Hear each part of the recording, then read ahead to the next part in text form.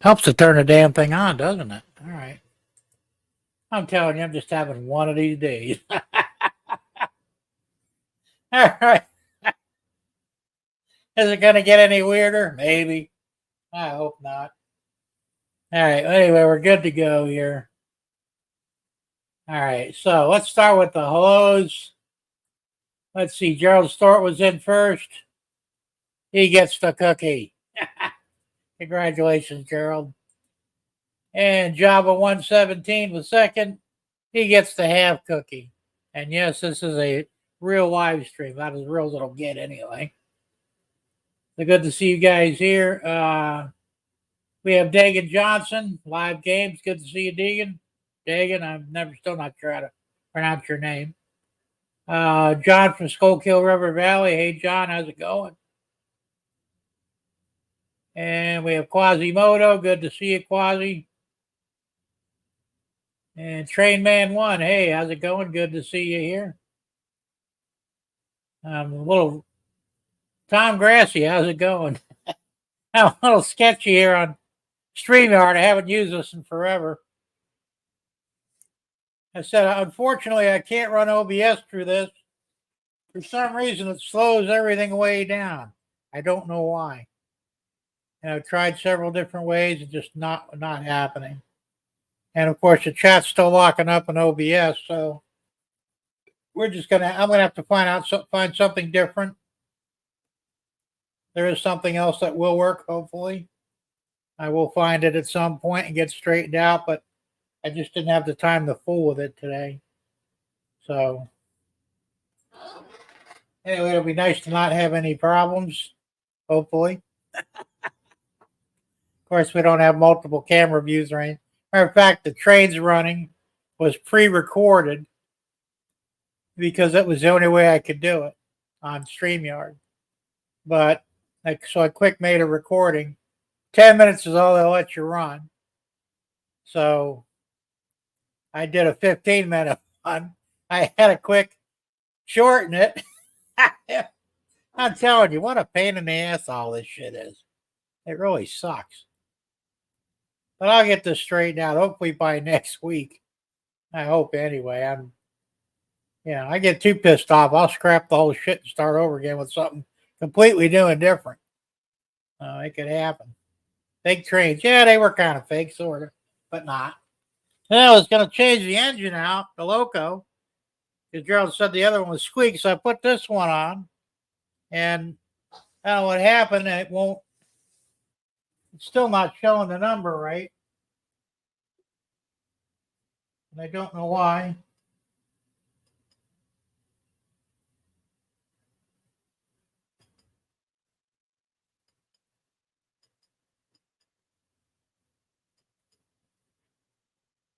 Yeah, it won't take the command, so I don't know what the hell's going on.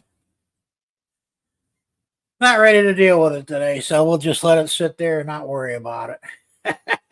You guys have been watching trains all day anyway, so not a big deal, right? So anyway, that's who we got in there so far, and we have 9 watching and 5 likes. So if you would, please smash that like button, kick it, shoot it, throw things at it, whatever you want to do, just please hit it, and that'll help tremendously, hopefully. And hopefully we'll get some more people in here today, I hope. We'll see. So, for the first time in about 2 weeks, the printers are not running. Finally giving the damn things a rest, so that's good. But what we do have going on here is I have printed some stuff up, and I didn't get as much done as I wanted to today because I'm so busy screwing around with this OBS and StreamYard, and it ate up the whole damn day, and I didn't get anything accomplished anyway.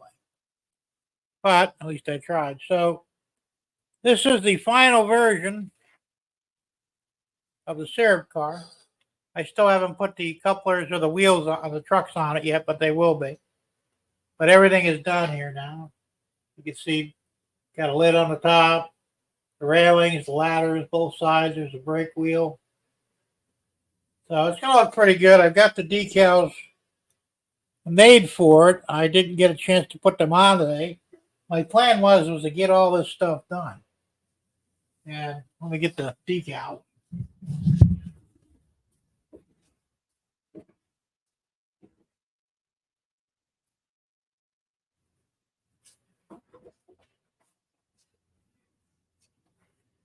Oh. So here's the decal sheet. Just got to cut everything out, put it on. They came out pretty good, I hope. So I didn't get as much done as I wanted to. I'm a little upset about it. Hey, Hot Dog Pilot Andy, good to see you here. So that's all I got going on the syrup car. I said I didn't get this. I wanted to have it all decal out today and ready to rock and roll, but that didn't happen. Yeah, it's a little shiny, Gerald. I'm gonna after I put the decals on it all, I'll dull coat it. But I had to have it shiny to get a better surface on there for decal adhesion and to make it look better. Good to be here, huh, Andy? All righty, I'll take your word for it. I did do some more work on the tractor. I've got the motor pulleys installed on it, both sides. I wanted to have the thread on here. Didn't get to it. Hey, Trademan One, how's it going? Good to see you. I already said that, didn't I? So anyway, but at least I got all that painted up and ready to go. I also have, if I can get it without destroying it, this thing was tough to print, let me tell you. It is the little grabber claws for picking up scrap metal. And that'll go on the end of this off the rope, the thread on there. So I still got to do that stuff yet, and then it's done. I decided I'm going to sell this in kit form. I'm sure Steadier Hands could do a better job of building it. It's not bad, but it's a little crooked. I didn't get the wheel straight or anything, so I'm going to set it up as a kit form, along with instructions. I'll have to make some instructions for it and how to assemble it and sell it that way. And I can also sell it cheaper that way. So I'll basically sell you the model in kit form, and you put it together, you paint it, your deal. So I'm thinking I could probably get $20 for that. There's a lot of pieces involved in it, believe it or not. But if I tried to sell it, I would do a better job than this one. But if I were to assemble this, paint it, and all that stuff, I'd have to get like $40-50 for it. And I think that's a lot of money. And I think you guys would probably really enjoy building it yourselves anyway, for anybody who's actually interested in such a thing. So, and that would be considered transition error because the TD9 was actually manufactured, I think, in 1942. So it's, you say, late 40s, early 50s, which I guess would qualify for transition error, I believe. So that's what we got going for the 3D stuff. I didn't do anything else, but I do have some pictures here. This is what the tag car will look like. The syrup, I call it the syrup car. This is what it'll look like when it's done, hopefully, or something close to it. And for all you that are curious, this is what the TD9 tractor looked like. Yeah, this was a real tractor, like I said, back in 42. And you'll find that the one I built is pretty damn close to what you got there. So, if anybody's interested, let me know. Hey, Crowley Express, Dwight, how's it going? Good to see you here. So, that's what I got going with that.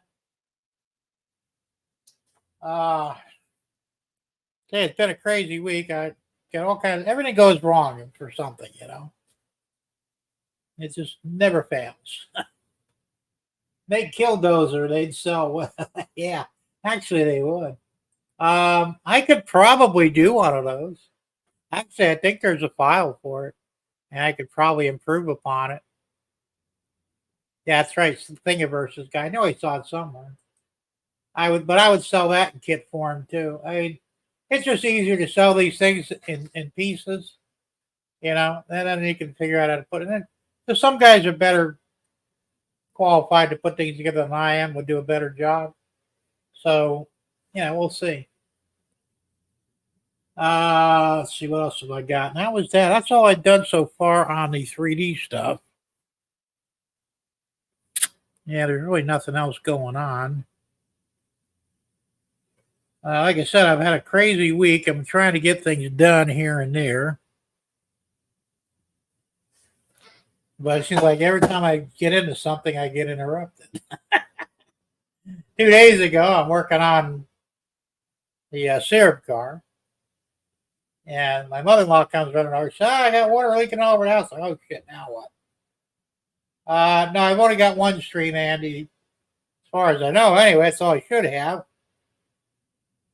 Just this one here on StreamYard. I don't have OBS running. Matter of fact, I got OBS completely shut down. If there is another one, I'm not aware of it.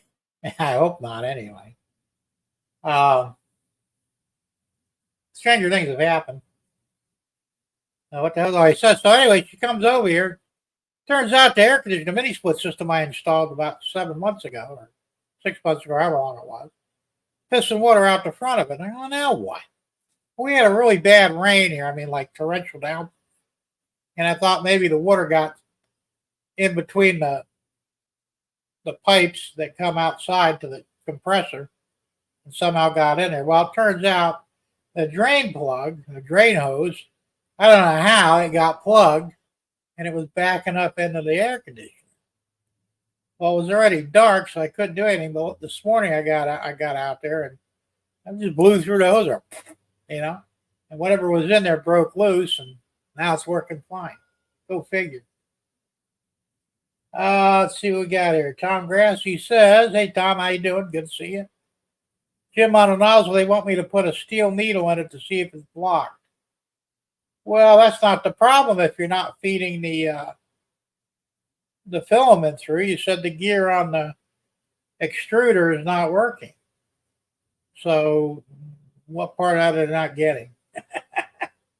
I don't get it. Hey, Dundas Junction Model Railroad. How you doing, James? Good to see you. Yeah, you can try well, did you say you put a new nozzle in? I thought that's what you told me. Well, you got a brand new hot end. So that's not the problem. And if it's not feeding the filament up to the hot end anyway, I'm not sure. I don't know. Them guys over there in any cubic aren't too bright if they didn't understand that.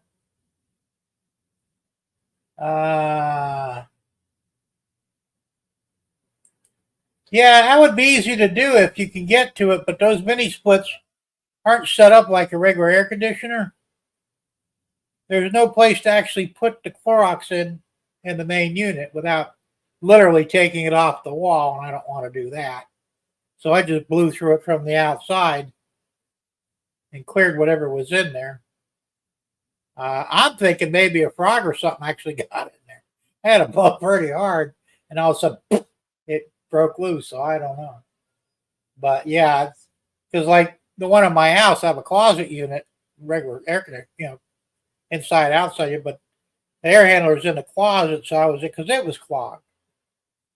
So I cleaned it out as best I could. Then I took a hose, shoved it outside into the pipe, the drain pipe, and blew through it, cleared it that way. So that fixed that.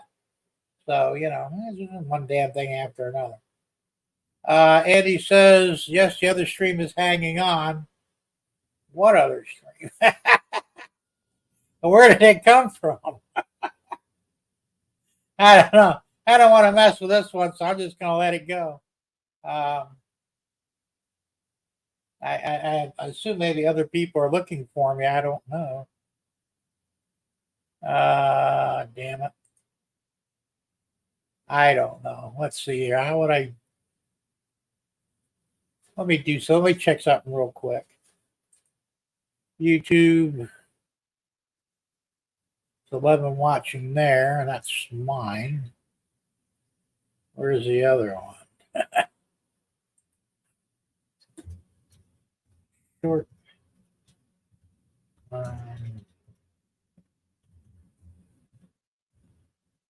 See if it shows up.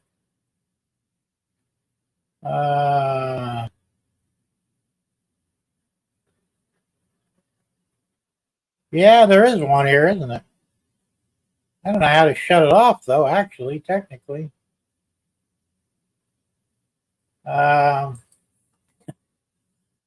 me read. This is not the correct screen. There you go. That'll figure him out. Oh boy. Hey, second one shows. Yeah, I saw that. How long is the drain pipe? What, for the mini split? It's about maybe 8 foot, if even. It's just a flexible plastic tube, and comes out of the mini split, goes through the wall outside, and it's straight down. And I had it pretty close to the ground, so I'm thinking it would have been easy for something. It's about as bigger on the inside, about I can stick my thumb in it. So I really do believe that a frog or something got up in there. That's why I didn't want to talk. I decided to blow instead because I didn't want whatever's in that thing getting in my mouth. Pogo, calm down. Hey, enough.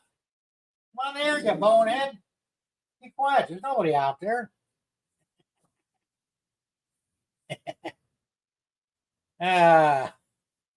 Let's see, what am I doing here? I got sidetracked here, didn't I? All right, so yeah, so anyway, like I said, it blew right through it, no problem. It's fixed, so I don't have to deal with that now. And the weird thing is, mine's been in there for 3 years. Same setup. And my hose actually lays on the ground.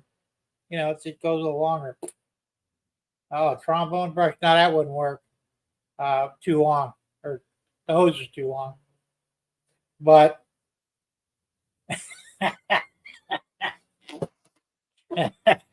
anyway, mine didn't have any problems. It's been going on for 3 years now every day.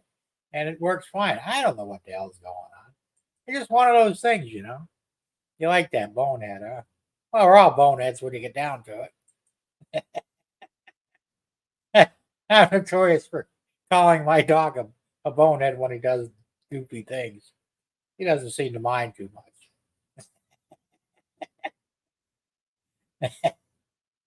Oh, anyway. Now, hopefully, I put a message on the other stream, wrong stream. Get to the new one, so hopefully they'll filter on in. We're up to 12 so far, with only 6 likes. Come on, guys, kick that like button in the ass. Yeah, that's kind of what I did after wiping it down real good, you know. It did the job, though. That's all that matters. And then the one in the house, it froze up again. I don't know what the hell's going on with that. It doesn't do it all the time. It only does it once in a great while. The temperature's almost, the thermostat is always set at 79. So I don't think it's low on Freon. If it was, it would consistently freeze up. But it doesn't. I guess sometimes it'll go for a couple of weeks before it freezes up, and then for no unknown reason, it'll just freeze right up. I don't know what the hell's going on with that either. Hey, Joe Rader, good to see you. Black Rock Central. Glad you made it. That's all right. Better late than never, right?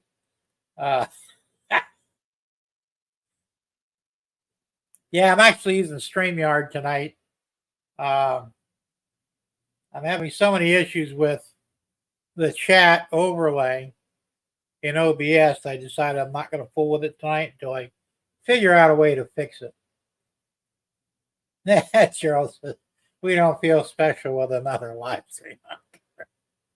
Oh, don't worry, guys. You're all special. I'm going to leave it at that. So what the hell else am I doing here? I don't know. I'm really flustered tonight for some reason. I don't know why. I just I don't like when I get caught in a rush and have to do things last minute. I like to have a plan and follow that plan, and everything works out right. And in most cases it does, but not today. So it is what it is. I even forgot what the hell I was going to rant about later. It'll come to me eventually, I hope. But at the moment, I don't remember. I didn't even get a chance to work on my crossing gate buried underneath everything. But I did test it. It does work. I've got my manual little controller here. And it does actually work, so I'm glad of that. So I got to put the lights on it. Well, first I got to paint it and get the lights on there, get the light module hooked up, and I guess at some point I'll have to write the code for the Arduino and put this and get that operational in the automatic part of it, and then hopefully that'll be up for sale soon too. Okay, I get just too many things going on. What was that? You can make someone special, just hit them in the head with a brick. Well, I don't know if that'd make them special or not. It'd make them hurt. Might even make them dead. And beyond that, I'm not so sure. What the hell am I doing here next? So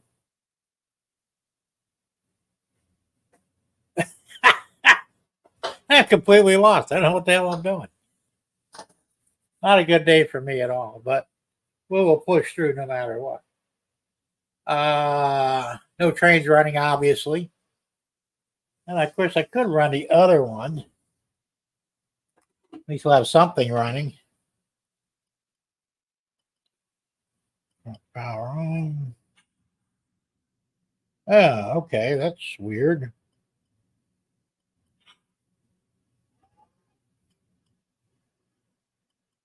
Still not getting any, not getting a hit, just flashing. No, it's not making a liar out of me. Oh, no, there it is. It's hard to tell on the screen, but it's just flashing. So it's not accepting the road number for a code, which I know is the code.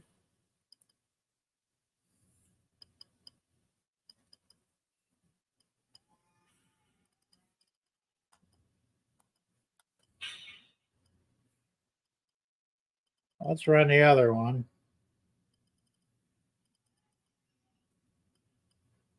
There we go. At least we got one running anyway.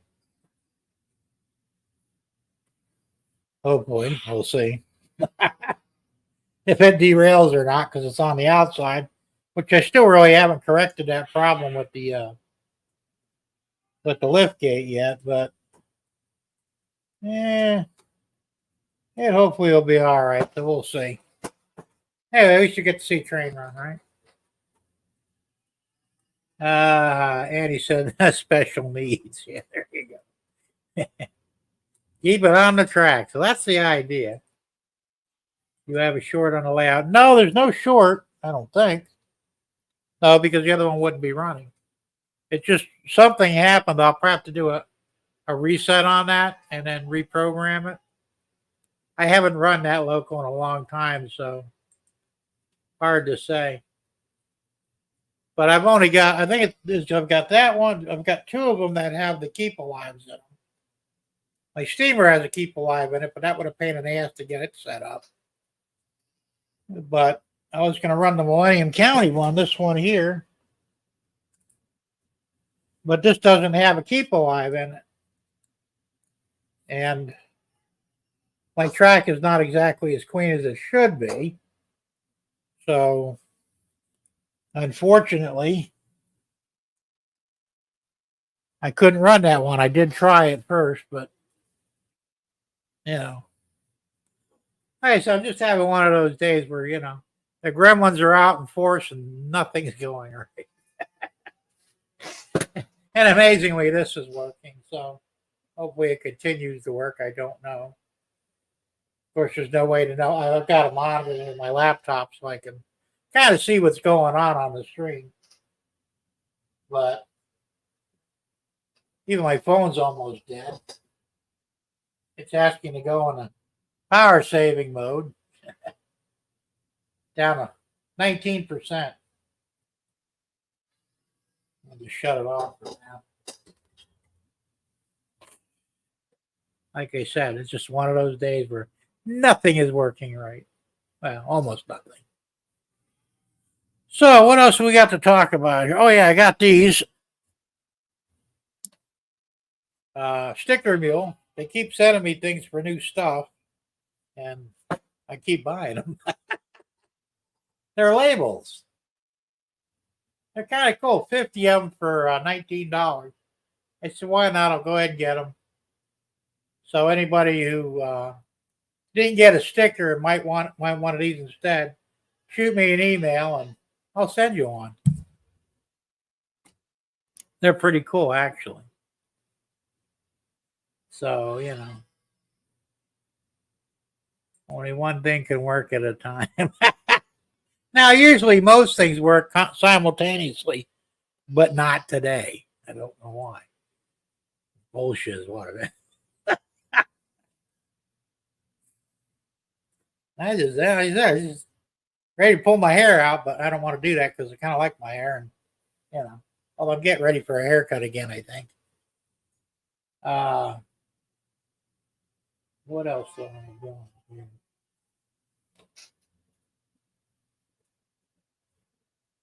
That's the shit probably warm.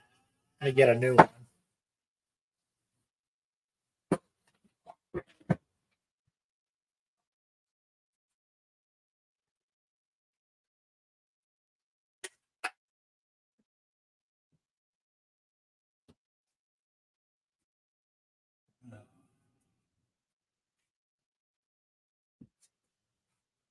Oh.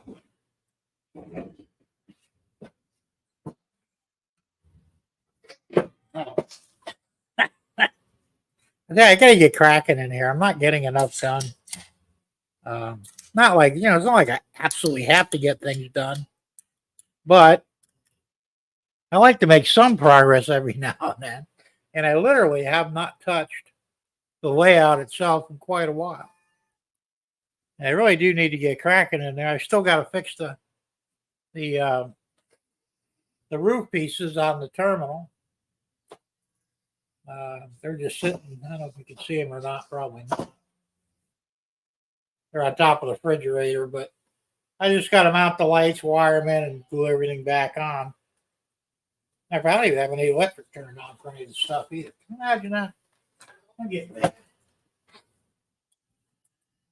Now everything's turned on. Like, can't really tell anyway because you can't see nothing except for this little area.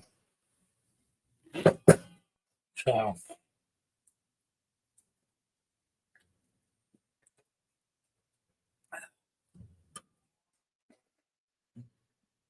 Still got to work on my trunk passenger car. I've been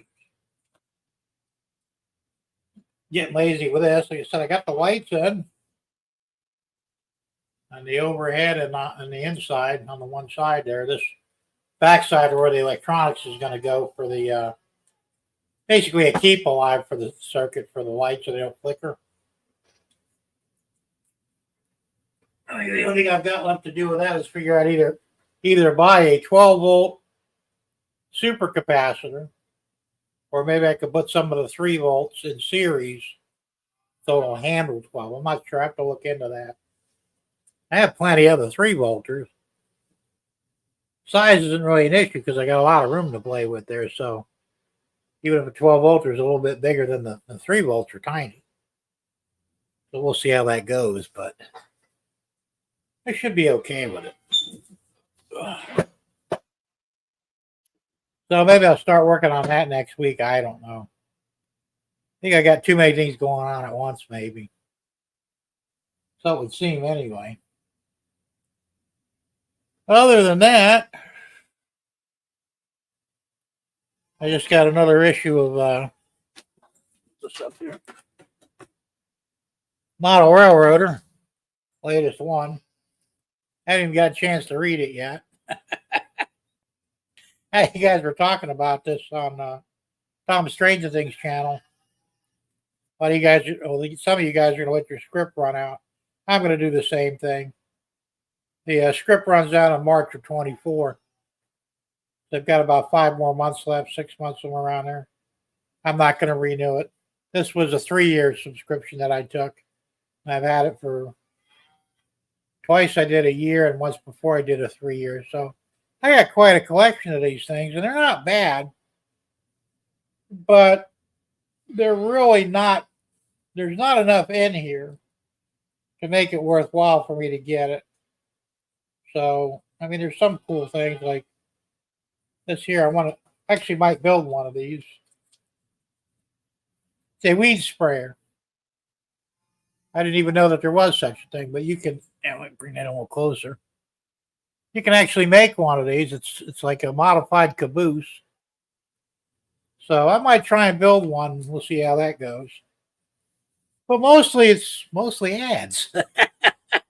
Yeah, I'm not in the market to buy any new locos or train cars or anything that's going to cost a bunch of money because I can't afford it right now. So, the bottom line is I don't need a magazine that's literally 70% ad. So I'm just gonna let the subscription expire on it.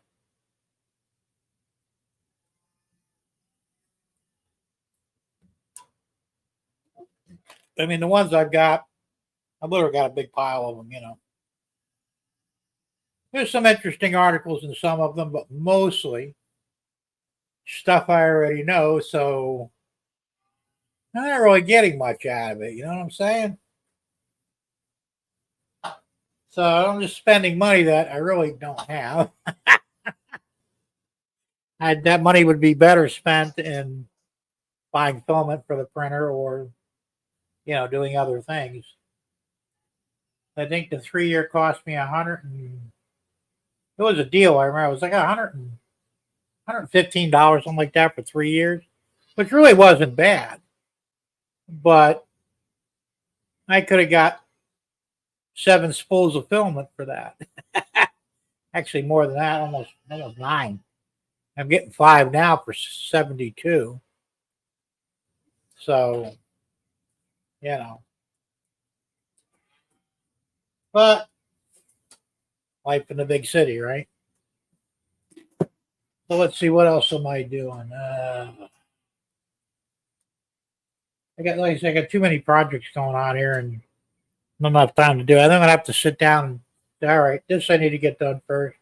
That I don't. Hey, Flying Crow Robert, how's it going? Good to see you. Hey, I like your sign, man. I missed your live stream, but I watched the replay, and I went ahead and I ordered a sign from the same company, and I got the Millennium County logo on an 8x12 metal sign. So I should be getting that, I think, in about a little less than a week, I think. You sent me a proof on it already, and I liked it, so go ahead and make it and ship it out. I mean, hell, for 13 and change and free shipping, you couldn't go wrong. So I have to thank you for that. Otherwise, I would have never known. And I'm going to put it outside on the shed. I figured it'd be cool. Put that right above the Sugar Shack sign I've got out there. What's that? Andy said, yeah, I knocked the magazines on the head, faster news online. That's true. I don't know if they're still, well, yeah, they got the online edition too, but I kind of like getting the print issue, but the reality is I don't have time to look at it. I mean, not really. Gerald says, remember how cheap the Publishers Clearinghouse was? Yeah, well, I think that's a big scam too. I don't know. I was playing that shit for years. Never won anything. I mean, I know the odds are not that great, but a couple of times I tried to find the supposed winner. Never found any information on them. So either they're using a fake name for obvious reasons, or it's all a scam. I think I saw, all right, so you're giving $10 million away to one lucky winner like 3 or 4 times a year. How are you making any money? You know, because most of the stuff they have is all garbage anyway. You know, cheap, stupid shit. So I don't know. Yeah, his prices are great, Robert. I'm very impressed with it. Yeah, he does make custom signs. Where did we go? There we go. Because I went and looked, I wanted to see. I saw yours. I thought you had yours made. I'm amazed that they actually had one already made for you. That's pretty cool.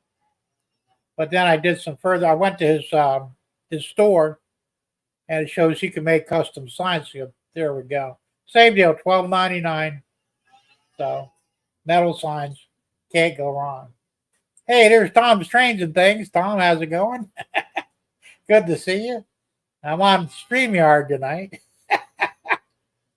I made the determination that the OBS does not work well when you run it through StreamYard. It was slowing everything way down. And so I just said, you know what? Not screwing with it. I will figure out what my problems are in OBS eventually and get them straightened out. In the meantime, I'll just use StreamYard. So, yes, they were actually. My ex-wife used to buy a lot of magazines from them. I never did because they didn't have anything I wanted. But she got good deals on it. Figure why not, you know? But I said I think those days are gone. You know, everything is expensive nowadays, and there's just not many good deals out there for anything. At least not as far as I could tell, anyway.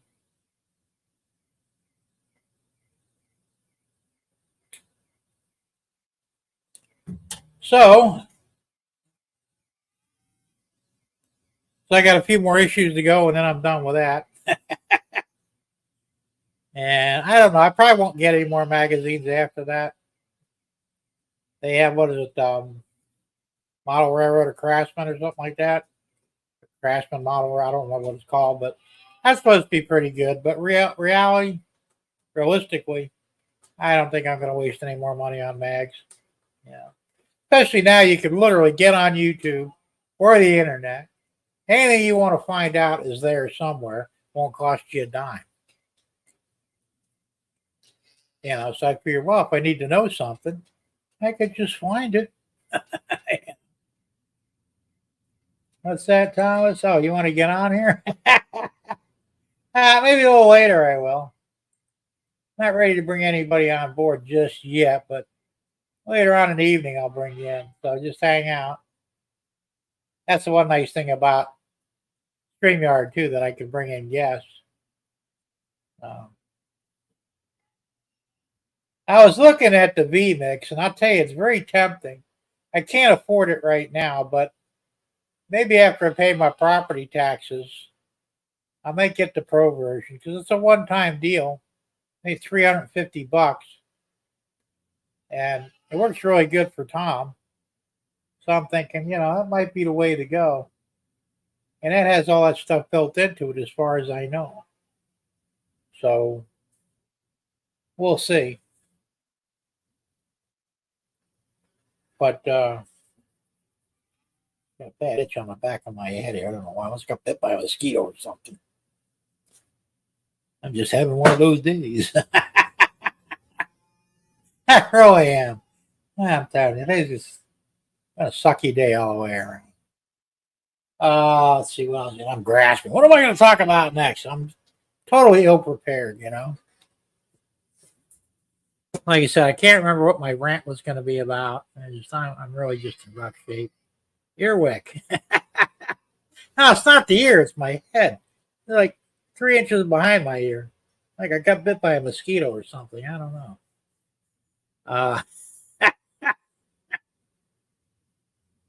I'm telling you. So, yeah, so what? Totally lost here. You're the cow mowing? Talk about a screw tube. Yeah, right. Well, actually, that's a good point. I can't do anything with StreamYard because I don't have access to my Stream Deck on here, unfortunately. I don't think anyway, right? Nothing's going to happen. But, yeah, well, like I said, we were talking about on Tom's show the other night. I read somewhere or heard somewhere, I think it was on a YouTube video, that the Supreme Court is supposed to look at or revisit this whole censorship deal on the social media platforms. A lot of people are mad because, like you said, they're getting booted. Everybody's getting booted off of everything. It's not just YouTube; it's several others as well. Not Rumble, of course, or Odyssey, or BitChute. They're all pretty well free, but some of the other social media platforms, Twitter, Facebook. My wife just got busted on Facebook. She said something. I don't know what the hell, because she doesn't talk politics or anything, but she said something that apparently pissed off Facebook, and they banned her for an hour, which is also fucking weird. An hour? Oh my God, the world's going to end. I mean, what the hell? They treat people like little kids, There's something to do to your 5-year-old. Oh, you took that cookie out of the cookie jar without permission? Stand in the corner for an hour. I mean, this is ridiculous bullshit. It really is. I don't care what anybody says. So anyway, the Supreme Court is supposed to take this thing up and look at it, rule, hopefully in favor of we the people, and put a stop to this the censorship, because it's really gotten out of control. I mean, it's getting to the point now where you have to be. It's literally impossible to not say the wrong thing. I mean, no matter how innocent it is, like look at Tom. He told you about his granddaughter. They were comparing feet sizes, and they said it was inappropriate. Only for people with extremely dirty, fucked up minds, then it might be inappropriate. But for normal people, we don't see anything sexual in that, or perverse or whatever. It's just, innocent stuff. I mean, that's what I'm saying. They've taken it literally to the very extreme of where you can go with this stuff, and it's ridiculous. It really is. I mean, at what point do they even have to say, well, have we gone too far? Apparently, they haven't reached that point yet. I don't know what that point is, or if they'll even see it. There you go. Tom goes, YouTube has taken down more than 70,000 videos and 9,000 channels related to the war in Ukraine for violating content guidelines, including removal of videos that referred to the invasion. I mean, look, I don't see the problem here. I really don't. It's not our fucking war. We shouldn't even be involved in it monetarily, but I mean, it's a proxy war, so to speak. Should probably be real careful what I say here, but who cares what people say about it? For or against? What difference does it make? Will it change the outcome of the war? Probably not. Are they afraid that if somebody gets up there and says, "Wow, I don't think we should be supporting Ukraine," does that mean that Ukraine is going to lose the war because one guy stood up and said something he thought? That's what I'm saying. This is ignorant. It's totally ignorant and stupid. It serves no useful purpose. That's why I think YouTube has gone way over the top on this. It doesn't surprise me, because obviously we got a bunch of snowflakes running the thing. Yeah, I get me booted right there, right? Calling snowflakes. At this point, I don't even care. I got my Rumble channel. Worst comes to worst. And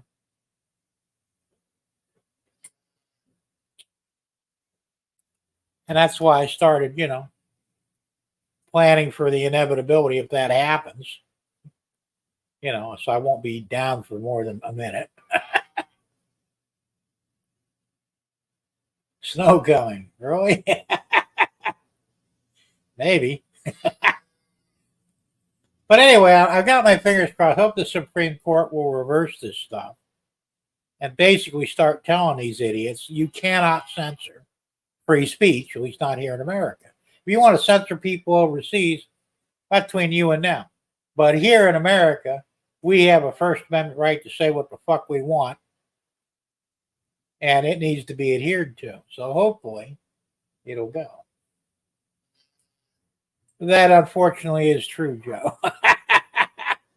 But we need to change that because the snowflakes are running the show and we need to put a stop to them.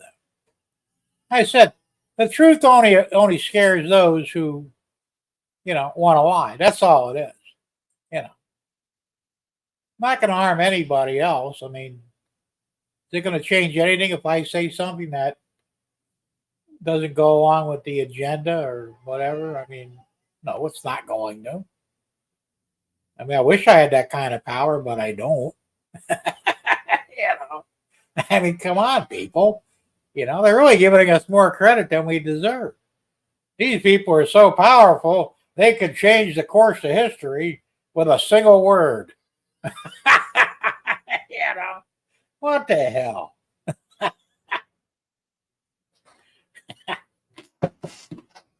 James says, get a snowplow. Well, we don't got any snow coming here, unfortunately. That'd be fun, though, if they did, but, not going to happen, probably. Charles says the truth will survive in the light. I sure hope so. Sometimes I doubt that, though, because it seems like these people are just trying so hard to bury everything. You're going to love this one. It'll probably get me in trouble. I don't care. I read on MSN today that they believe, I don't know who they are, the scientists, I guess, that black people built Stonehenge in England. Somehow I find that very hard to believe. But, it's their lie. They can tell it any way they want.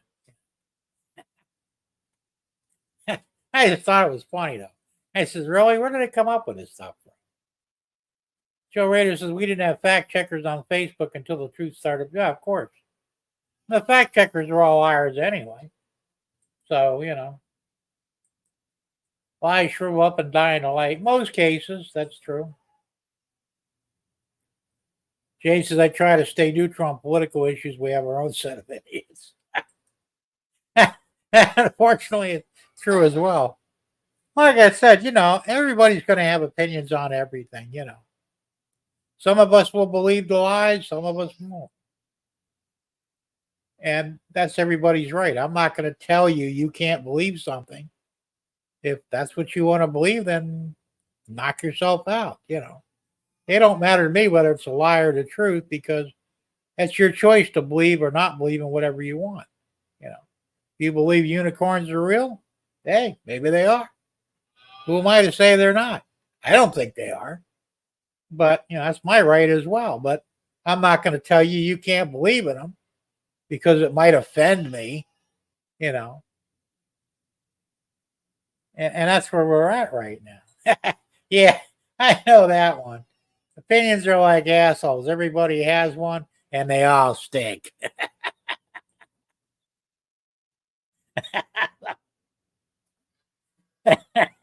Yeah. But they're harmful. I mean, nobody's being harmed by this stuff, really. I mean, not really. I mean, they're trying so hard to, keep Brandon from taking any abuse from the general public. But, no matter what you say, the truth is obvious. It's evident, I mean, if the guy can't find his way around a podium or speak a coherent sentence, I don't care what you say. That's not going to change what I'm hearing with my own ears and seeing with my own eyes. But in the big picture, is it going to make a difference? Is what I see and hear going to change the course of history? Not likely. So what difference does it make? Let people see and hear and think what they want. It's their business. Who cares?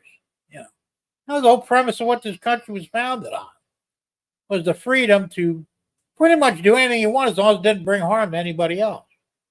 Actual physical harm, not mental harm, because that's bullshit too.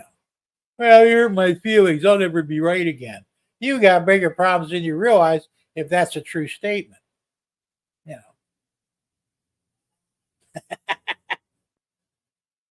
know. What's that?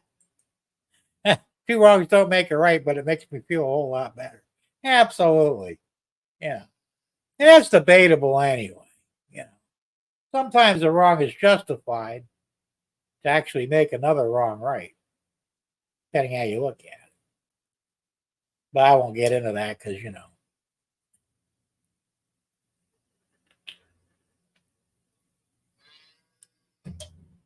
So like I said, all I can do is keep our fingers crossed, hope the Supreme Court does something useful for a change. I mean, they did pretty good on the Second Amendment thing, but now they're kind of backtracking a little bit, and that bothers me. What they should have done, in my opinion, was just say, look, the Second Amendment is clear. The right to own a weapon shall not be infringed. Anybody who doesn't understand that needs to go back to school and learn English. Or at the very least, pick up a dictionary. And that would have settled the whole thing right then and there. Instead, then we skirt around things. So, are they really on our side? Probably not, I mean, they're already backtracking on the whole abortion thing, too. Well, we don't believe in abortion, but, it's all bullshit. One wrong doesn't make a right either. That's not always true, Andy, but mostly it is. James says, tell them to go play with trains. Well, they'd probably be better off if they did. That's what these people need, is a good hobby, right? Instead of running around with their thumbs in their asses, crying and squealing about everybody else. They should just do something actually they might find pleasurable. But who knows? So that's all I got to say on that. I'm trying to try not to get too political tonight. Although I'm running out of shit to talk about with trains, but I'm sure we'll find something. Hey, let's go ahead and do something different. I'm gonna bring let's see, I'm gonna put up the link. And Tom, if you want to come in, did it go up there? It's supposed to. It's copied.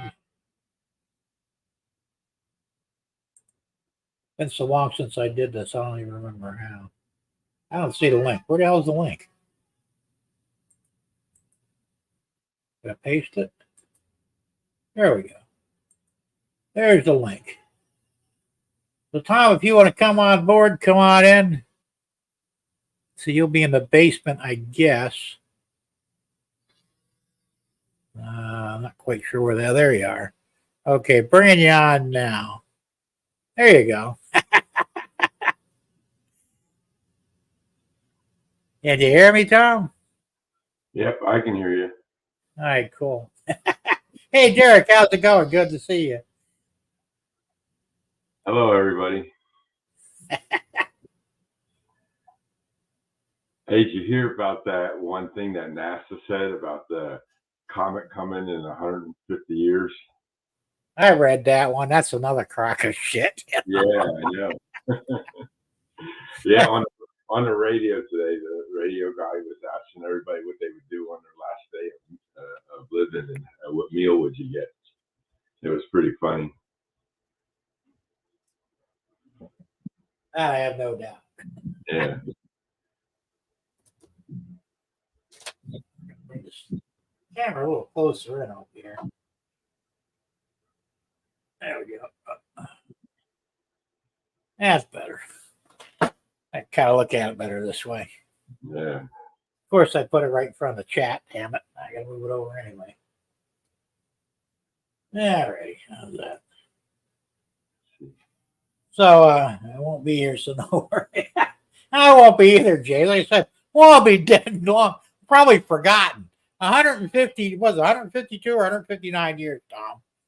Yeah. I know it was 150 something. And it's like, really?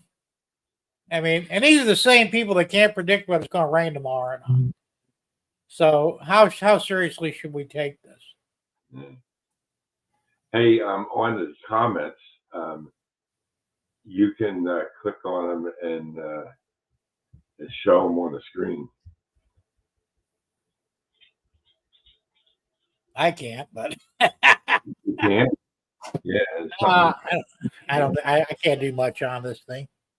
Yeah, it's yeah. I don't have the dots on there right now, but when I do my live stream, it shows up, and then you can click on the comment, and then it has a little couple of dots there, and then you can say show or hide. Oh yeah, I could bring you up on there. I know that right here. There you go. Yeah, no, I know that. That's why I'm using it, because I'm still having problems with the Twidget on OBS. I thought I had it straightened out, but apparently Twidget's not going to work for me. There's another one that's called Chat Ninja or something like that. Yeah. So but it's a little more complicated to set it up. So I didn't have enough time today. So hopefully I'll get it set up for next week, and we'll be back. Because the problem with StreamYard, of course, the free one is they only allow you 20 hours a month. Well, that ain't going to work for me because I'm running 5-6 hours a week. So I'm going to blow out that 20 before I get to the end of the month. So, and I don't want to pay for it because really it's expensive to get to pay one, and there's no real benefit. Andy said, in 150 years of technology, maybe. That's if anybody even survives that long. Of course, according to these idiot environmentalists, we're all going to die in 7 years?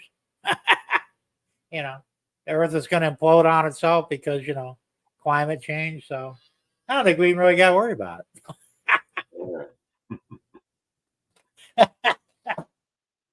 So, Tom, tell me about your printer. What the hell's going on with that? Okay.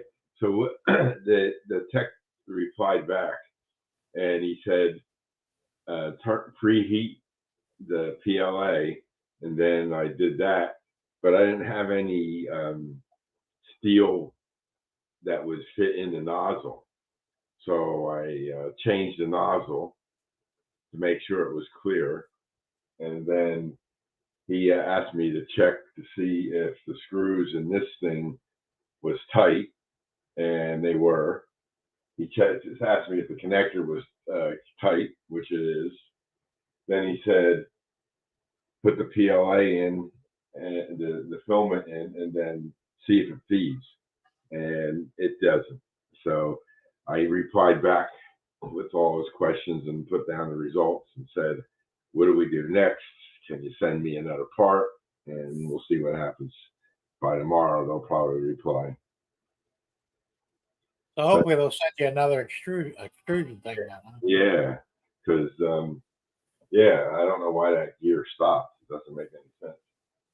Well, probably just a bad part. The motor maybe might be bad. That's what I'm thinking, but like I said, it's either that or motherboard. It'll be one of the two. Yeah. But there's no reason to think a motherboard would go bad either. But so I'm saying, there's no quality control on these things anymore. If there ever was to begin with. I've been really lucky so far. The only problems I had with mine was with the out of filament switch.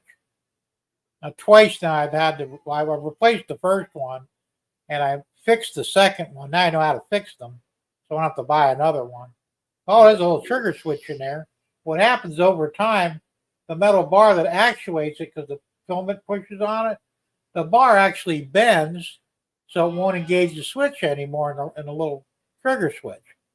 So you need to take it apart, rebend the metal, and it works again fine until it screws up again next time. Yeah. Yeah. It's just, I bought the new one I bought, I think it was like $12, which is really, when you think about it, is ridiculous. Yeah. Oh, this is a piece of plastic with a little trigger switch in there. The trigger switch is like $1.50. Where are they getting all this, the rest of the money from? Yeah.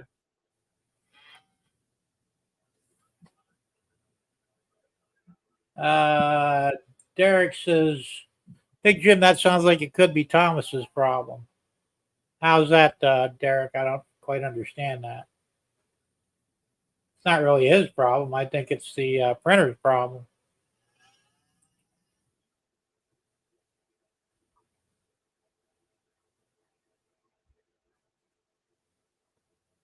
Well, it isn't the hot end that's bad because that's what he thought it was the first time. And he got a new hot end for it, and they wouldn't replace that because they said that was out of warranty, which is also bullshit. But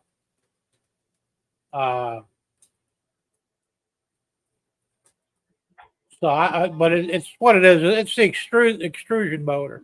It's right up here. Well, you can't see it, but up on the top of the printer that feeds the filament into the hot end. It's simply not working. This is the switch because it's not feeding either. No, the switch is not the problem. Otherwise, it would throw a code, and the whole machine wouldn't work.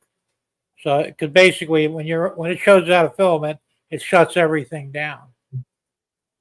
So everything is working, but it's just not getting any filament down in the hot end. So that's where the problem is. Do you see something in the basement there, Jim? I do, as a matter of fact. Let's see what it is. Add the stage. All right, what the hell is it? That's in my tunnel. That's OBS. Okay. Yeah, and that's a scene. And this is on my desktop computer, but I don't have all the new cameras on there yet. This one is the only one I have right now.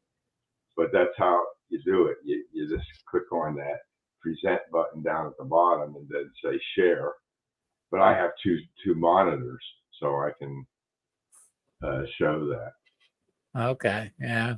Yeah. If it's one monitor, you can share the window, and then you can see it. Yeah.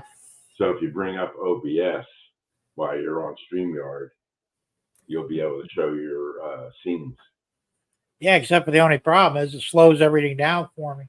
I don't know why, but that's why I didn't use the OBS. Well, and it literally brought everything down to like turtle speed. Yeah, but how much memory you have in that computer? Let's see, 32, I think. 32 gig of RAM, 32 meg of RAM, whatever. Yeah, if you have 32, that's plenty. That's what I'm saying. I don't think it's the computer. It shouldn't be anyway. Yeah, but what version of OBS are you running? 28, I think. I had 29 in there. That was troublesome, so I went back down to 28. Yeah, because that's what you should use. Like I think I'm using 27. Really? Yeah. Yeah, I wish they'd get that straightened out too. You know, it's just ridiculous. They come out with these programs, get it right the first damn time, and then release it. You know, that'd be too easy though, I guess. Yeah. Hey, whether true or not, Harry, how you doing? Good to see you here.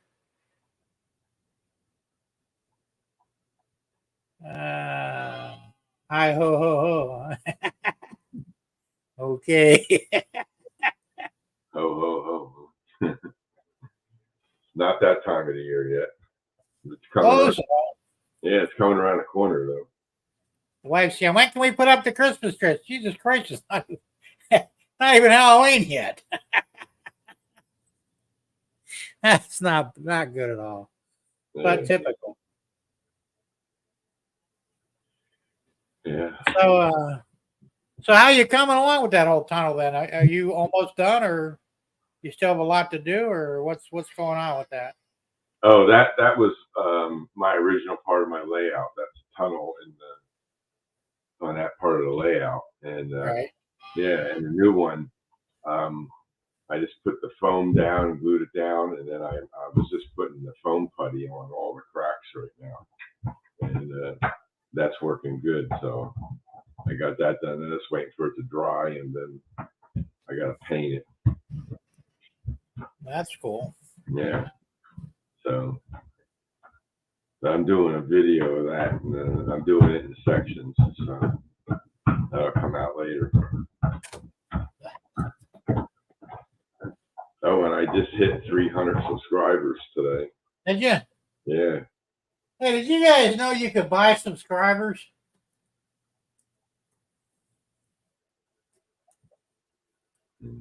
I can't bring it up here, but I got a website that I found that will sell you subscribers, which I don't know how that could be legal, but I guess it is. Because I think I'm at 420 last I looked. And I need 500 to monetize, which of course is a joke anyway. Yeah. But I could get 100 subscribers for like $12. Wow. I don't know what the hell to think about that. It's a little weird. Yeah. Well, I don't want to do it that way. I'd rather just get them the normal way. Yeah, me too, really. But but apparently that's a thing now because my wife said, how do you know they're not buying subscribers? I'm like, who? Well, anybody. And I go, how the hell would you buy subscribers? Yeah. Cheryl goes, they bring them from Mexico. They probably do. And Derek said, congratulations on your 300 subscribers there. Thanks, Derek. But Train Man said the same thing. Congrats on the 300. Thanks, J-Man. No, Quasi, they actually don't sell bridges. They do sell subscribers. They sell likes. They sell shares. And they also sell viewing hours. I don't know how to get away with it, Yeah, that doesn't make sense. Yeah. Well, you wouldn't think, but the Big Jim, they don't help because they don't watch your videos. And if YouTube finds out, they couldn't dump you. I would think, Yeah. I wouldn't do it, but it was just odd, It was like, my wife was right, And she doesn't usually come up with good things like that, but this time she did. Yeah. What's that? James says, I will get to the next level when it happens. There you go. Well, that's what I was saying. I was at 418 for like 2 weeks, 3 weeks. And all of a sudden I looked and I picked up 2 and now I'm at 420. So it is what it is. I don't care because I'm not going to make any real money when I do monetize. Right. Yeah. I make about $1 a month. Yeah. I'm not on here to make money either. I just want to show people things. That's it. Yeah, same here. That's what we should all be doing. Yeah. I mean, if you can make money, more power to you. But if that's the only reason you're doing it, you're probably not in the right. You're not doing it for the right reasons. Right. Yeah. My opinion, anyway, for what it's worth. James says, I got 2 and lost 1. That happens more often than not, too. Well, somebody told me when you put out a new video, sometimes you lose subscribers and then, then they come back later or something like that. I don't know. It's crazy. That's weird. Yeah. But if you do shorts, you get a lot more subscribers. I know. I haven't done any shorts in a while either. I need to. No. Derek says I'm at 419 right now. It's me. Mm-hmm. So I'm going, okay, so I lost 1. See, so that's what I'm saying. It was 420 the other day, and James says he's stuck at 483. Well, you're still doing better than I am. 483. Yeah, it is what it is. Like I said, the shorts do make a difference. Right. And I haven't done a short in a while. I need to start doing some again, but I haven't had time. Right. I need more hours in the day, apparently. We get longer days, like 40-hour days instead of 24. Yeah, there should be more time in the day. They really should, because there isn't enough. Yeah. Well, then what would happen? Jobs would want you to work more hours then. Well, of course they would. You Yeah. can't win no matter what. But it sounded good anyway, right? That's all that matters. Well, Um, my work is 12 hours a day. we do four 12s. Yeah, well, 2 hours driving in and 2 hours driving back, that's 4 hours. Oh, Plus the 8 hours I work, that's 12 hours. okay, I see what you're saying. Yeah. Because it's, Yeah, I did that for a while, way back when I was painting and living in Naples. Marco Island was like 40 miles away. Every morning I'd jump in my van, drive the 40 miles, take over an hour to get there, and then 40 back. And I found out that my boss had people living in East Naples, which was like 15 miles away from Marco Island. He was having them work in Naples Park where I live. And I said, why don't you move them guys into Marco and put me into the park? Well, I can't do that. So I said, oh, fuck you. I can't work for you then. And I quit. I mean, there was no good reason to make me drive that far. They weren't paying my gas. In a full-size Chevy van, it got about 12 miles to the gallon. yeah. So I just said, screw this. I'm out of here. Yeah, I'm 81 miles one way. That's a long ways, man. Yeah. Well, you ride a motorcycle, man, or you drive a car. No, I drive my car. That's still that's a lot of gas, I would think. Yeah. I wouldn't ride a motorcycle that way. There's too many crazies on the road. Well, that's true, but it'd be cheaper on gas. Yeah, I know, but sometimes I'm on a 3-lane highway and it's wall to wall cars on all 3 lanes, and these guys on motorcycles are going in between the cars. And one of these days, I'm just going to open up my passenger door when they're coming by and seeing what happens. It's funny because I don't think it's legal in Jersey to do that. It's actually legal in Florida to do that. You can ride down the middle lane. It's stupid, but it's legal. I would never get it. It's not legal in New Jersey. No. No. And the other thing that's not legal is people on the phone like this in the car. And that's all I see. And then the traffic is all backed up, and all you see are the people like this on their phones. Oh, that's So, everybody. yeah. You got the same problem. I see state troopers talking on the phone. Well, I almost got hit by one a couple of years back. He ran a stop sign, and tried to get me a bunch of shit. I said, dude, you're the one with the phone in your face. Why don't you practice what you preach? Right. Pay attention. I could arrest you. Well, go to fuck ahead. I don't care. He didn't, of course, because what was he going to do, Yeah.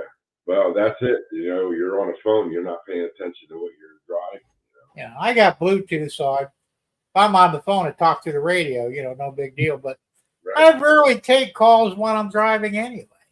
Yeah. I mean, I don't live on my phone. Most of the time, I don't even bring the damn phone with me. I don't want it with me. Yeah, but you know what I see? People with the Bluetooth in their car that they can talk on their phone. You know what they're doing? They're staring at the freaking phone. Why? You don't need to stare at the freaking phone. Well, you wouldn't think, but I tell you. Oh, be quiet. hello, Harley's acting up. Yeah, be quiet. Say Hey, hello. Harley. There you Hey, go. Harley. Yeah, say hello. Yeah, You hear somebody outside. my buddy's just laying on the floor underneath the bench here. All right. Harley's having a good time. He's not camera shy. Yeah. Say hello, Harley. Say hello. James says, I don't miss work. I don't blame you. I don't miss work either. Give me your phone. Here. Derek says, work. Stop using 4-letter words. There you go. Gerald says he doesn't miss it either. Yeah, that's well. I mean, in a way, we're kind of lucky to be retired, but it would be a lot better if we were all really rich, though. So I just Hey, Nick and Rails, how's it going? Good to see you here. We got a newbie here. First time in? Welcome to the stream, man. make it real. We talk about everything, almost everything. Naked Rails. That's a unique name. That's pretty cool. Surprised I didn't think of that.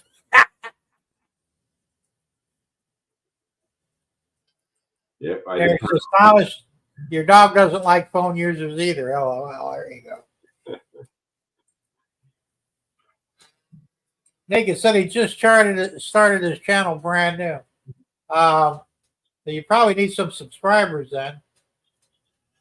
So What channel was he before? I don't think he had one before. I don't know. If you want, post your link, and we'll get guys to go over there and check you out and get subscribed to you. They like to take care of our brothers, and models. So first live stream for me, no. I've been doing this a long time now. This is the first one you attended, maybe, but hey, no content. Yeah, that's all right. Still, you need subs, so don't be afraid to post your link, and I assume you're going to make some content at some point. That's his channel. I just posted it. I would do that, Train Man, but here I don't know how to do that because StreamYard is weird. I don't show any of the wrenches on here. I could do it in OBS, but I'm not on OBS now. But Naked, when you next time you get on, hopefully I'll have OBS back up and running, and I will give you a wrench so you can just click on everybody and go right to their channels and sub, and we can do the same for you as well. Yeah, you have to do it on YouTube. You can't do it from the YouTube from the. Yeah, you're probably right. Yeah. Let's see. That's how I went to his channel. Okay. So I said, here we go. Breakthroughs. I'll do it on the laptop. Yeah, just go to his name, and then the dots should give you the chance. Yep. On the way over there now. Naked Rails, 1 subscriber, no videos. Well, now you got 2 subscribers.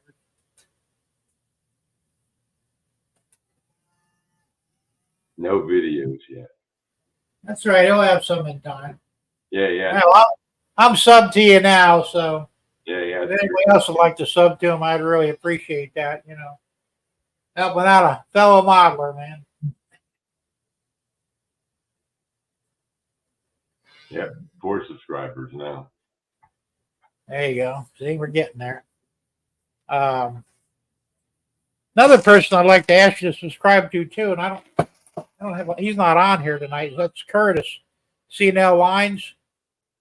I think he's only got like 64 subs, something like that. Not much, but I don't have his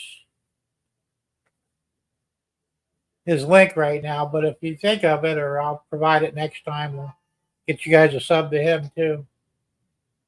He's starting to get some content going. He's working on a new layout, so. No, I'm not naked.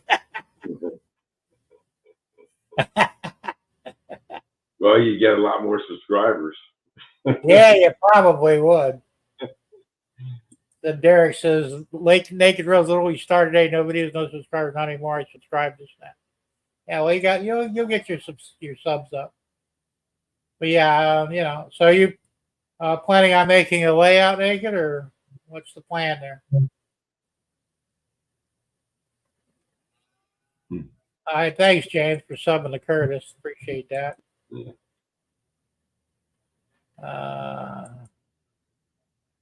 Naked, oh good, I was afraid to look at the channel. Yeah, but he doesn't have any videos up there, so there's nothing to see. We're a lot of smart asses here, Naked. You'll get used to it. You got to put in his about information too. All right. That's like, Rob, why are you naked for? Great channel name. I don't really know what it references, but There was another guy that had naked in his channel name. I forget who that was. Really? Yeah. I'm sure there's a few. If I had thought of something like that, I probably would have done the same thing, just because. So you're thinking of HO scale, Naked? That's cool. Yeah. That's what most of us do. We got some N scalers. We got HO, and there's a couple of O scalers too. I don't think I have any Z scalers that regularly visit here, but you know, HO I think is a good scale, especially if you're older. I don't know how old you are, but you know, us old guys, fat sausage fingers, poor eyesight. HO scale's the way to go. It's also good for youngers too, because it's big enough to hold. You know, it's like That's true. I yeah, didn't think about yeah, that. scale would be too small, and so would Z scale and T scale and all. That Z scale is crazy. I mean, yeah, what are they like this? Yeah. The Yeah, HO people are bigger than the Z scale stuff. Yeah. probably. Yeah. Yeah, it's crazy, but hey, you know, it is what it is. But well, we're curious. You know, when you decide you start building, be sure and videotape all this stuff and post it on your channel so we can all see what you're doing, because we really like seeing stuff like that. What's that there, Derek? Hey Jim, if you did Naked Something channel, the shirtless test would have been your thumbnail. That's true. You guys are gonna never let me live that down either, are you? One time I did an impromptu live stream as a test, and I forgot to put a damn shirt on. And I'm not gonna hear the end of it now. Yeah.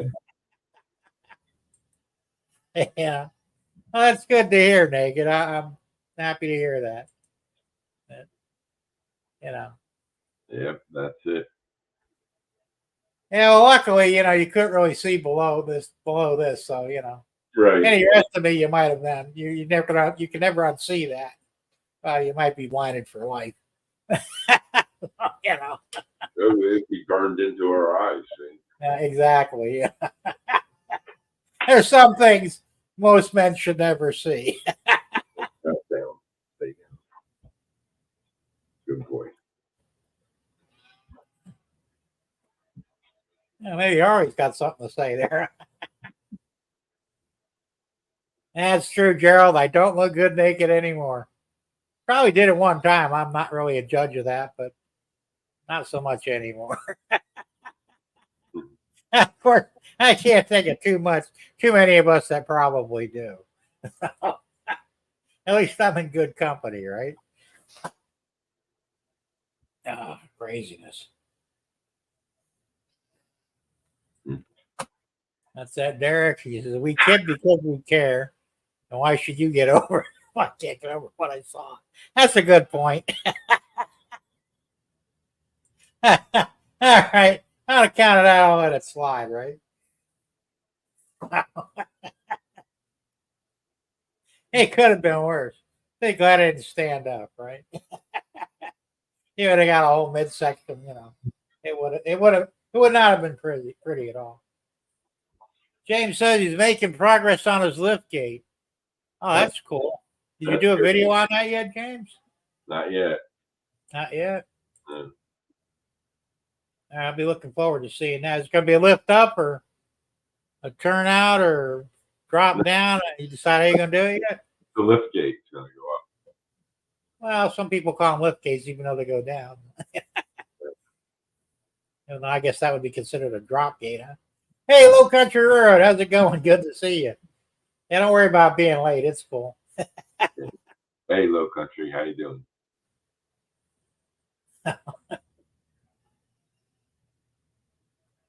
Derek said, I heard that was no big thing. Not touching that one, Derek. Not at all. James says, I can show you. Really? Oh, you want to come on? We'll take a look. I'll give you the invite there. Do I need to put it on again? You should be able to scroll back in the chat and this is shown. I'll just paste it on there again. There you go.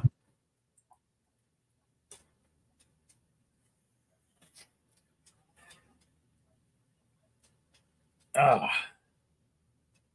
I wish I had something to show on my lab. Like I said, I haven't really done a damn thing lately. I'm really getting bad here. That's what she said. Yeah, I hear that. There he is. All right, let's bring him up here. And we're gonna give him the spotlight. Can you for a hear minute. me okay? Yeah. Oh, wrong one. Hi, oh, yeah. There you go.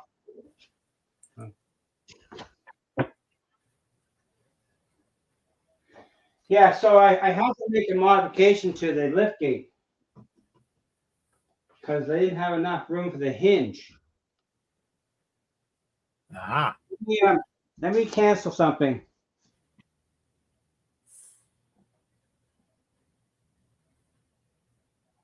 There, can you hear me now? No echo? yeah, you're doing good. You're Yeah, good. I had YouTube open too. Yeah, so down this corner here, I took all this apart and rebuilt it Okay. today because I was allowing 15 inches of width, but I didn't have enough room for the hinge on the inside of the lift gate. So I made it bigger. So I'm at 19 inches, 19 and a half. So I bought these connection points from DCC Concepts, Right. and I'm actually setting up a jig in the garage to drill them on the drill press. Have you seen it before, Jim? I have them here. Yeah, I think it's the same thing as I bought. The look like a From, jigsaw puzzle. They go together. yeah, from DCC Concepts, right? Yeah, I think that's where I got them from. I'm not sure. Maybe have something different. I'm not sure. Here, I'll find out in a minute. Hey, race fan, how's it going? Good to see you here. Why doesn't anybody make rails on each side and then just push a button and then the thing lifts up? Because that would be too expensive and make too much sense. I mean, yeah, one of the guys, I can't remember who it was, he built a powered lift gate and he hits a button and the whole thing rises up like lift bridge. Pretty slick. I Yeah. moved in summer, so I can't find the proper ones. My samples are out in the garage. But yeah, so they're gonna work. I'm not sure how they're gonna work yet because there's no definite instructions on how to do it. All they tell you that you need to have the dowel pins as low as possible on your lift gate so they'll engage. So that's why I made the facing part of the gate 5 inches so I can get down about 4.5 inches. Okay, yeah, I see what you're saying now. So, but I am working on a video for the process anyhow. And you're going to have 3 tracks going across that lift gate. That's right. But now I made it a bit wider. I might have a roadway on one side. I have the room. But I'm putting bridges across the lift gate. 3 bridges. I've actually cut the wood structure open so I can have a bridge across it. It's not high enough for a roadway, so it's going more like it'd be like a culvert, a field. Mm-hmm. That'll So work. which way is it going to lift? Going towards the back It's going to side? open away from me, up toward the print, the wall there. There you It's go. open this way. And then how's it going to stay there so it doesn't fall back down? I'm making I'm gonna put a block, and like when I get the gate built, I'll make it oversized, and I'll final cut at the width, and I'll actually have a notch, and it'll rest on the block, Okay. and it will have 2 of those dowel pins too, to lock it in.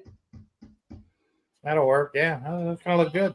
It won't move. My last lift gate at my other house, it didn't move at all. But I did use those rail liners for the bridge too. Yeah, well, that's what I'm using on mine. They make a big difference. Right.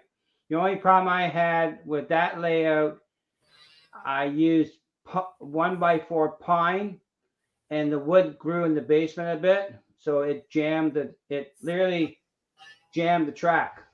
Yeah. So I had to recut the track to give me that clearance. Once I recut it, was no problem after that. See, I got the opposite problem. Mine contracted. Actually pulled away about 1/16 of an inch. Yeah. So I'm gonna have to actually put another piece of track in, make it longer, So because it's supposed to be pretty close the way I wanted it anyway. Right. I don't know what happened because I got it's air conditioned here and heated when need be. So the temperature is fairly consistent there most time. Yeah. But for some reason it's still Well, this room is insulated. It has an insulated floor.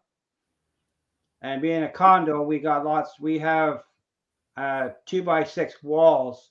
So we're pretty well done that way.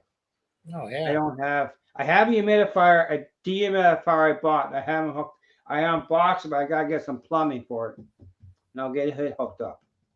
There you go. Yeah. So no, I think I'm pleased with it. I made that modification today. I actually unpacked my steel mill today. Really? Cool. It's up on the shelf. That's where it's too big. But you're going to put that on a shelf thing, aren't you? Yeah, it's up there. Oh yeah, it looks good. Cool. Wow, that's a huge facility. Well, yeah, the blast furnace missing a piece too. It's on at the it's called the high lift, and the high lift for the coal, the ore, it's laying on the back. Yeah. But no, I unpacked it. I'm gonna use the powerhouse, which is right here. I don't lose you to get you dizzy. You're upside down. down, Well, that's why this camera mount's not very good. So that's the powerhouse I built for the other layout, and I never put on the layout. And down the air, there's another building I did. I'm gonna put it in layout too. Cool. This is the powerhouse here. Nice. Okay, I got that same one over here. Yeah. I'm gonna use it for something else. I bought it. Yeah, I gave something else too. But I bought the internals for it, and I painted it all up, and it turned pretty good. Oh So yeah, I looks put it on the layout somewhere. I'll find a home for it. I built this too. This is a crane assembly. nice. So what steel company is that a model of, you know? Stokel. I go, Believe it or not, you can't see on the other side of this, of the tower. I was actually inside the Stokel blast furnace. yeah. Because we had to rebuild the motors, the baghouse motor, and the main motor for the blast furnace, because the motor was in what they call an explosion-proof area. But because the motor was built in the 1900s, it was grandfathered. You couldn't take it out. It had to stay in the mill. Could not come out.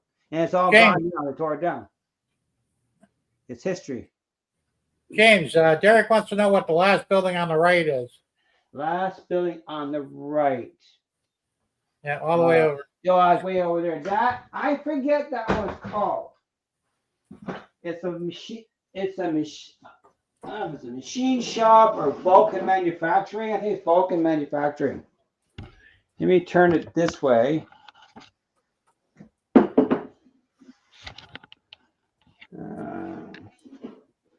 I think it's Vulcan Manufacturing. That's pretty cool. Yeah. Now, when I started building these, I never built a kit before in my lifetime. They did a good job. That's all right. Dust is free though. I think it's Vulcan, because I had the machine shop, which is in here they built.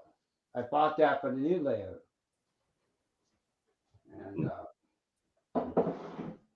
what else I got? Well, I built this one here too. This is one I built. I built this for an idea for a project. It's some sort of blower assembly. I was going to use this on I was going to build what they call the BOF furnace, but my plans changed for that because of physical size. Ah, okay. So I built that one. Pretty cool. Yeah. I'm going to put in the layout somewhere. Kind of small. And you saw my last stream. I got this from Crooked Dave. Oh yeah. I got one of those too. He finally sent me one. Yeah. Oh, they're really nice. He does a nice job on those. Oh yeah, yeah. We came up to the meetup at the Otter Valley Railroad with him and Georgia Sunbelt. Oh, cool. Yeah, so he came up for a visit. So that's where he is. So yeah. The only part I have behind the camera is a narrow spot, it's about 20 inches for access to this area over here, but you can't see Oh, okay. that area there. That's where the track comes around. You look at the track plan, it comes up through the middle of this and goes across. Oh, That's going to be a Tom, pretty decent sized layout. I bought this for my Y.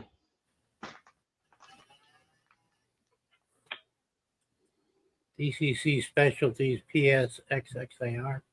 All right, what is it? It is auto reverser and a circuit breaker too. It's got an auto reverser, circuit breaker, and a stall motor decoder built in. Oh, cool. And Thomas is reading his phone anyhow. I bought that for the Y. Cool. Well, Lauren at OVR says the AR1 would be too small if you have to have two locomotives on the track. Really? Okay, I didn't know that. Well, I didn't know it either because I've never done it before. And so yeah, so I got that.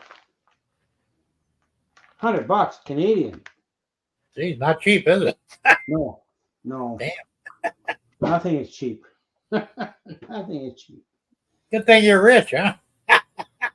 Well, yeah, I'm retired. I'm retired too. I ain't rich though. No, I'm not. Well, I'm rich in spirit, anyhow. Yeah, there you go. So I'm I'm rich in spirit too. You know, I don't worry about things. That's good. I try to keep, and as I said, I stay out of the political realm because doesn't get me nowhere. Yeah, you'd probably be better off that way too. But You know, some of us, unfortunately, kind of hooked on it. well, Although there are times I would like to walk. Years ago, I had to do a job for a machine shop in Ontario, and we had to get a specialized company from Texas. So they drove all the way from Texas to Ontario so we can look at this job we had to do. And they got mad because in Texas you're allowed to show off your toys on the window. Oh yeah. Now, they had to leave them at the border. They weren't happy. I'm sure they were not happy. No. But yeah. And that company that we did the job for, they went bankrupt. They're gone. Really? Oh, that sucks. Well, that industry going bad. That's true, unfortunately. It's getting expensive to run things. Goods are costing too much money. Supplies cost too much money. Yeah, I bought this thin Baltic birch plywood to do my bins. This stuff here. This is 8-inch thick plywood. okay. When I started my last lathe, I was paying $11 a sheet for this. It's now $55 a sheet. Oh, I know. It's crazy. Because it's made in Russia. It's made in Russia? Yeah. What the hell? They don't make it here anymore? No. Well, that's because I bought a piece of 4x8 by 1/2-inch plywood to do something on my layout about maybe 9 months ago. It was $45 a sheet. I just bought another sheet this past week, and it was $23 for the same material. Well, if you take that $45 American times 1.38, that's what we pay in Canadian dollars. Yeah, that's true. I was paying $70 a sheet for 3/4 cabinet grade plywood for my layout. Yeah, that's pretty expensive. It cost me up to date just shy of $800 in plywood for the layout. Damn. And includes all the framework I got done and all the decking material. I bought it. The cabinet maker is cutting it to size for me so I can handle it down the basement. Because I can piece it together because it's just a sub road bed. Right. Once it's flat, I'll piece it together where I need to.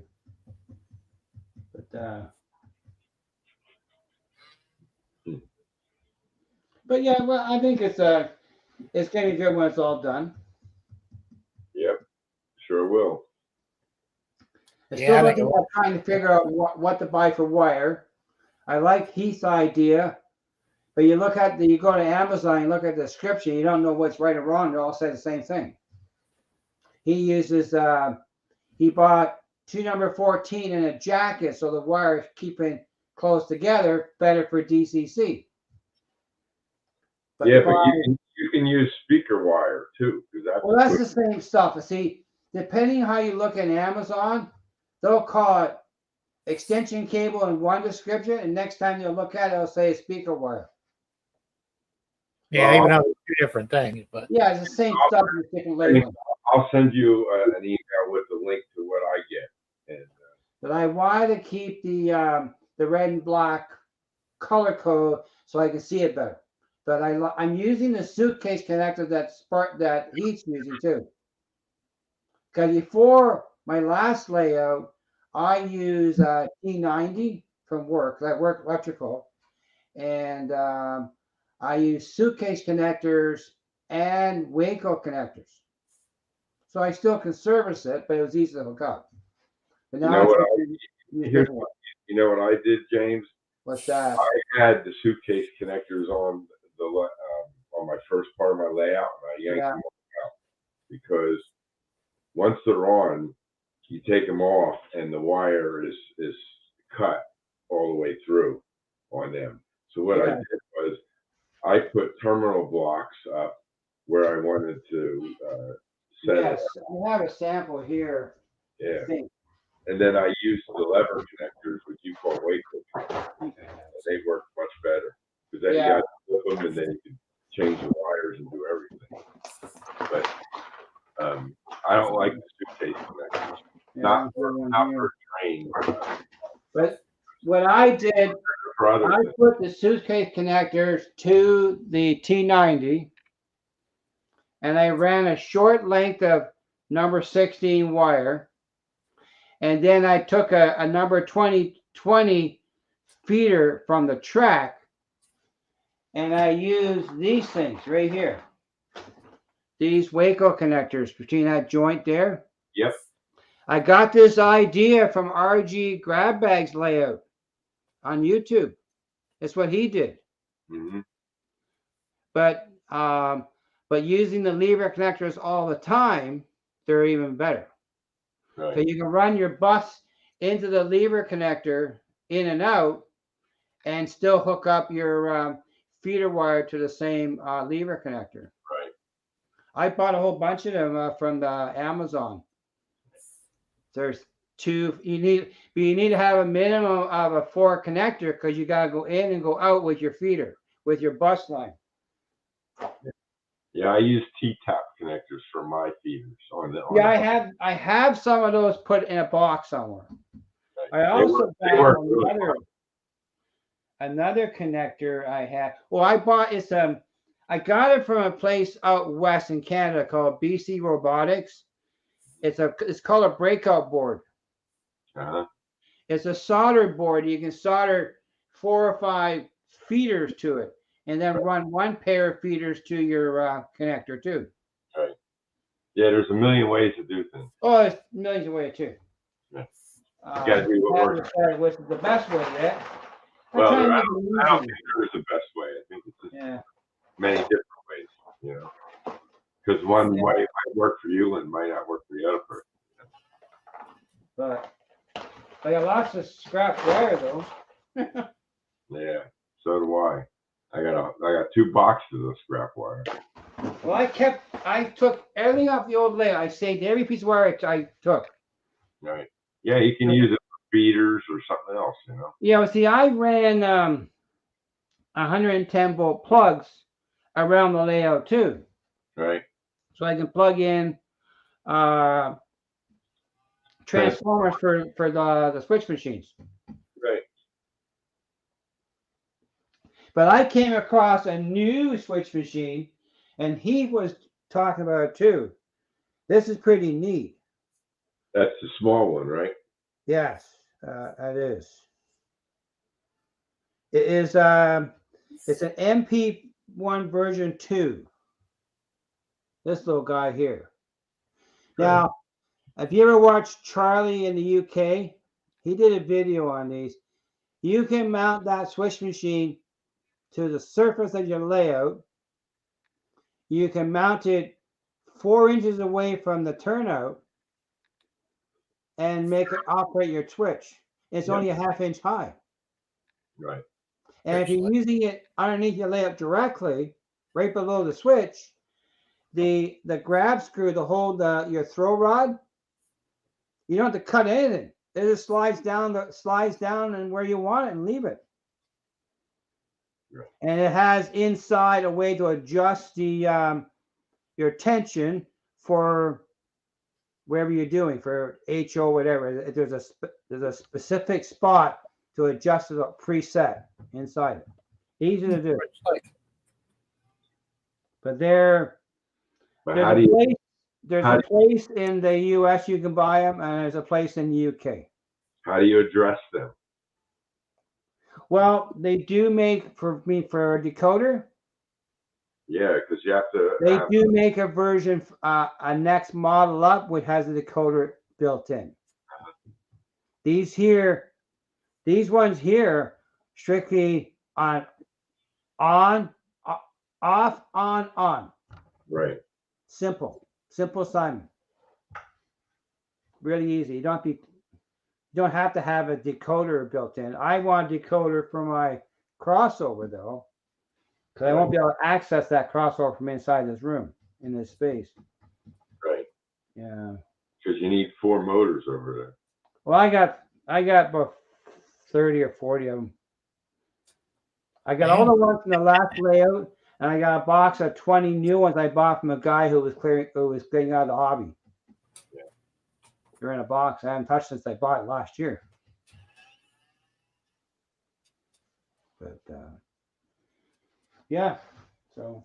Hey Ken, how's it going? Good to see you here.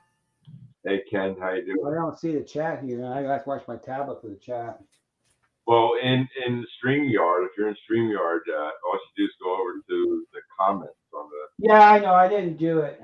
Yeah. I'm actually watching the screen on my TV, so it's bigger, so I can see it better. But yeah.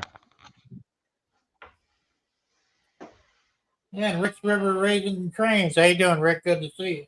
Oh yeah, there's Rick. So, but this section right here where I'm standing, it's 40 inches wide this way.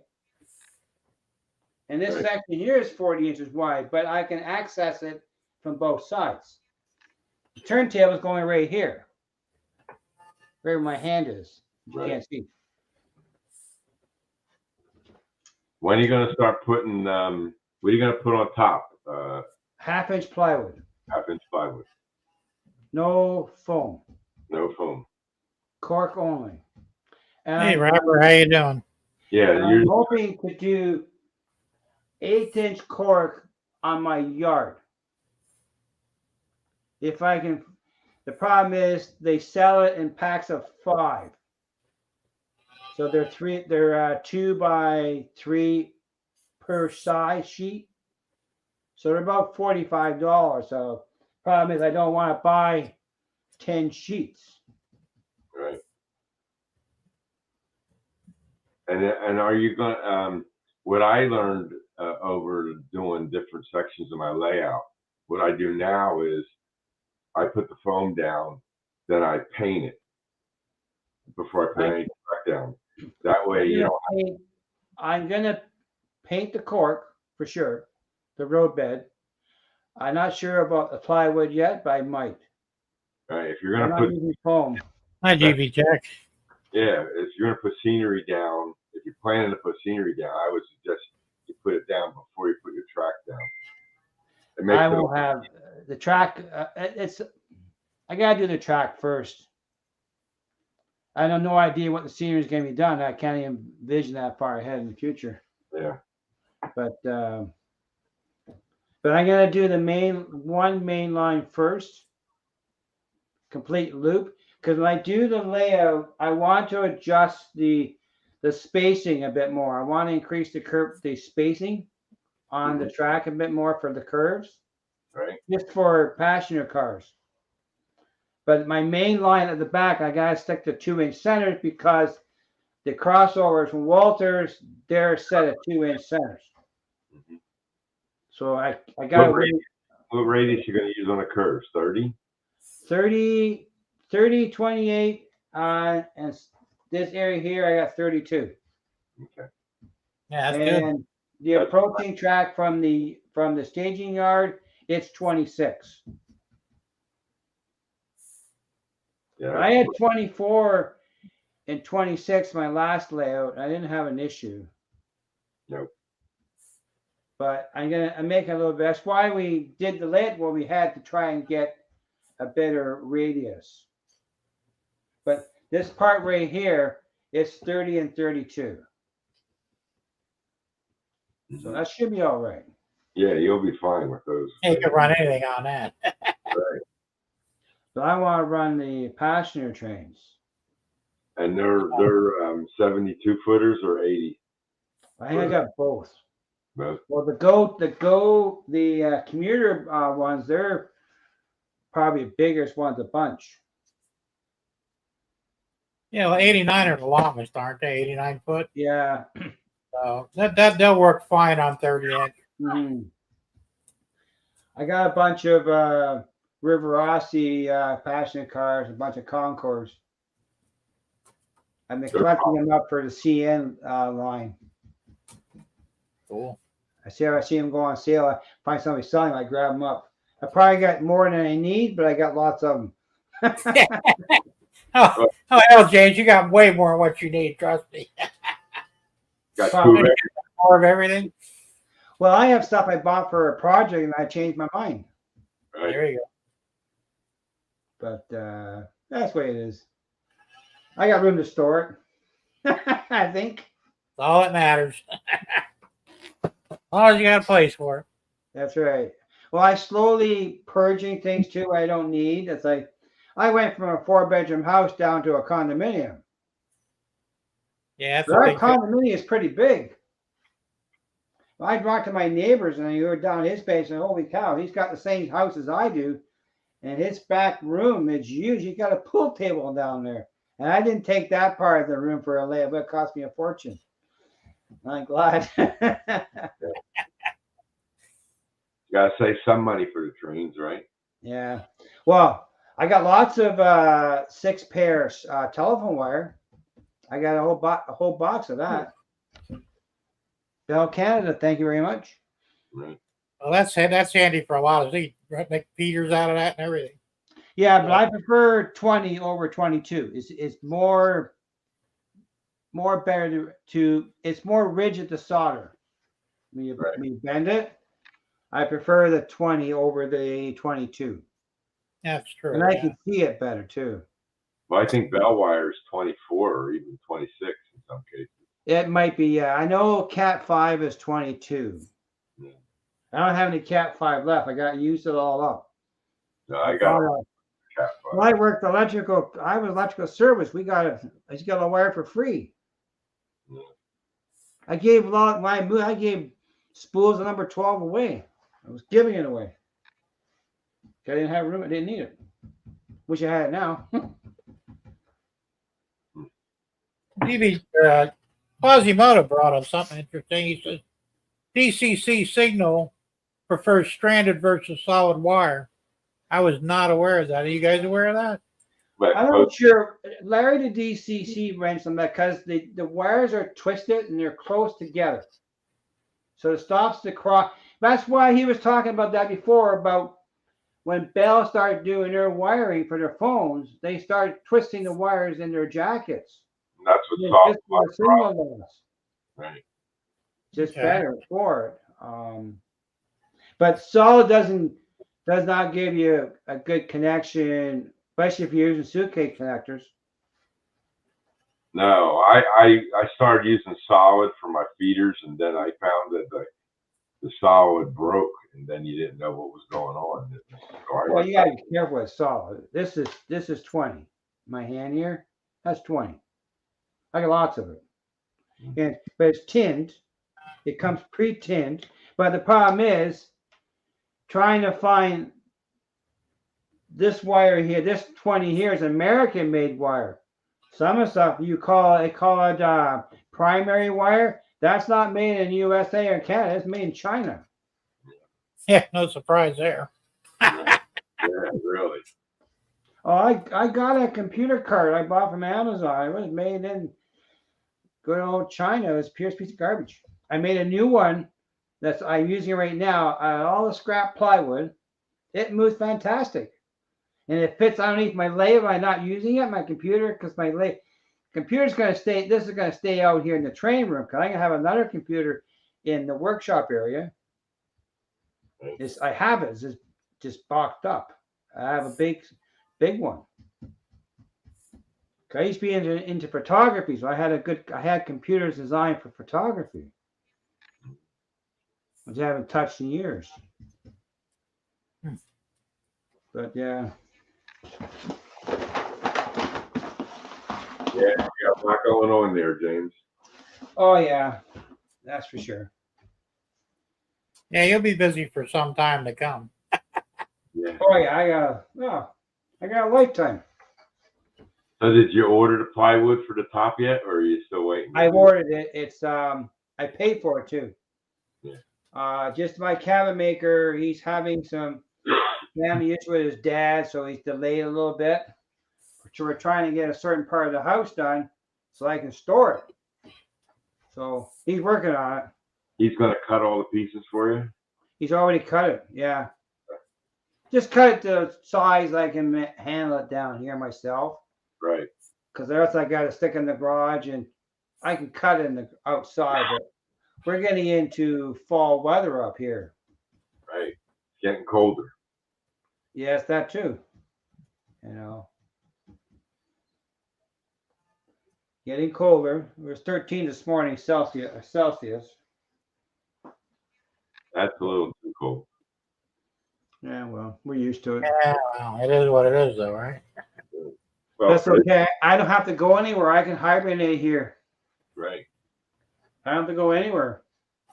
We just gotta go pick up groceries and do that and come home. I'm home. I'm down here in the train room. Working. Yeah, you got the life, man. You know. Down here. What more can you ask for? I worked in electrical service field for 45 years. Enough. That's enough. So, January 31st, 2025 is my day of retirement. And what will you be? I'll be 71 next month. Yeah, when I retire, I'll be 69. Oh, okay. I worked up until officially last May, but I was laid off because of the showstopper. Yeah. I wasn't complaining because I was dealing with my mother-in-law for 3 years. Right. And I was getting the my pension, old age security, and the government decided to give me more money, and I took it.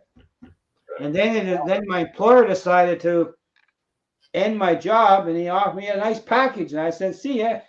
That's right. Gone. Yeah, I wouldn't have hesitated on that one either. Well, they gave me 4 weeks salary, vacation, and 16 weeks on top of that. Damn. Gone. Because if I retired, I was going to retire the May that the showstopper came out, and if I retired, all I would have had was my Canada pension, and my old age. That's all I have. So I got a good bonus. Yeah, you did. I didn't see it, but I got a bonus. It went into the coffers of the house, I guess. Well, Well, you actually, know, I'll never be able to retire unmarried. the money came in handy to help cover the costs for my mother-in-law till we settled the estate. We had to put a lot of money out to get the estate settled at the beginning.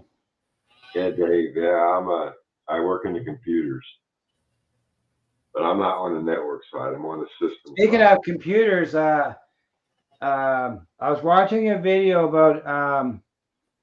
about you can add something to your PC computer to the command prompt, so you can actually read the video file wirelessly to an Apple device. It looks pretty interesting. If I find the video, I'll link it to you and tell me what you think. Okay. Yeah, it's interesting. Yeah, because right now, if I record on my PC, I save the file to my Google Drive, and I gotta grab it from my tablet and upload that kind of stuff. It works. Sometimes it doesn't always work readily, quick, but it does work. I prefer to use my Apple to record video because iMovie is great editing program. It's simple, easy. And what device is your Apple? Is it an iPad or is it It's an iPad. okay? But don't the iPads have a slot for an SD card? Yeah, it does. But my problem, I never have an SD card handy, and I gotta get a card. And yeah, I could do that, but I'd like to do it wirelessly. Yeah. It's like I don't like to have corded tools. I prefer cordless tools. They're easier. Cords in a way. Yeah. Sometimes I need a corded tool though. I want more power. I got a Milwaukee hammer drill, and that's got a lot of power in it. Yeah, I've got one of those. Well, I've got the other brand, DeWalt hammer, and that thing's got a ton of power too. But the problem is, it's so damn heavy, you can't hang on to it for any length of time. Right. No, I have my DeWalt impact driver is stronger than my Milwaukee impact driver. But my Milwaukee is only 12. It's only a 12-volt tool. I also got a 7-volt Makita cord, which I don't use. They're mainly for the layout. They're small. Yeah, most of my stuff's either 18 volt or the new 20 volt. Like I got a new DeWalt drill. Flex table saw out in the garage and my miter saw. Really? Cool. My miter saw is only 7 1/4 blades. DeWalt cordless. Only weighs 22 pounds. Only 22 pounds. But it works great for cutting this kind of stuff for the railroad. Right. That's cool. That's all I need. One time, I have a bigger miter saw. I pulled it out because it won't cut. I need vertical cutting on some wood, and a bigger miter saw is more accurate on a miter cut versus a smaller one, what I call a bevel cut, and you tilt the blade. That's not as accurate as a vertical cut. You get too much flex in the blade. Right. So it's not right on. For if you're doing a tight miter, it's not the tool to use. But for down here, it is. That's bad. So you're probably scaring the shit out of Quasimodo, Derek.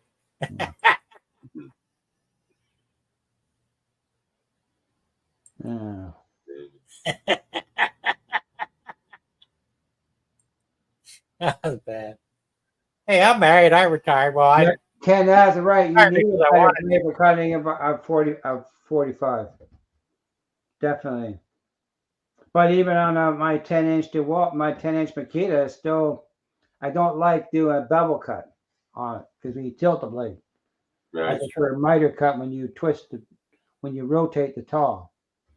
But you have height restrictions too. My miter saw it had a hard time handling a 5.5-inch baseboard because of hitting the garden. I fixed that problem. I took my zip wheel to the garden, cut a chunk out of it. It fits now. It has two jobs to do: cut trim for the basement and cut a job for the train room after I don't need it. I put it away. I do not need it. And my cordless table saw, it works great for cutting plywood. That's all I need. They make a cordless table saw? Yeah. I never seen one of those. Oh, I got one. Damn. I got one. It's in the garage. I've had it for years. It's the wall. Milwaukee brought one out a few years after.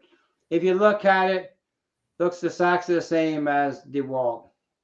Probably made in the same factory. Yeah, probably. They do that with a lot of stuff. And I remember I had to service a motor for a saw stop. I always thought the saw stop was American made. Wrong. Nah, everything's in China now. Made in China. Yeah. I took the motor apart to fix it. It was a pure 100% garbage. Yeah, no doubt about that. Well, they don't have any varnish on them. They don't have any. The problem with electrical motors and stuff, the influence of the current in the motor makes the winding flex. So that flexing causes the vibration and causes the short out and it blows. Makes sense. Oh yeah, we used to do a thing called VPI for large horsepower motor. I'm talking 500 horsepower motors.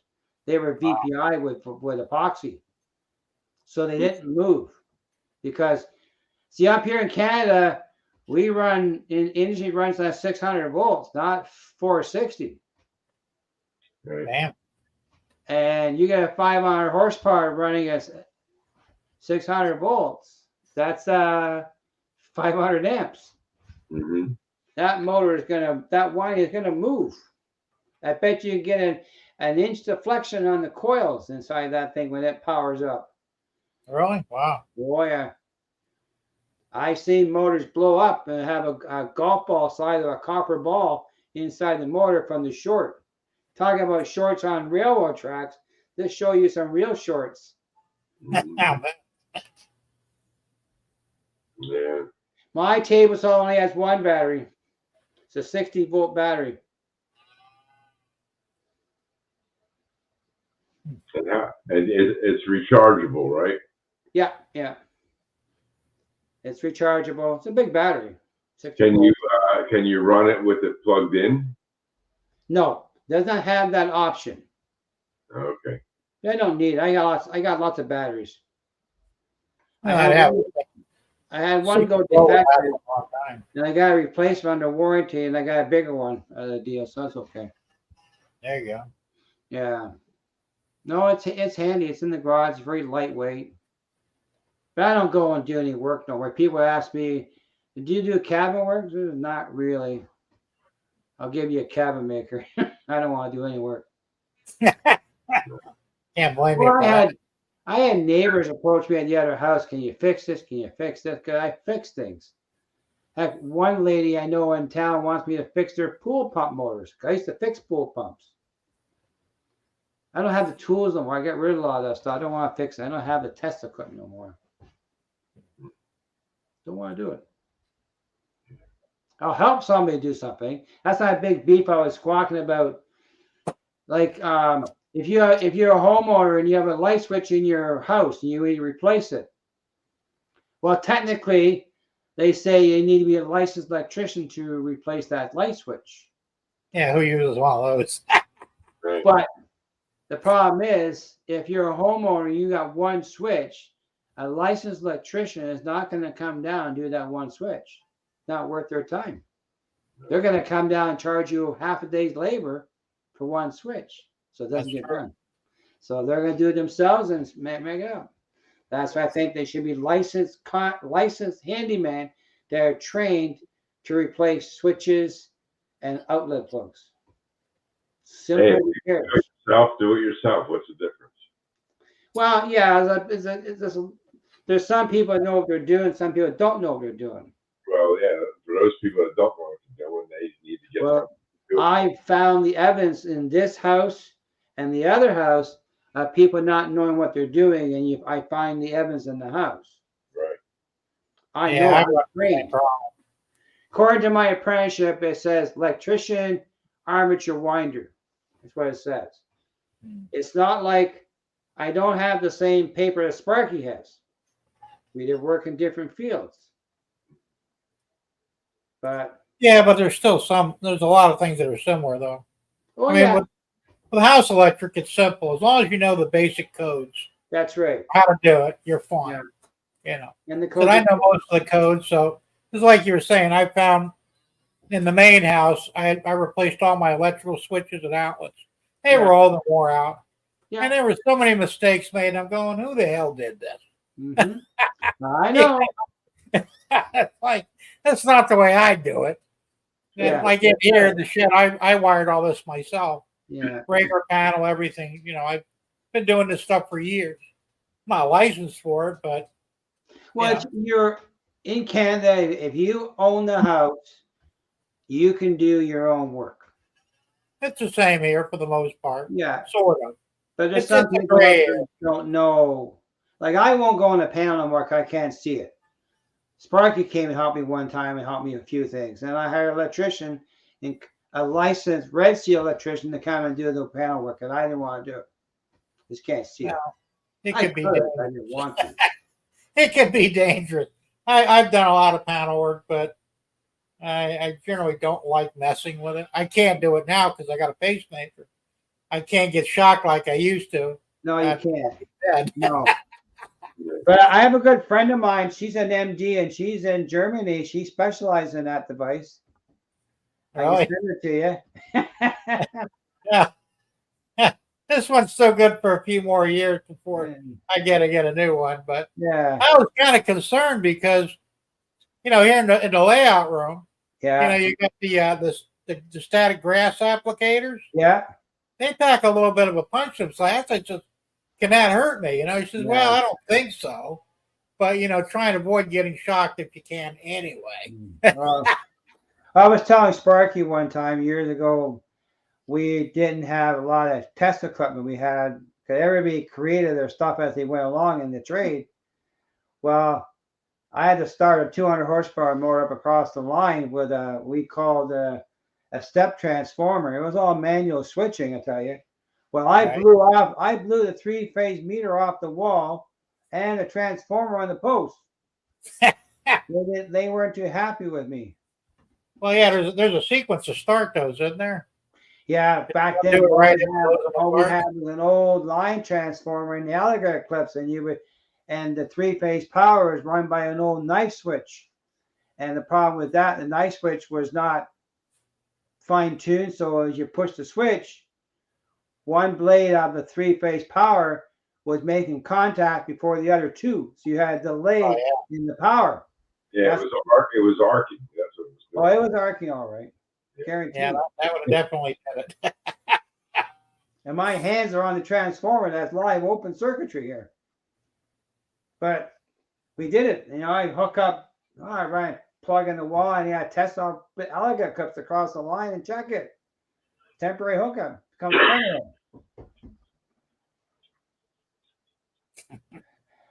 look, Gerald made you a comment. I won't repeat it.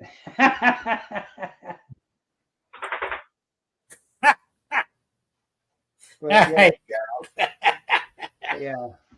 Don't put the alligator clips on your nipples. Yeah, neither one. That's just not a good thing. But I had a meter here, as a replacement meter, that I went into a place that made roof trusses. And I was checking the transformer, and the meter blew up in my hand. But see, what I did, that was 20 years ago. You can't do that now. They changed the code about that. You can't go into a live panel no more without wearing proper equipment. That makes sense. Yeah. But every year you get something different. The rules change because someone got hurt. Right. And they changed the rules. Yeah, they changed the rules for the stupid people. Well, I lost a good friend of mine who was an electrician, and he was working on a circuit, and it had a defective switch that was backfeeding itself. Right. He tested it one way, it was dead, but it somehow backfed, and he got electrocuted. Yeah, it's still alive. And so, you see, in the U.S., your 460 on industrial. Canada, we're 600 volt. 600 volt is deadly. Sure is. You betcha. And Sparky works on 13.8. Yeah. So, I 600 gotta get Sparky. He's got balls that I don't. That's for sure. 600 volt will kill you. Well, 120 volts will kill you too, but 600 volts will, guaranteed. It is very dangerous. Well, I know I got 240 or 220, whichever.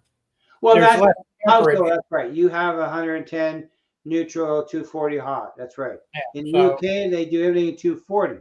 They don't have a neutral in the UK. American household power is the same as Canada because they're all built on the same system.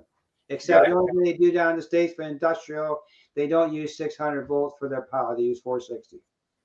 You ever hear The of only difference. What's that, Thomas? you ever hear of a stress cone? A stress cone. No. Okay, you ever see the high tension power lines on those towers? Yeah. You see those curly gray things on there? They're called stress cones. Okay. The company I worked for when I got out of school, I was in the engineering department, and we designed those and we manufactured them.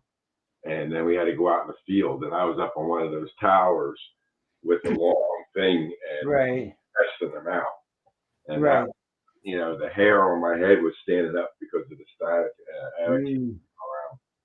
But yeah, those stress cones are pretty interesting how they work. There's Steve online. Ernest is there. There he is. But yeah, oh yeah, you learn, you see fun. I've done a lot of work with the industry over the years, I'll tell you. Yeah. But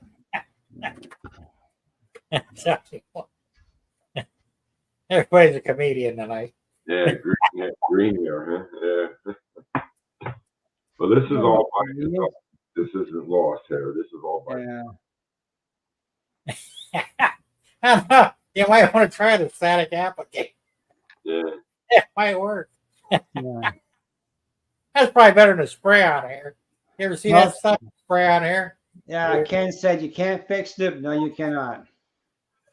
That's true. Matter, Bogo. You hungry? Bogo's trying for pepperoni. There you go. Yeah, Mayan's looking for his treat too. Usually at 8 o'clock. There you go. I'm hoping to have some sort of liftgate structure built by tomorrow. I can't finish it. I don't have any plywood yet to put on the top to mount the hinges. Okay. But What are you using for hinges? what's that? What are you using for hinges? I ordered a pair of I don't know if I have a picture here on my phone or not. I ordered some special Stanley hinges. They were heavy duty hinges, but narrow, like a strap hinge. Right. I don't know if I have a picture here or not. Hey, Rob, why are you naked for? How's it going? Good to see you here. When I did the last layout, I used door hinges, Right. but they need a lot more space. And I was trying to keep the lift bridge narrow, but now I won't have it narrow. It's wider than I thought anyhow. But I see if I can find a picture of it. I ordered my cabinet maker deals with a hardware supplier, and I got it through him. Mm-hmm. Good night, Andy. Thanks for having by me. Money from that. 120, holy crap. Yeah.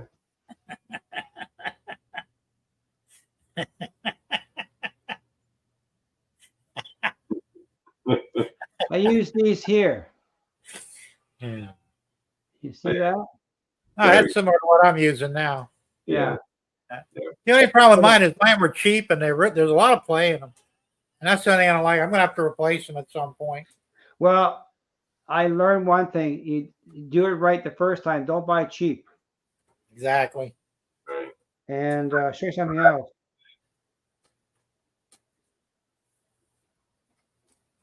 So there's the computer card I built out of scrap plywood.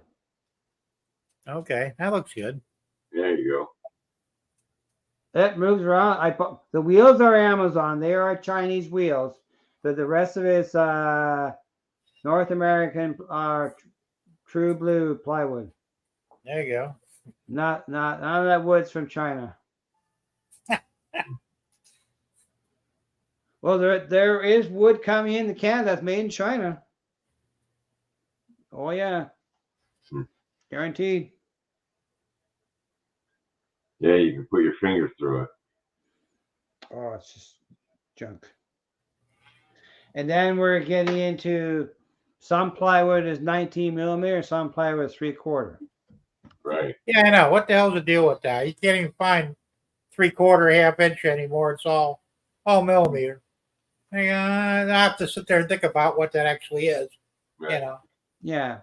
Well, if you look at the plywood that Jerry did for Heath's layout, it's more like a Baltic birch plywood.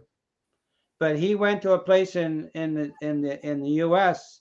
and bought as a warehouse full of plywood. We don't see that wood up here at all. Yeah. But yeah, they make it 19 millimeters 3/4. So they sell router bits now to adjust for the different type of plywood sizes. Yeah. Really? Not surprising. Of course, they made the change to the wood so they could sell different bits to people. Right.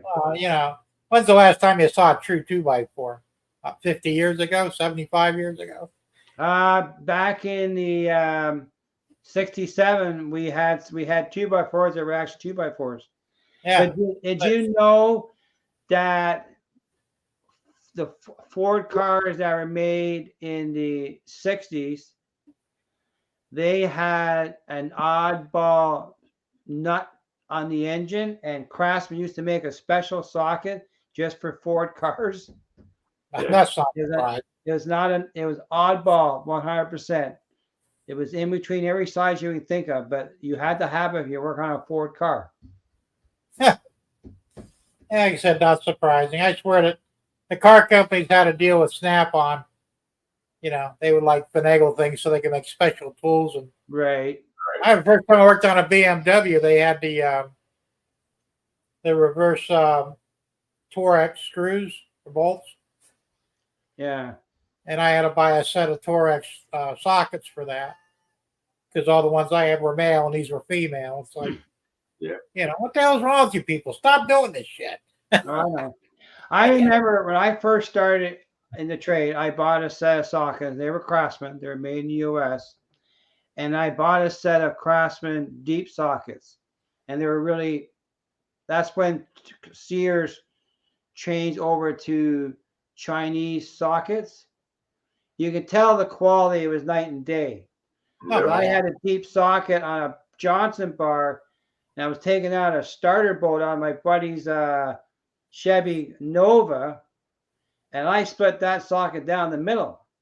But my sockets that I bought originally that were made in the U.S. from Craftsman, you could not kill those. I use them on impacts.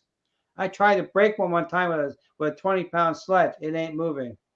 That's how good they were made. Oh yeah, If you need Craftsman tools that were made before 1970 on a yard sale, I'd be buying them. Yeah, they were good. I bought the stuff. The new shit though, it's like I said, I bought a new Craftsman set in the late 80s. It broke every one of the sockets like within a month. Yeah. See, this is a Robertson screwdriver made in Canada, but they used to have the red and the green and the black and the yellow. You go to buy Milwaukee, they're all red handles.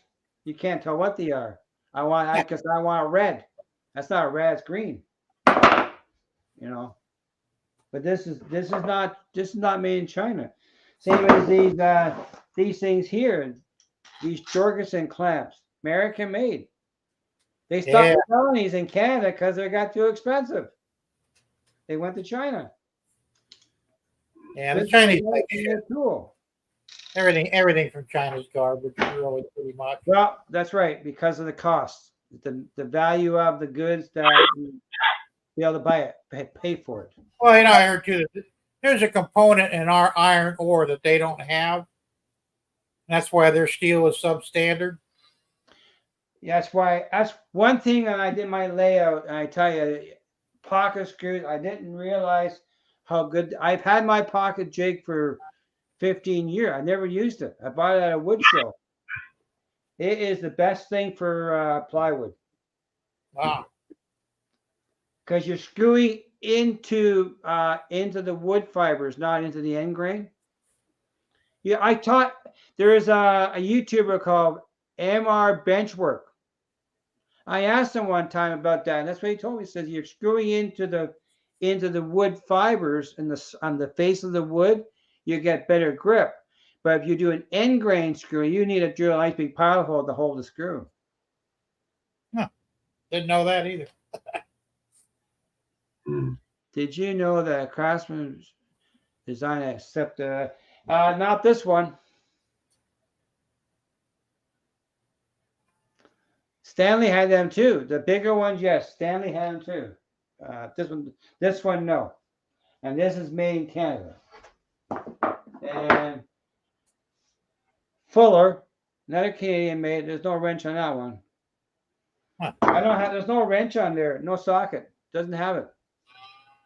Yeah, I'd be afraid to put a wrench on a But they did make them with on the bottom of here where my thumb is. They had a socket there for a wrench. Yes. Yeah, that you could do.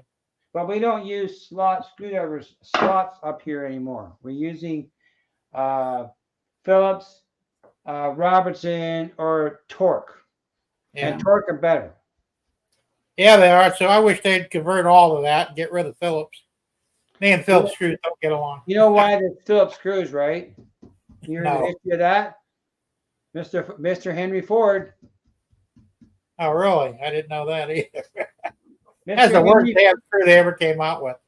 Mr. Henry Ford approached Mr. Robinson, who invented the square point drive, the Robinson screw, and he wanted to use it on his cars.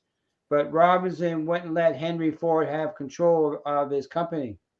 So he created his own company, his own screw. There you go. Well, the square points suck too, though, really. I mean, the Torx is still the best way to go.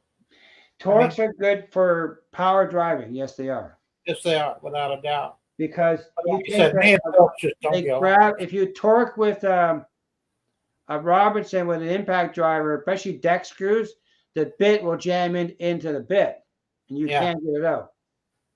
That's true. But Torques are very expensive. Of course, they're not made in North America anymore either. Right. Well, probably not. No. There used to be a place in near here called West Casting. They made all the manifolds for all your GM cars. Really? I didn't know that either. Well, shit, they don't even make manifolds metal anymore. They're made in China. Yeah, they're plastic. Yeah. I had to replace the one on my Grand Marquis because it had a crack in it. Yeah. The fucking thing was plastic. And I'm going, why would you put a plastic part on a V8 engine? It just doesn't make sense, but they do. Yep. And almost everything that made today, regardless of the size of the motor, has got a plastic intake on. Yep. What the hell are they thinking? I don't know, but I remember there used to be a place in Hamlin called, I used to service it, Amcan Castings. They made casting for automotive. They made the transmission casings for Chrysler and Ford. Well, all the rejects were thrown in a scrap bin. Well, Chrysler bought all the rejects. They used them. That's not surprised. That must have been what's his took over Chrysler. Who the hell was that one guy? They said, well, he was in charge of Chrysler. They had nothing but junk. I don't remember his name now, but he was in charge of Chrysler for a while. Because I remember I used to get those damn Chrysler K cars in my shop. Yeah. And the axles would go bad. On the front wheel drive, the axles would wear out. And they had 3 different axles for every one of those cars. Yeah. They didn't have numbers on them. You had to actually measure the axle, the length and the diameter, to determine which axle it had for it, because they wouldn't interchange. They were slightly off. Turns out the idiot running Chrysler was going to the cheapest manufacturer every so many months and getting different manufacturers to create these axles. Yep. What the hell was he thinking? I remember a buddy of mine. He was a Chevy driver, and he had a K car for a winter beater. Well, that car was ready to die. He took that thing in a demolition derby. He made sure it got demoed. I'm sure. By a K car. But yeah, well, they used. I mean, you remember the back in the mid '60s, Chrysler. The cars had a resistor on the firewall. Do you remember those? Yep. You need to carry one in your car all the time because if it crapped out, it went bad. You couldn't start. That's right. So, yeah. That was a I remember that. So see, the only Chrysler car I ever had, a Dodge van, was a 71 Tradesman 100. Nice. The only Chrysler product I ever had. It was not bad. I paid $500 for it. The guy that sold it to me, it had an overheating problem, which was very simple to figure out. You know, they had the radiators with the tank on the top and the bottom. Right. And all you had to do was rod the radiator, and it would solve the problem. He put a new water pump on it, new hoses, do this, do that. So by the time I got this thing, so I went back to see him after I bought it. It cost me $35 to have the radiator on. You know, brother, I said, man, I want to thank you again for giving me such a great deal. He said, what do you mean? I said, well, all you need to do is rod the radiator. No more overheating problem. Boy, was he pissed.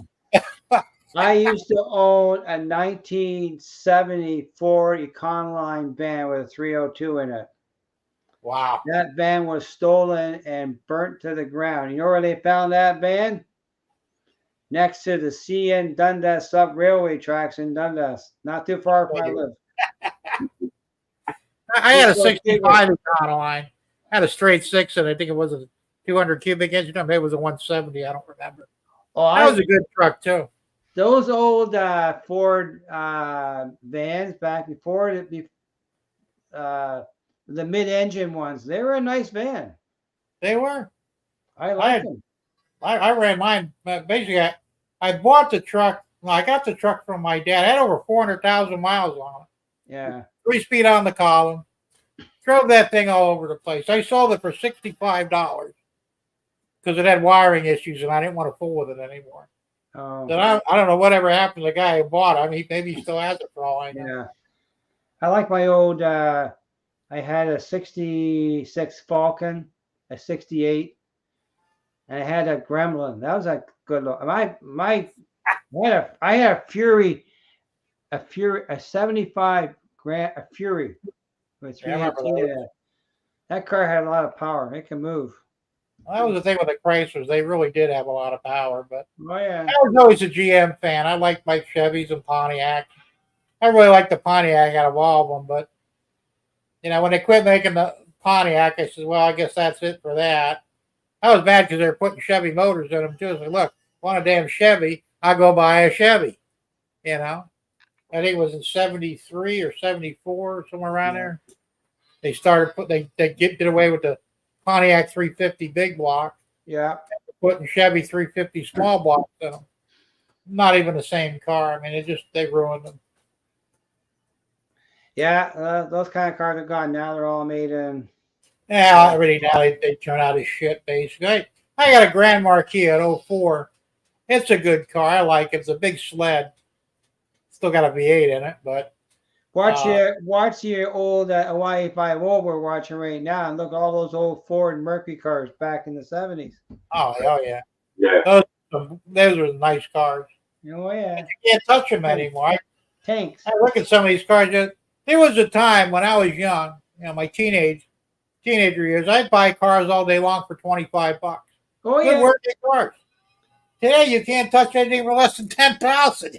It's like I bought a it's brand new car in 1974. It cost me $3,400, brand new. Yeah, And not going right back. I traded that car in 3 years later, and I got $2,600 for the trade-in. There you go. And that was a famous Ford Pinto. Hmm. All this hype about the gas tank was a big joke because the Mustang had the tank in the same spot.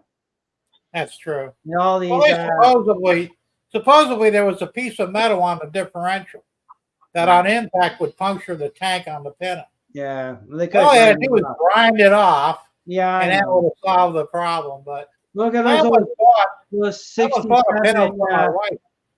those earlier Chevy pickups when the gas tank was behind the seat. Yeah, This and that was crushed fine. one. That wasn't a problem. No. Yeah. And now they put them down. They might as well be behind the seat anyway. They're just behind the cab underneath the thing there. So I know they're complaining about them now too. Say if you get hit in the side, the truck could explode. It's like, well, try not to get hit in the side. I mean, what else are you supposed to do? My buddy's got a Cobra Jet for a 351 Cleveland in it. Nice. Two-door coupe. It's a kit car though. It's a kit. Oh yeah, most of them are. But the engine, he used to race that in South Africa. Wow. It's a nice car. He's got an issue with the slave valve on the clutch. He's got to get it replaced. It's a bit of a job to get at it. Okay, when they went to hydraulic clutches, that was the biggest mistake they ever made. Never liked them. Always had problems with them. Just give me straight old-fashioned linkage. Yeah. You don't have enough strength to push the clutch pedal in. Maybe you shouldn't be driving a stick. Maybe you shouldn't be driving a car. Yeah, maybe, right? Yeah. Of course, today, these idiot kids, these Gen Zers and shit, they wouldn't even know how to drive a stick. Yeah, that's right. Oh, well. Well, I guess you go. Your 6 o'clock show went to 8:30.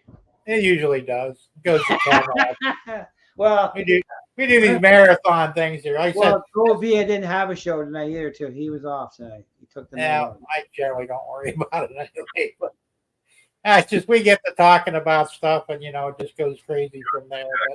11 o'clock.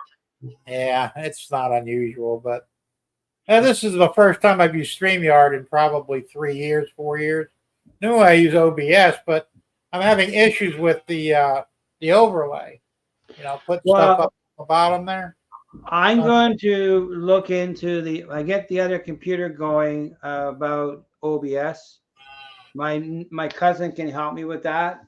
I use StreamYard because it's free, and I don't. Yeah, but there are limitations.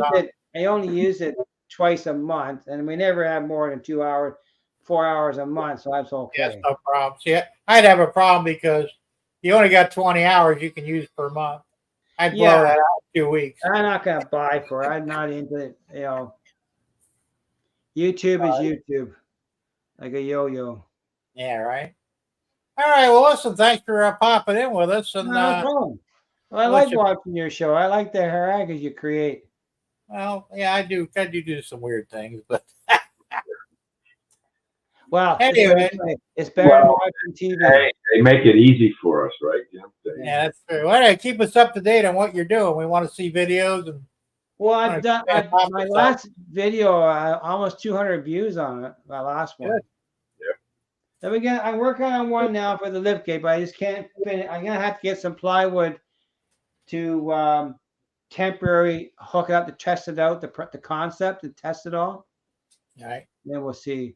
Because I actually, if it works out, I'm gonna send the video to DCC Concepts in the UK, because they don't have a video on doing it this way. They show a picture on their website. That's it. Yeah, I know. In the store. It works. They did it. They have no instructions, so it's a learning curve for me.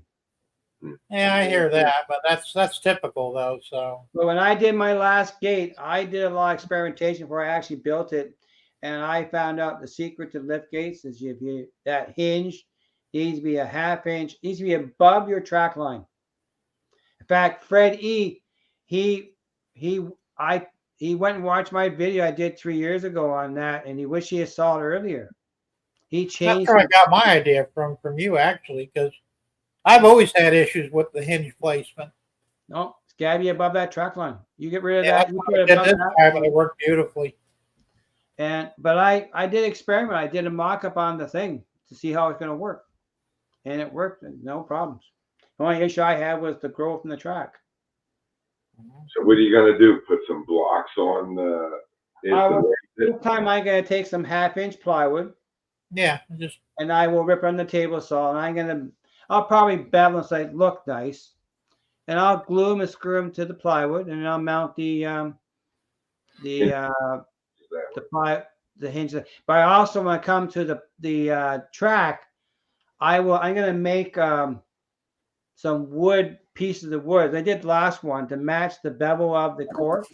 Right? yeah. And I glued that to the plywood, and I literally epoxied the track, the puzzle pieces to the benchwork and used spikes. Yeah, that's the best way to do It it. ain't moving at all. No. Yeah, I figured that one out too, because the cork just gives too much. You No. need something solid. Yeah, I got a piece of wood left over from my old layout, and I'm going to use that for that reason, to have part of the old layout in the new layout. So that's where it'll go. But I'll bevel it. All right. Well, thank you much for that, Okay, James. sir, you have a good night. Till next Thursday. Yep. Absolutely. Thanks for hanging out with us, man. Oh yeah, no problem. We'll see you All later. right. We'll see you later, James. That's So Down he's to always interesting to listen to. He's got a lot of great ideas, you know. Oh yeah. Oh, everybody does on here. That's what this is all about. That's true. That's true. That's very, very true. Ken Amos says he says, yeah, Pinto with a 351 Cleveland and a 4-speed. That's a sleeper in itself, man.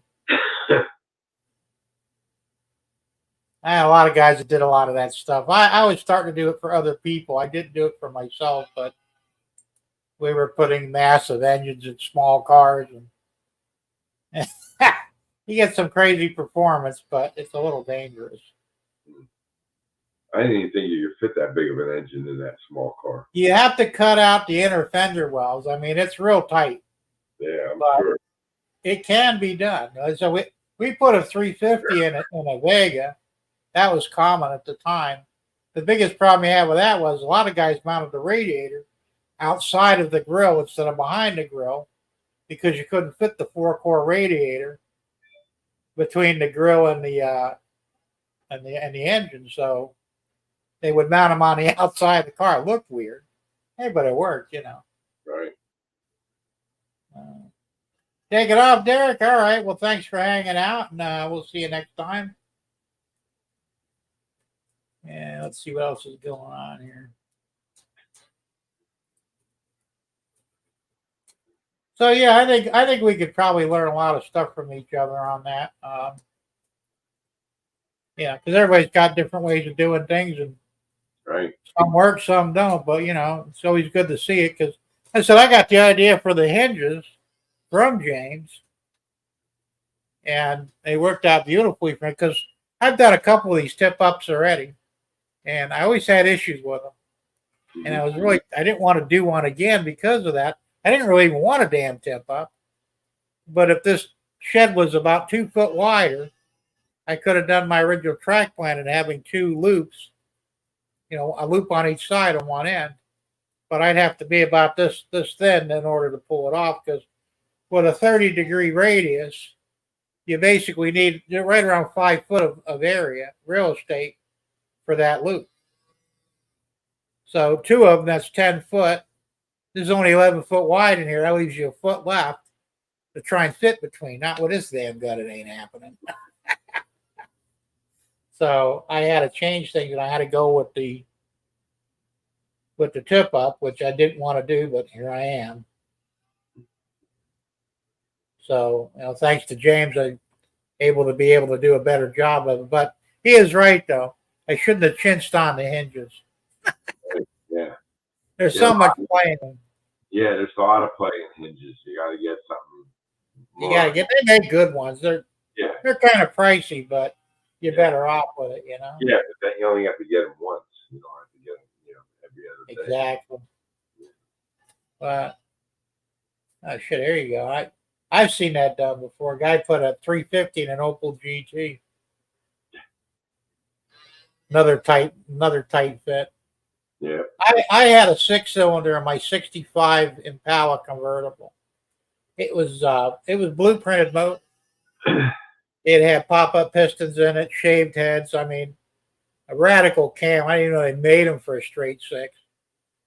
When I first got there, I paid $65 for the car. Bought it off some mechanic that would deal with used cars every now and then. It was a 67 I bought. It was a beater. Another friend of a friend had a 65 convertible, needed an engine and transmission. I bought the car for $25, towed it home, swapped everything out. Had a 3-speed on the column. I put it on the 4, of course. But this car was so quick for a 6-banger. I was taking on and beating a lot of V8s. So this one guy that I bumped into, he had an Opel GT. Oh, 4-cylinder, right? I'm thinking, this is going to be a cakewalk. I'm blowing off V8s. Ain't no way I'm going to fucking lose to a 4-banger. He beat me so badly, and I lost $50 on that because we used to run for money. He had a balanced and blueprinted 4-banger in that thing. He was pushing at least something like 400 horse. And I go, how in the hell? And you'd never know it by looking at it. I mean, it was a sleeper, you know. Yeah, all those 3 cars I talked about, the Pinto, the Vega, and the Opel, they were all 4-cylinder cars. Yeah, most of them. Yeah, I mean, hell. Yeah, that's not a cam in that engine. It's a broomstick. That could be. But I mean, there were guys that you can never tell. There used to be a woman who ran around. She would go from state to state. She was probably conservatively in her mid-60s. She looked a lot older, but she wasn't really. She had a Plymouth Roadrunner, the 440 8-pack in it. Okay, 4-speed on the floor. This woman could drive, put most men to shame. She'd go around racing people for money. She wouldn't do pink slips, but she never lost a race.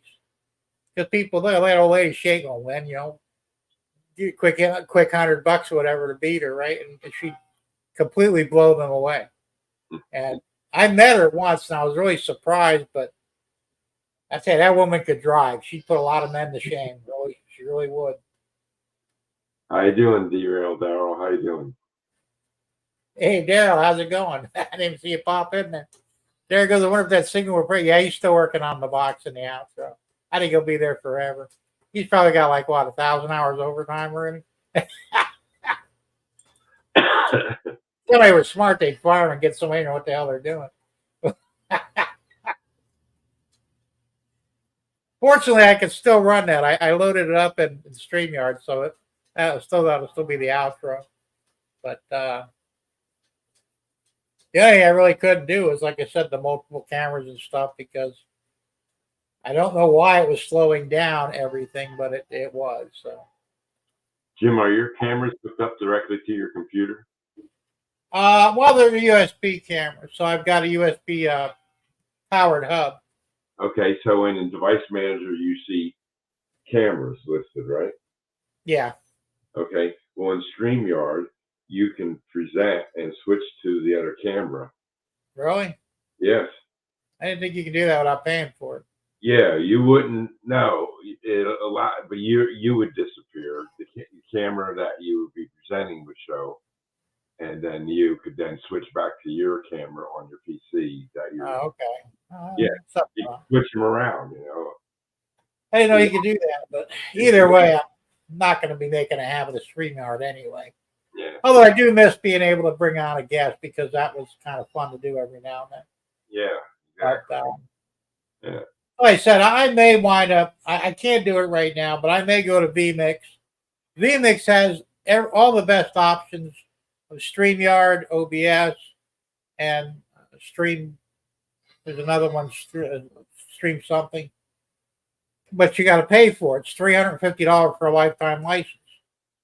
I don't have that money right now. Otherwise, I would do it. And I got somebody in the basement. Looks like I got DB Tech. I'm going to bring him aboard.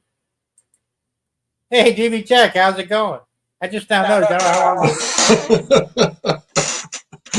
Yeah, I had to hurry up and find the unmute button there. Yeah. So what's going on? What's going on? I don't know. Just sitting here trying to figure out what project to work on next. I must have like 5 of them sitting around here, trains that I took apart and thought, well, I'll get to that. And working on 3D printing stuff. I don't know. I'll show you a project I'm working on. So when I started, I was getting houses from the dollar store. Those little ceramic houses that are like, yeah, they're doll. And so I was putting them around, just something to fill up space. And then after you get started, you get some nice houses, and you're like, you know what, I got to make this look like a layout, not a kid's thing. So I was trying to, yeah.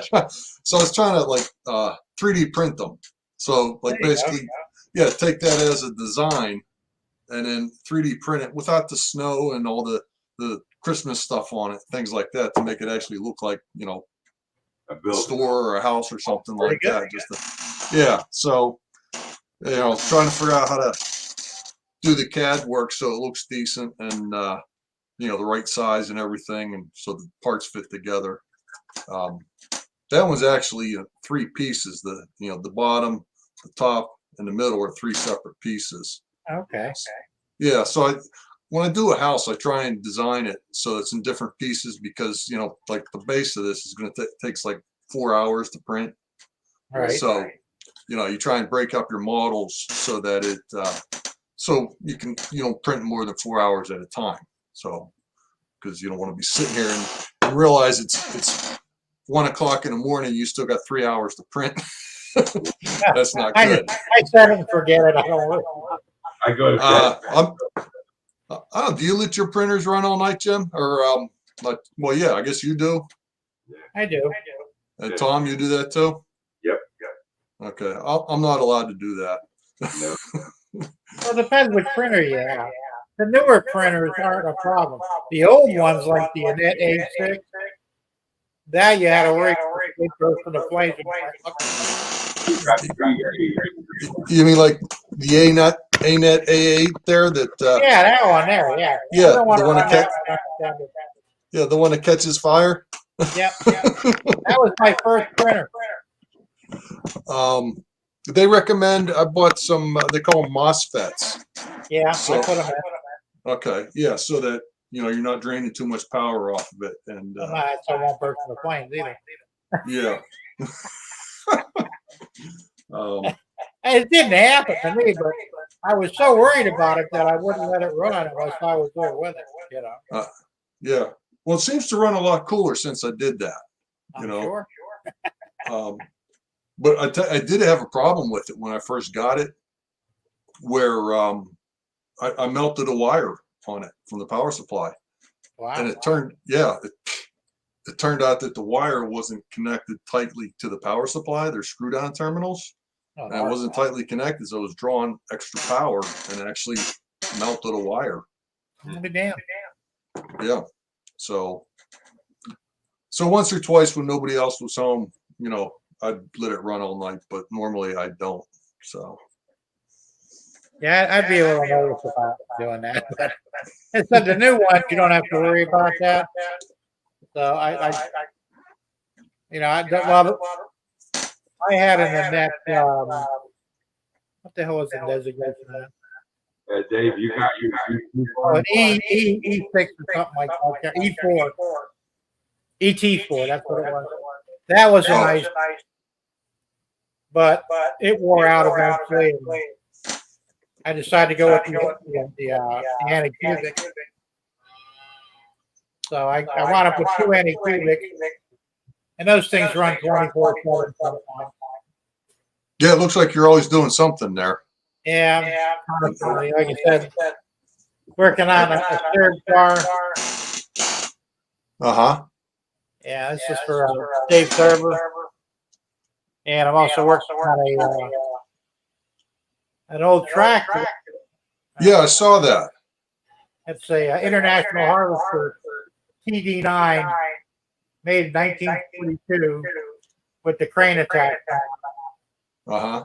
Now, is that all one piece? Oh no, there's many pieces. Oh, that's right. I did see you had the top. Yeah, two. Yeah. So I had to design the boom, the base structure, the part that the boom lays on. So the only thing that really was the file was there for T7, which was slightly different. I made modifications and turned it into a T9. Basically, this has got a square hood instead of a rounded hood. So that's was the difference. So it's coming along pretty good. I think I'm going to sell it in kit form. Yeah. Hang on. Is there still an echo? Yeah. Yeah. I Am think I you're hearing you from your end. Oh, I know what. Yeah, let me get some earphones in. That's right. Yeah, that does cause a problem. I forgot. Okay. What did you say before, Thomas? No, that I was saying echo. Oh, I'm sorry. That is my fault. I forgot to do this. That's all right. Happens every day. I even have them sitting here. There we go. All right. That's yeah. better, huh? Echo. Yeah, now they're gonna mess with me. Hey, what do you It think? wasn't me, Derek. It wasn't me doing the echo. I had echo earlier because I was having issues with the OBS, and it's like, what the hell? Are you right on your walls? Yeah. That's pretty cool. Live with you. Yeah, I started. I put that up there about a week ago. So when I do videos or something, you can, put the topic of your video on there. Like a radio board. Yeah, I don't know. That's neat. That's a good idea. I never thought of that. When you're done, bring it on. Yeah. Oh, I thought it was an idea. Hang on there. Need a longer cord for my.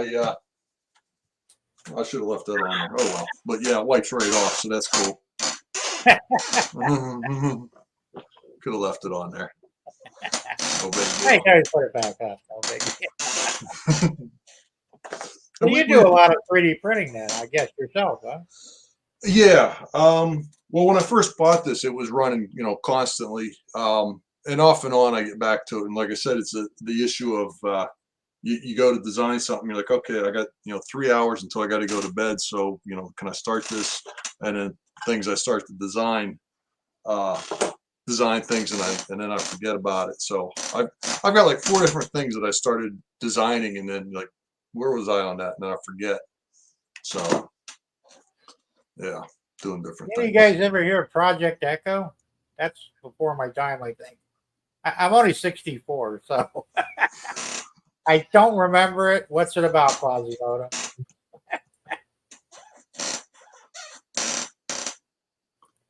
Probably something to do with echoing, huh? Yeah, I don't know. No, why would that have to do with that? We were talking before about wire and connectors and stuff. Right. You guys ever use like these guys? Yeah, I've got some of those. Terminal block. Yeah, I use them all over the place. Yeah. Yeah, and there's some here, and I find they're handy because you can actually connect more than one wire, or you put the spade connectors on it, so you can get more than one in there. Right. So yeah, so these guys are handy for like my Lionel activation wiring, to wire up the accessories like the gate man and crossing guard and things like that. So that's the kind of thing I use those for. Well, for example, like I have a lot of terminal blocks for like my NCE AOU01s. They have 14 pins on them, and from the BD20s, you send 2 wires from the BD20 to the AIU01. One's for ground and one's for the plug into one of the pins. Well, the ground wire, they only have 2 ground ports on the AIU01, so I just run one wire to a terminal block jump all those wires, and then I can plug in, and then I Yeah. have my grounded. So that works a lot easier. Yeah, so they're nice and neat. And yeah. So you're not under there soldering things and burning your hand upside down under the Or just solder on your Done that. I try not to do that anymore. It's a real pain in the ass. Pain in the face, actually. Nothing like a hot right in the eye. Also use these Phoenix connectors sometimes with the No, plug those are in there. Yeah. So I mean, this is the kind of thing that you would use. Like I have a box with the switches on it, things like Right. that. So you would set that, you would mount that on the panel or like on the side of it. And you solder your wires to it, and then your external wires, you know, you can screw into that. Trying to show you there. It's a black terminal. Pretty There cool. you go. Yeah. So that's a pretty handy thing that I just use sometimes. And the thing is, I went and ordered these because I thought they were 8-pin, and I got a whole box of, I think, 50 of them that are 3-pin, and I'm like, great. Tell you what happens. They're good for like power, you know, from the power supply, because you only have plus and minus. So, but yeah, actually I needed 8-pin, but whatever. Daryl's got a question for you, DB. So what do you model? I guess So you mean as far as what scale or 3D printing? Okay, I have my main one is HO, and I also have a Lionel layout underneath that. And in the closet, I have an N scale layout. And you're covering everything now. yeah, just about. Yeah, it ended up, you know, I started with the HO, and at one point I was in a hobby store, and they had this Lionel train up there. It was O scale, and I was like, it was a Marine Corps train, so I was like, I gotta have that. so I bought the thing, but I didn't have a layout for it. So like, okay, we gotta find a place to put a layout. So I made space. Yeah. So I would have loved to have gone old scale. The only thing that kept me from doing it was the space and the money. yeah. You know, I mean, DCC on O scale that's crazy. $2,000 per loco. That's a little above my pay grade. Right. Well, actually, what I did, the N scale was kind of an accident because I was doing the HO, and I wanted to put like a sky bus up above. Right. And I was like, you know what? I'll make that N scale so it's smaller, easier to work with, takes up less space and everything. So I set up the N scale and bought 1 or 2 N scale engines. And then I had more of them, and I was like, well, all right, we'll put a layout in the closet over there. So that's how that ended up. So yeah, I tried N scale at first, and too damn small. My eyes weren't that great at the time, and I sold everything. I started a layout in N scale. I sold everything. Went back to because I originally started HO scale many years prior, and I said, you know what, I'm just going to stick with HO.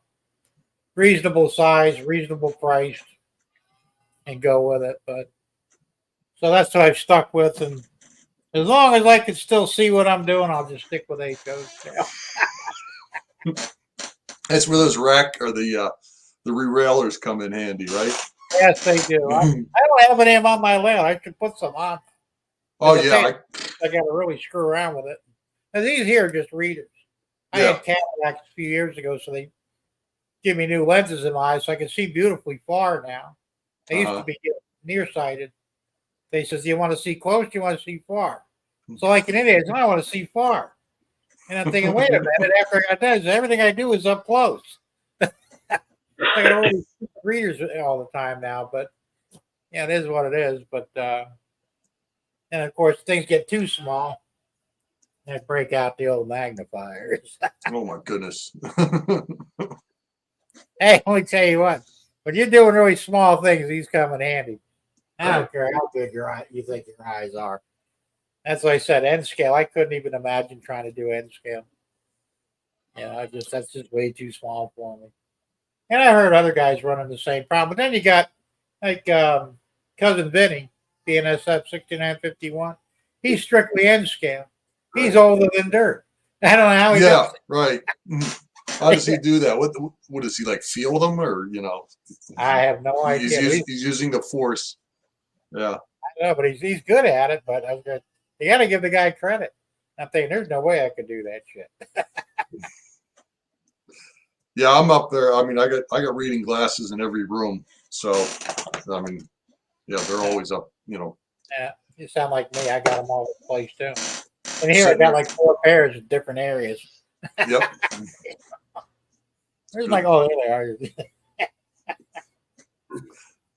How you making out, Thomas? Are you still you using reading glasses yet, or you? Oh, yeah, he got them. Okay. Hey, we're all there. Well, I didn't have to get glasses until I was like 58. Oh, okay, good. That's Yeah, cool. everybody used to say, "Oh, your eyes are going to go bad at 40." Mine did, and then when I got 58, then it was hard to start reading inside buildings. Now I could take a piece of paper with fine tip on it, and inside I had to wear these glasses to see it. I take the same piece of paper outside in the sunlight. No, I don't need no glasses. So Hey, I originally. how you doing? Well, I guess first of all, Derailed Daryl's asking about the YouTube the chat replay. So after we're all done, and you're done with the live stream, then he should be able to see the chat when he watches it later. right. After like 24 hours, I think.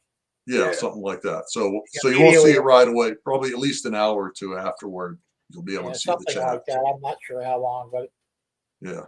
yeah.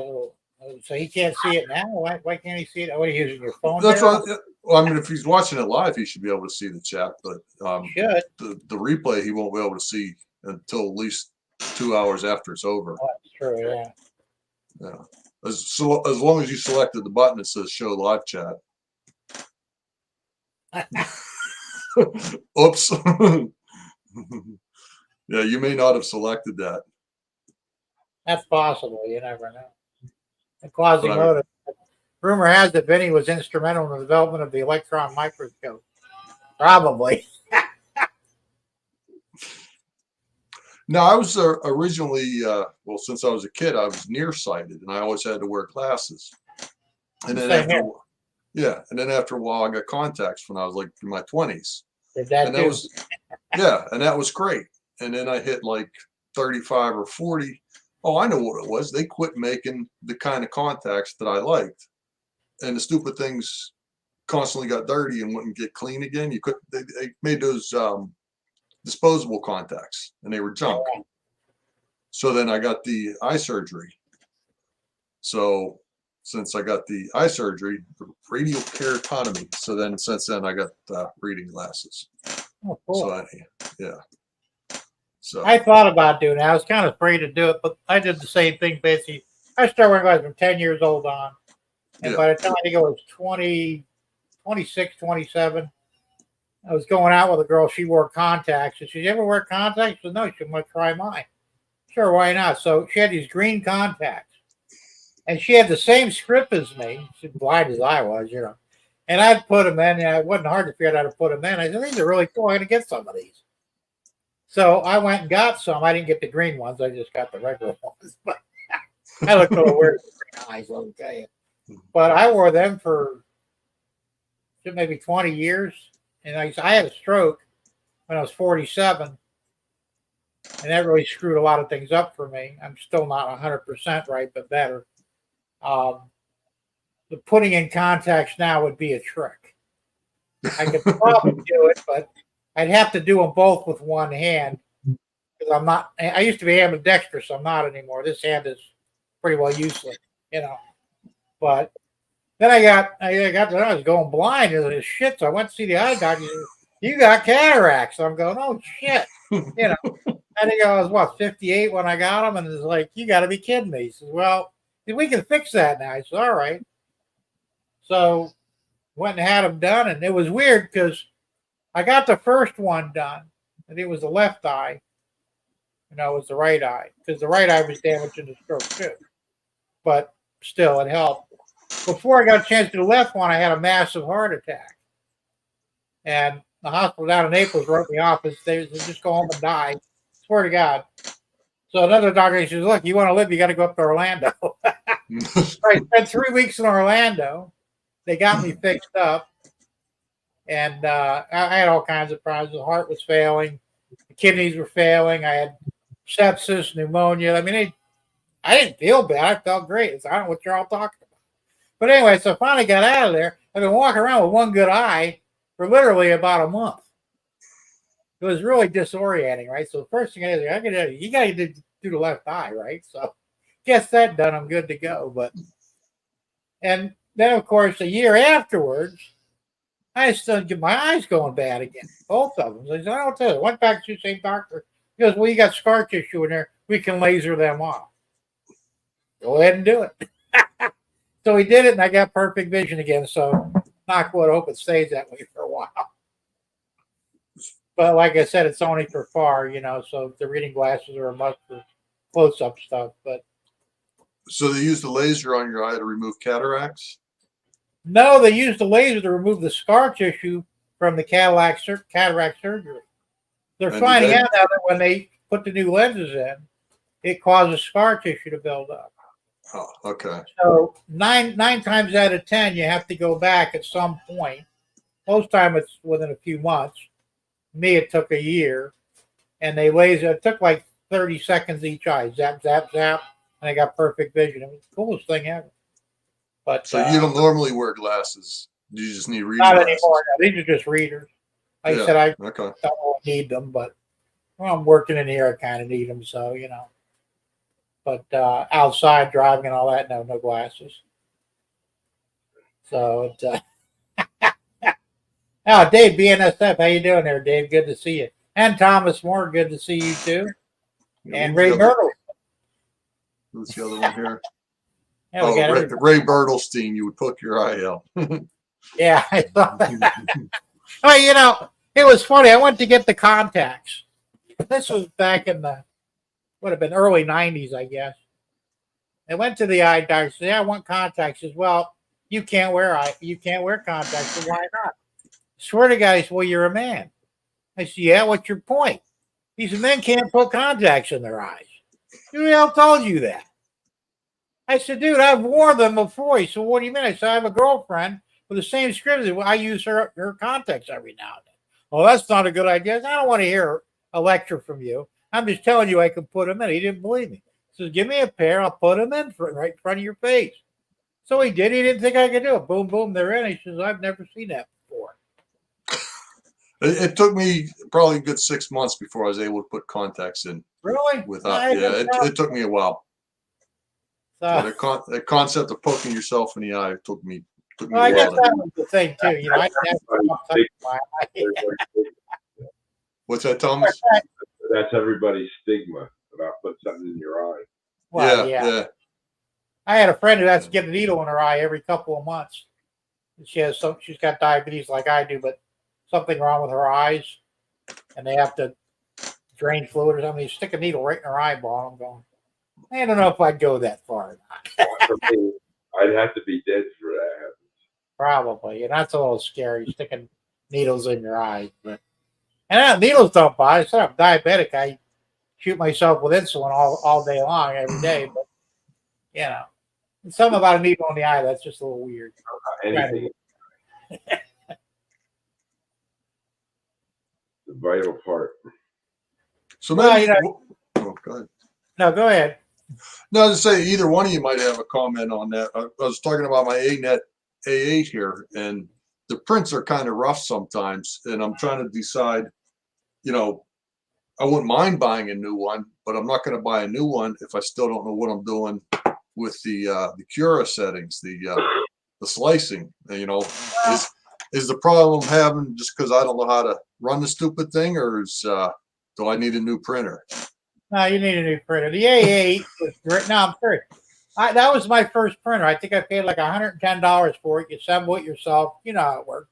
Yeah, and about $140. I did all the modifications to it and all that. Yep. And I had it for about 2 years, and I was getting fairly good at it, but I didn't like it for that reason. It wasn't consistent. Hmm. The new printers are self-leveling, the beds, which is you got it. That's why I bought the Anycubic, Right. because it's a true self-leveling bed. Thomas has the same thing as mine, and he's had not so good luck with this for some reason, but I've had good luck with mine. I've probably got, I'd say 1,000 hours each on mine. You know, they run constantly, and I've had very little problems with them. But when so it prints, it's good. the prints are beautiful, Yeah, and you really have to try to screw them up, even in Cure. Because Cure pretty much, if you have the latest version of Cure, which you should, hopefully, it I think does. there's one more, but I haven't Is bothered there? to update it. Yeah, you should get. It's free, but you should get it. Yeah. It does fix a lot of the problems of the previous Cures. So you really, like I said, you got to really start screwing around with things if you want to mess it up. But if you do with the I guess basic, it's, yeah. the basic settings will work 99% of the time. right. And The they're only thing I change is whether I use a skirt or a berm. That's it. yeah, that's always a Yeah. question. Model Some may people want to have a, yeah. which is just a line around. Yeah, I the use a brim. brim, of course. They also got Yeah. another thing called a what's the other one? The raft. The raft is interesting. I've used the raft a few times on small parts like these here. They're really tiny. Like it's, yeah. And if you print these on a raft, you have to slice them off the raft. But yeah, they're small. Oh, there is a part there in his hand. He's not kidding. They print beautifully on a raft. It's the only way I can print it, you know. But then again, you take something like this. This is a ladder, HO scale. Uh-huh. Yeah, better. I print this with just a skirt, and I'm printing long ones, and I cut off what I need, and that's how I actually got the ladders for the syrup car. So I printed those. And Nice. I'll tell you what, I don't know if you can print something that small on the A8. I really No, don't. you can't. No, you can't. So these newer ones, you can do it. Yeah. And of course, What's that, Tom? You can get more smaller things on the newer one. Yeah, Yeah, okay. Everything on the newer one. There's trying to think. I guess anything smaller than, so that's like a rail for a sled, for a sleigh. oh yeah. So that's about the smallest I could print. Now that goes on. I printed this 2 years ago and still haven't finished putting it together. But No, it came out pretty good though. Yeah. yeah, it's not bad. Actually, if you look at like here and like these parts here, I mean they're pretty choppy. So Yeah. Well, like I said, a lot of it's orientation too. How you Yeah. orient the build on there. I've had to play around sometimes and lay something on its side or stand it up. You know, like when I did this tanker, the main body is one piece. I stood it up to get a better print. yeah, So because I wanted these end caps here, these end bolsters, I guess you call them, they wouldn't have came out right if I laid it flat. right. So if I stood it up and used used supports, it came out perfectly. And that's just something, like I said, you figure this stuff out as you go. You can experiment, but you'd be better off getting a newer printer without a doubt. And I would recommend the Anycubic or the ET4, which is the Annette version of it. Another good printer. They're both self-leveling. What do you think? That, What do you think of the Creality Ender? I was just gonna say that one, the Ender 3, Okay. is also a very good machine. And I think it's a little bit cheaper in price than the Anycubic is. I've seen them around $200. Yeah, it's not bad. I think I paid $230 for mine, but yeah, the Ender's a nice machine. You agree, Tom?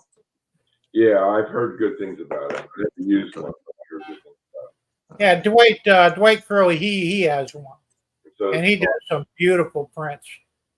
I mean, honestly, I paid $140 for that A-net, and I got my $140 of fun out of it. That's for sure. So, Absolutely. you know, I'm not, you know, it's not a problem to buy a new one. It's just I don't want to buy a new one and have the same problems if it's me. But You'll see a you're, big, Hey, Daryl, we'll see you later, man. you're saying it is worth it to get a newer one. yeah. Oh, absolutely. You'll see a big difference. Okay. Yeah, no, it happened. They're faster too. Are they the new really? ones, yeah, they're running a lot faster. I mean, you're looking at hours for some prints, but what used to take days now takes hours. Okay. Not really, but it's close. I mean, Well, like I said, this stick I took 7 hours to print, which isn't bad. that So sounds about right. I don't think I could have even done that on the internet.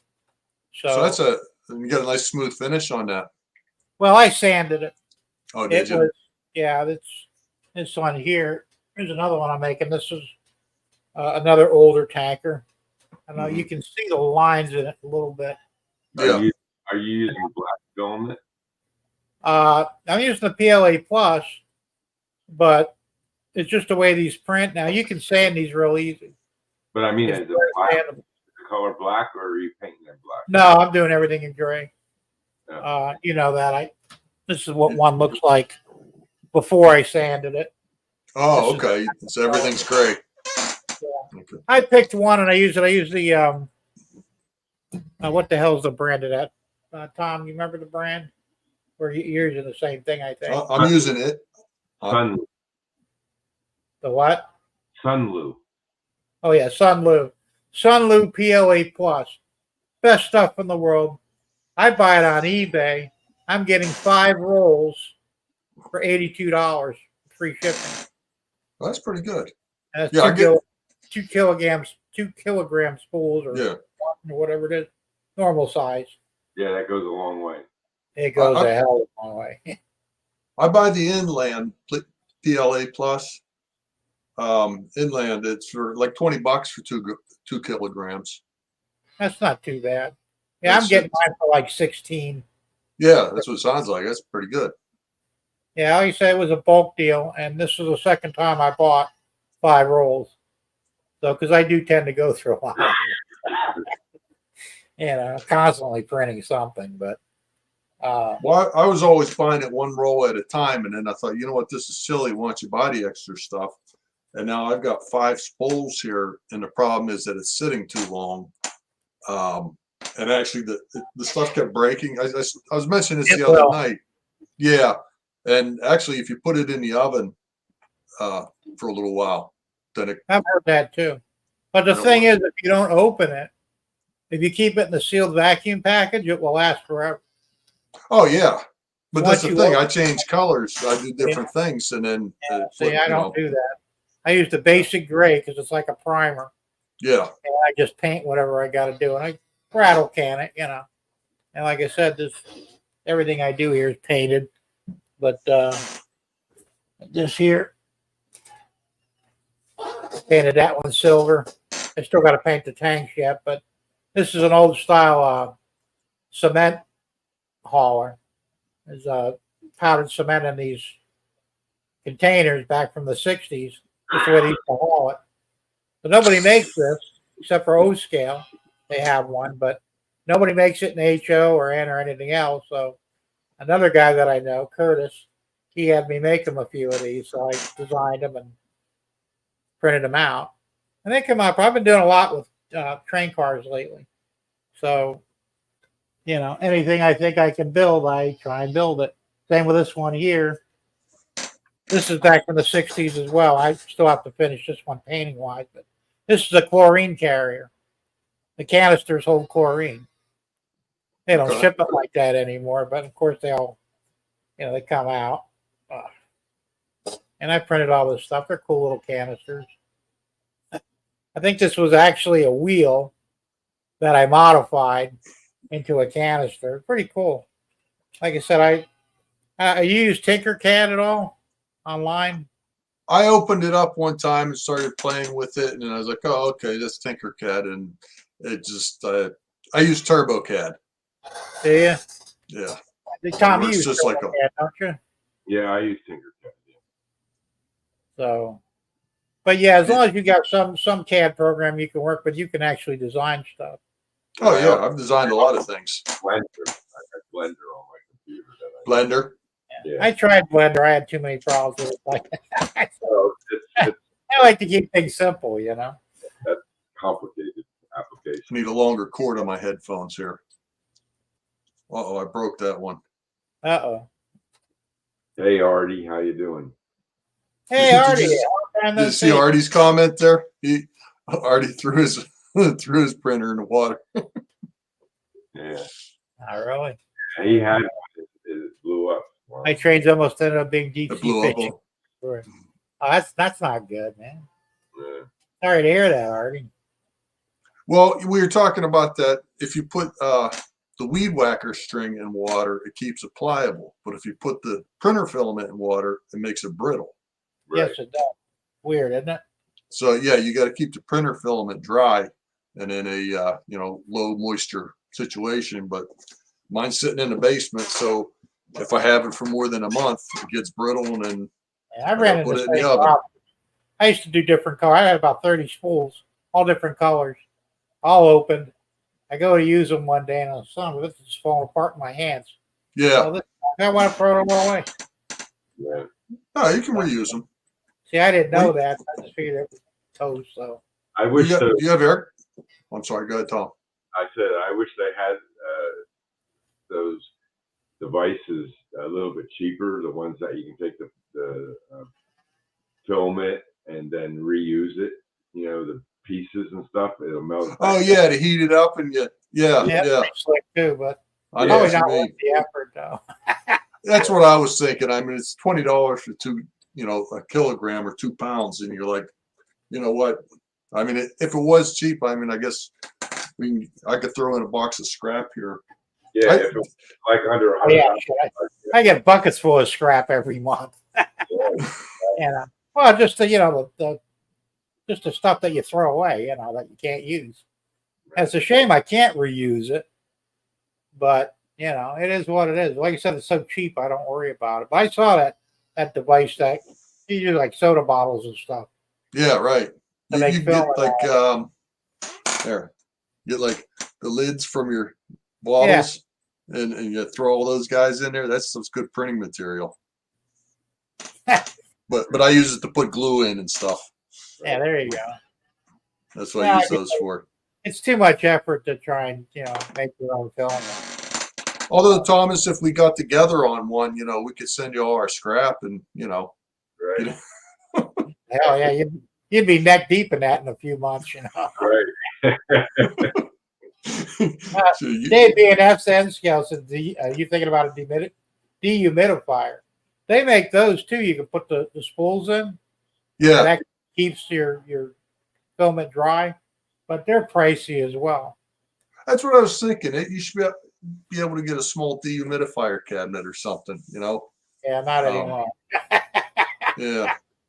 Well, I was going to put it in a dryer because we used to have a shoe rack or something for the dryer. You just put this rack in there and you Right. put your shoes on it, and then the dryer spins and your shoes get dry. Well, Okay. then I look, the dryer that I have now, the whole thing spins. So if you threw the filament in the dryer, it'd go clunk, clunk, clunk, and that wouldn't work. That wouldn't work at all. Yeah. Well, Yeah, the solution is use the shit as fast as you can. I guess that's it. I should just start making more shit, and That's what I'm saying. I don't. For me, a spool lasts about 2 or 3 weeks, and that's it. I'm running 2 machines, so you figure a couple of spools every 3 weeks. They don't get a chance to go bad. yeah. Interesting Well, I comment thought from Marty about the petroleum content. Yeah, I guess that's what it is. yeah, that makes sense. I'm not really familiar with how it's made, but Yeah, I don't Uh, care as long as it works. Right. exactly. It works. And so I started using the PLA Plus because it turned out it works better. Prior to that, I was using all PLA. I tried the what's that other one? Have you tried ABS? ABS. I tried it once, didn't like it, never again. You're working Well, with much. the thing with ABS, you have to have like a hood or a box around your printer, because if you have temperature fluctuations, you've got to keep that hot while it's printing. So you Right. got to put like a box. You got to have a box to put it in or something. And when I first started this, they had one at work it was in a cabinet, and that came out great. And the stuff, well, that cooks at like 250 or 260 Yeah, degrees. somewhere around there.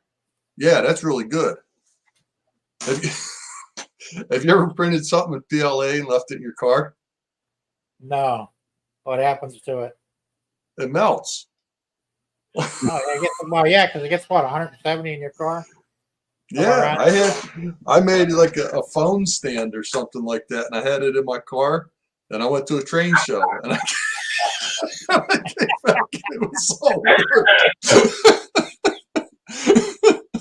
That's bad. So, all right, well, can't do that.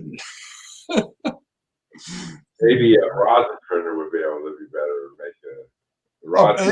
Anything, yeah. I mean, PLA is the lightest, Right. has Yeah, the well, they lowest got other melting stuff temperature. now. They got that PETG. I've never used that yet. Is that the And they squishy got- stuff? I think so. I know they got something that's flexible. Have you tried that, Tom? No, only ones I've used is the Sunlu and Anycubic. I'm sorry, would you? Anycubic and Sunlu. Those are the two. Oh, okay. Yeah, I don't think Sunlu makes anything other than the PLA and PLA Plus. But I mean, I haven't had a need to use any other stuff. Like I said, they got the synthetic wood. Some I don't know how that works either. It's plastic wood or something like that. Apparently, they put powder in it, like sawdust in it. That could be. I don't know. It's weird, but I just don't have a need for any of that stuff at this particular time. We need a demonstration on how not to do it. Well, come on over, and at least once a week, I can show you how not to do it.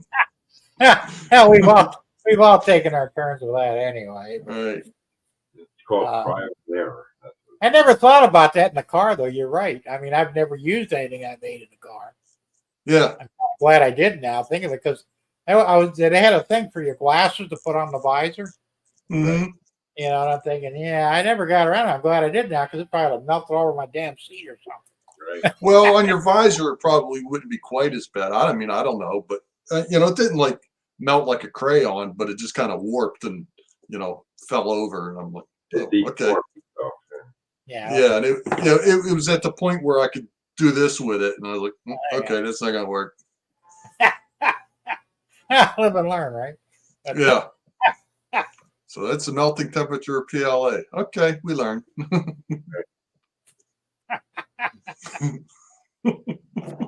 I never thought about it. I'm surprised, actually. I guess somebody has to, figure it out for us and Yeah, now you know. point out the folly of it, right? But, Yep. but yeah, no, in all seriousness, you would be better off with a new printer. Because that's like ancient tech, what you're using. It is. It was literally the cheapest one that I could find because I wasn't sure how I was going to get into it. And I was like, all right, we'll see what happens. So I was in the same boat, really, because I was leery about buying into it because I'm thinking that would be great. I could probably do it. Like my eyes started lighting up, all the shit I could make, Oh, yeah. I need this. But I didn't really I didn't have a concept of how it actually worked or anything. So I got the thing. I said, I paid $110 when I bought it from China, from a Chinese site. I think it was wish.com, one of them places, and it took 30 days to get it. I get the box and what the hell is this mess, But put it together, got it working and all, and started making a few things. Of course, at that time, I was using files that were available. And I made all kinds of work. I made a 4-cylinder Toyota engine about this big. Took me like a week to make it, It was pretty cool, though. I was doing a lot of stuff, but eventually I got to the point, well, this isn't going to work for me. I need something bigger and better, I am the same with computers. I started building computers when I was literally a teenager. I started out with an 8086 IBM clone. Now, if you don't know what that is, didn't have a hard drive. It was a floppy disk in them, 7 1/4 floppies or 5 1/4, 5, what they were. But it was useless. I mean, it was the stupidest thing ever. And I got so disgusted with it. I went to Radio Shack and I said, do you make a computer that can do three-dimensional graphic representations? And they looked at me and go, how many millions of dollars do you got? I'm going, you're kidding me? He says, man, you're talking about something that they might have at MIT or someplace. You know? He says, you're not going to find nothing like that on the market. Of course, it took many years before we got to where we are now. Isn't that crazy? Yeah, well, it is really because, like I said, if you had 256 megabits of RAM, you had the latest computer. oh hell yeah! I mean, like I said, you know, I was actually writing BASIC. I taught myself BASIC, and was writing. Well, they were pretty pathetic by today's standards, but at the time they were cool. You know, games and stuff like that. But it was a joke because you know, the floppy would hold 360K of info. It was nothing. You know, you had 10 of them to even write even a basic, you know, program, and it's like you got to be kidding me. No, dude, on your phone. I had, Yep. I had an application for accounting on my computer, and floppies doing this and that all the time. Yeah. And then Windows 3.1 with 7 disks. yeah, we got 1200 baud modems. We thought, wow, that's lightning speed. I got one of those, and well, it was the 300 baud, I think. Yeah, 300 was the first ones, and then they got took a full day to print a photograph. Right. You know, and then when they finally, the latest one I got before they finally went, you know, cable, but it was 5,300 baud. I think 5,000 like that, and I could do a picture in like 2 minutes, and I'm going, wow, this is the cat's ass. But I mean, you know, and the internet. I was what they had them. They were called BBSs, bulletin board Yeah, systems. board. There was no internet then. Yeah, exactly. I belonged to mostly it was porn, you know, naked women and stuff like that. On there was hardly anything. And the guy who had the BBS, he says he gave everybody 20 credits to the internet. Well, none of us even knew what the hell the internet was, you know. This is back in what, the late 70s, somewhere around there. But so I decided to get on the internet. That was a joke. Nothing like it is today. You know, it was just basically a lot of written material. That was all it was. And so I said, screw that. I'm not going to mess with it. The girl I was hanging out with at the time, I was living with, her daughter. She got her on AOL. Remember AOL? I come home from work that day and, yeah, the kid's on AOL. And I'm like, what do you watch? AOL. I said, is that the internet? She goes, yeah, why? I said, man, it's changed a lot in the last couple of years. So I immediately got onto it, right? Got AOL for myself. It was all dial-up at the time, remember. They didn't have cable yet. And aside from getting kicked off every 15 minutes, it was really cool because all the stuff that was on the internet. And of course, look at it today, you know. But well, a lot of this stuff, I guess, when it first started, was like companies doing their advertising. It was that in chat rooms. I mean, this kind of thing, you know. Right. Or trying to find, you know, like a hobby group or something like that. It was unheard of. But yeah, I mean, all you could do was chat, you know. Pretty much. Yeah, I remember the chat rooms. And like I said, most of it was actually pornographic anyway. Right. To some degree. Well, you know, that's what initiated or helped instigate the internet speeds and everything because of that. Oh yeah. Not surprising. That's what, you know, I don't know, funded or helped expedite the your network speeds and everything. Oh yeah, I remember when they first came up with the, you know, high-speed internet. I was on a waiting list for 2 years. You know, and because they were going door to door saying, would you be interested in high-speed internet? I said, well, how much better is it than dial-up? He says, oh man, he says, dial-up's like a turtle. This is like a jackrabbit. I said, all right, you know, I said, when are you going to get it? He said, well, we're not sure, but you can pre-sign up for it. When as soon as it's available, you'll be one of the first ones to get it. Where do I sign? 2 years I waited for it. Finally, come knock on the door one day. Is he ready for your high-speed internet? Really? Is it time? And it was like unbelievable, you know. It's just well, like, where I built my house, they didn't have cable out in that area, and the only thing I could get was 56K DSL line. and that's what I had to get on the internet with. What a, Yeah. you know, and I was 1,580 feet away from the central office from the phone company, and the maximum limit was 1,500, and we had all kinds of problems.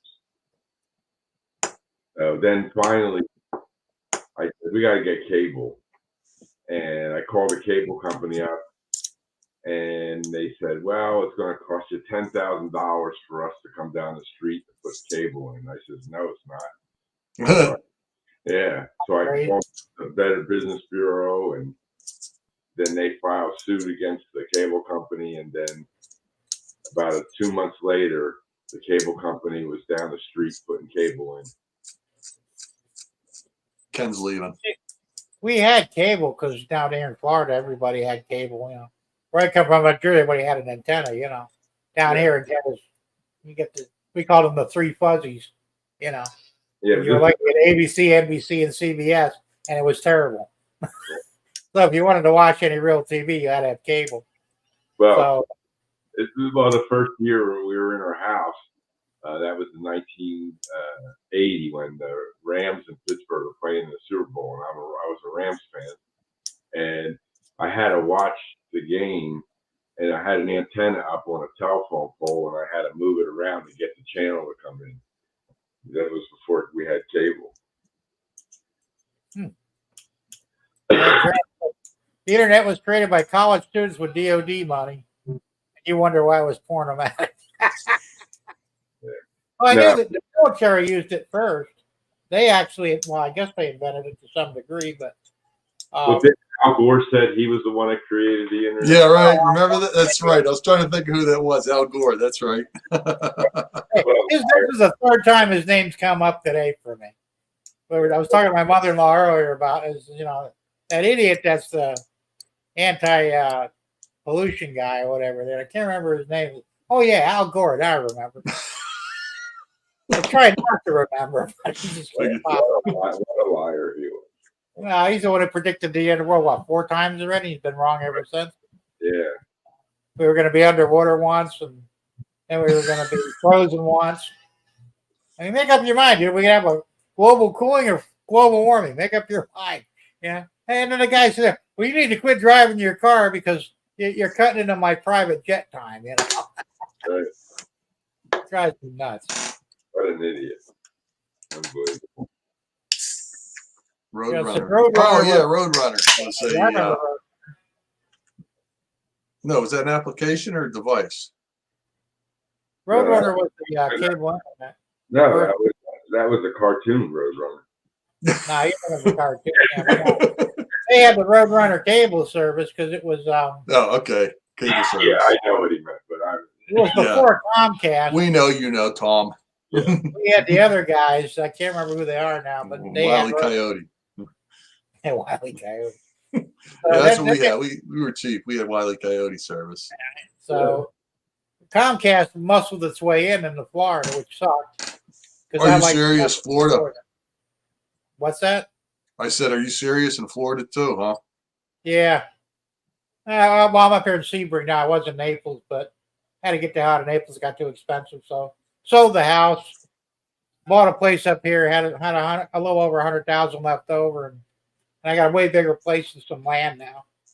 So it was time to get out of Naples. You're in Jersey, aren't you, Tom? yes. Yeah. Okay. Do you have Comcast? What do I have? No, Service Electric. Oh, no kidding. Okay. Well, actually, I have Penn Teledata because I have a large pipe coming into my house. They're an internet provider, and I have a static IP address. Okay. I looked into getting FiOS, and actually that turned out it would be more money or just as much. Yeah, I looked into that too. Same When I lived on the other side of the state, I had FiOS there. That was what got me out. Never had a problem. Never had a problem. You say you never had a problem with it? Nope. Was it more expensive? No, I was paying $89 a month. Oh, shit, I pay 90 a month now. I had 2 internet pipes into my apartment. I had 2 of them. So it was 160 altogether because I had 2 internet services.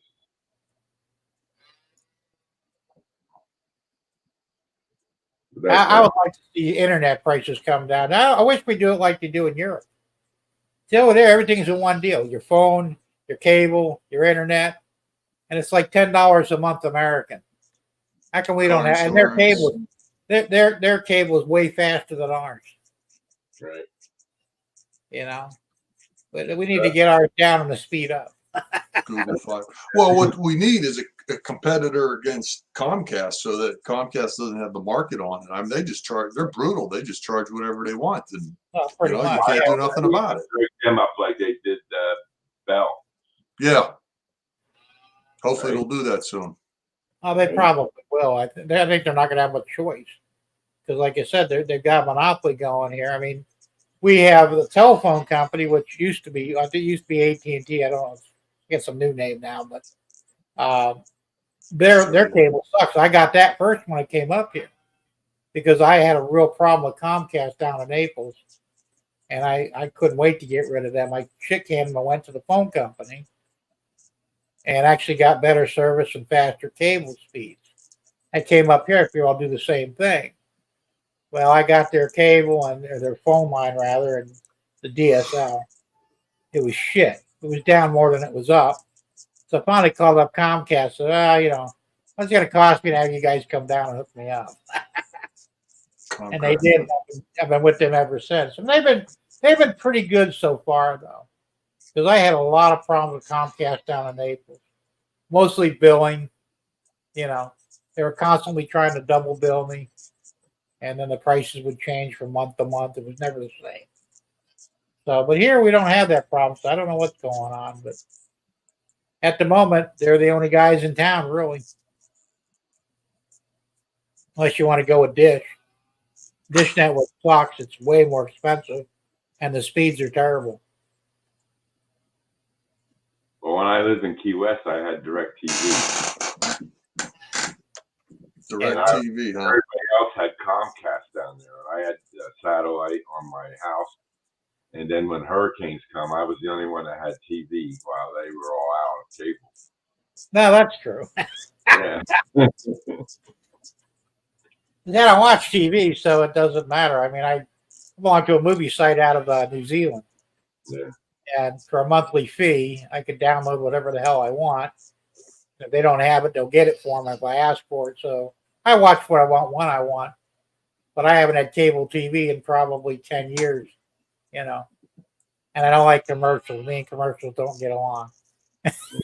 So, Well, living in Key West, the main channel I watched was the Weather Channel. Had to keep an eye on it. yeah, right. It's funny, Artie. Artie says he's got Australia has the slowest internet. Is that really true, Artie? Can't be. Really, it might be. I don't know. Well, it's down under. That's why. There's always negotiate your, which I do. Every year I have to go down and come up with a new deal. But so far they've been pretty good for me, so not complaining. Gerald says Spectrum, they have a package deal, $250 to $300 a month. That's a bit more than I can afford. Well, mine's $200 a month. Really, that's a lot of damn money, man. Yeah, it is. For what? For internet and crappy cable. Yeah. Well, I was paying close to that when I had the cable, but I said shit can the TV up here. Well, I got the movie site. What do I need TV for? So just internet straight up. I've got the 1,000 megabyte or gigabyte or whatever it is. Service. It's 1 gig. Yeah, 1 gig down, 25 up. We should have better upload speed, but I'll take it. And I'm paying $90 a month, so I'm not complaining. But every year they try and get me to, put the cable back on for the TV channels. You keep your cable and shove it somewhere, I just use YouTube TV. I use YouTube TV. You use Roku? YouTube. YouTube. Yeah, they have TV, and I subscribe to that. That's like $60 a month, and I get all the channels and whatever I want. True. Yeah. And you don't get the advertisements if you pay for it. So. Yeah, well, you do get advertisements. Do you? on it. Yeah, That's why you don't get them if you pay for it. Or no, is that a separate service? I'm a premium user, and I still get advertisements. If you switch to the Brave browser, you won't get the ads because Brave automatically deletes the ads. Yeah, no, but I'm on my TV. I don't bring up a browser to get on YouTube. Yeah, that's a good browser. Boom, click it, it comes up. Yeah, YouTube TV is a little different. I forgot about that. Yeah, But I'm so spoiled now. I just can't deal with commercials. Commercials piss me off. They just do. yeah. Well, you say, okay, I'll just change the channel and watch the other channel. No, they have commercials on all the channels at the same time. Oh, I know they do. They got wise to that shit real quick. Right. So I leave when a commercial comes on. I leave. Sometimes they're not commercials; they're infomercials. They're on for 2-3 minutes. I go, what the hell was I watching? I don't even remember what I was watching. Yeah, right. The Gerald says Google Fiber 1G is $75 a month, no taxes or fees, and $100 for 2G. That's not bad. Ziply They don't Fiber. offer that here, unfortunately. Yeah, but then again, Mr. Google spies on everything. Well, that's true, but so every time me and the wife talk about something in the house, a couple of days later, it's plastered all over the internet. Right. You know, she thought she might need glasses. She's got cataracts now, but she said, I might need glasses. I don't know, maybe. I said maybe you need to go see an eye doctor. So she finally did, but now it's seen all these advertisements for eyeglasses. Right. Never looked on the internet for it, so I mean, the phone picks it up, I think, and transfers everything. Like I said, if I talk about car tires, next thing you know, car tires will be all over the internet. Whatever I talk about winds up on the damn internet. Right. And I don't. God forbid if you browse one thing, man, then you start getting all. Oh, that is all over for sure. Right. But now I have a Nest thermostat, the Google Nest thermostat. Yeah. I understand there's a speaker in that thing, and they actually do listen to you. So I took it off and I put my original Nest thermostat back up, which doesn't have a speaker, not tied in with Google before Google took it over and ruined it. And I'm sure that's saving me some aggravation down the road because, I mean, not that I'm doing anything that would get me in any real trouble, but it just still pisses me off. It's You none got of their nothing business. better to do than to listen to my conversations, really? Yeah. Real criminals out there, you ain't listening to them. No, you're listening to us idiots. What the hell? Alexa. Yeah, I can imagine. Yeah, I will never have to like They this. that feature on my Nest. I just disabled it. Do you? Yeah. Yeah, because you're big on the Alexa thing. My stepdaughter brought over an Alexa one day. She was going to give it to us. So you take that, put her out on the fucking trash. Let it talk to the dog. Yeah. I said, that's not going in my house. Not happening, But I have no need for a lot of that stuff, so I don't worry about it. But it's kind of cool in a way, but, like I said, I really don't have a need for it. Not yet, anyway. I don't see the need for it. Yeah, maybe another 30 years when I'm bedridden. I used to mess with my son has one of those, and he had it hooked up to like lights and different things like that, and the thermostat, and he'd sit there and say, Alexa, turn up temperature, or Alexa, turn off the living room lights. So I'd sit there and say, Alexa, take out the trash. I don't know what to do. Alexa, the front door is open. Sorry, I don't know what to do. Funny, my Alexa tells me when to take out the trash. Are you serious? Yeah. Yeah, she got you trained, don't she? I set that up as a reminder so I would know when it was. Actually, that would be handy, to remind me every Thursday, But actually, I guess my phone can do that too, right? Yeah, that's true. Yeah. Yeah, Yeah, but I don't have my phone at me all the time, so. No, I mean the Alexa really doesn't know when your trash is full, but you're just saying that Alexa knows when the trash company's supposed to be coming, right? Right. Yes. It's a Okay, schedule. you don't have a sensor in your trash can or anything, right? No. They do make smart trash cans, by the way. I have They're a very expensive, but mailbox, and I You have get what? a sensor in my mailbox, so when it opens, the door opens, I can know it's on my phone. You have mail. yeah, Yeah. that's fun. That's Well, hooked up to the doorbell. Okay. Do they still have those?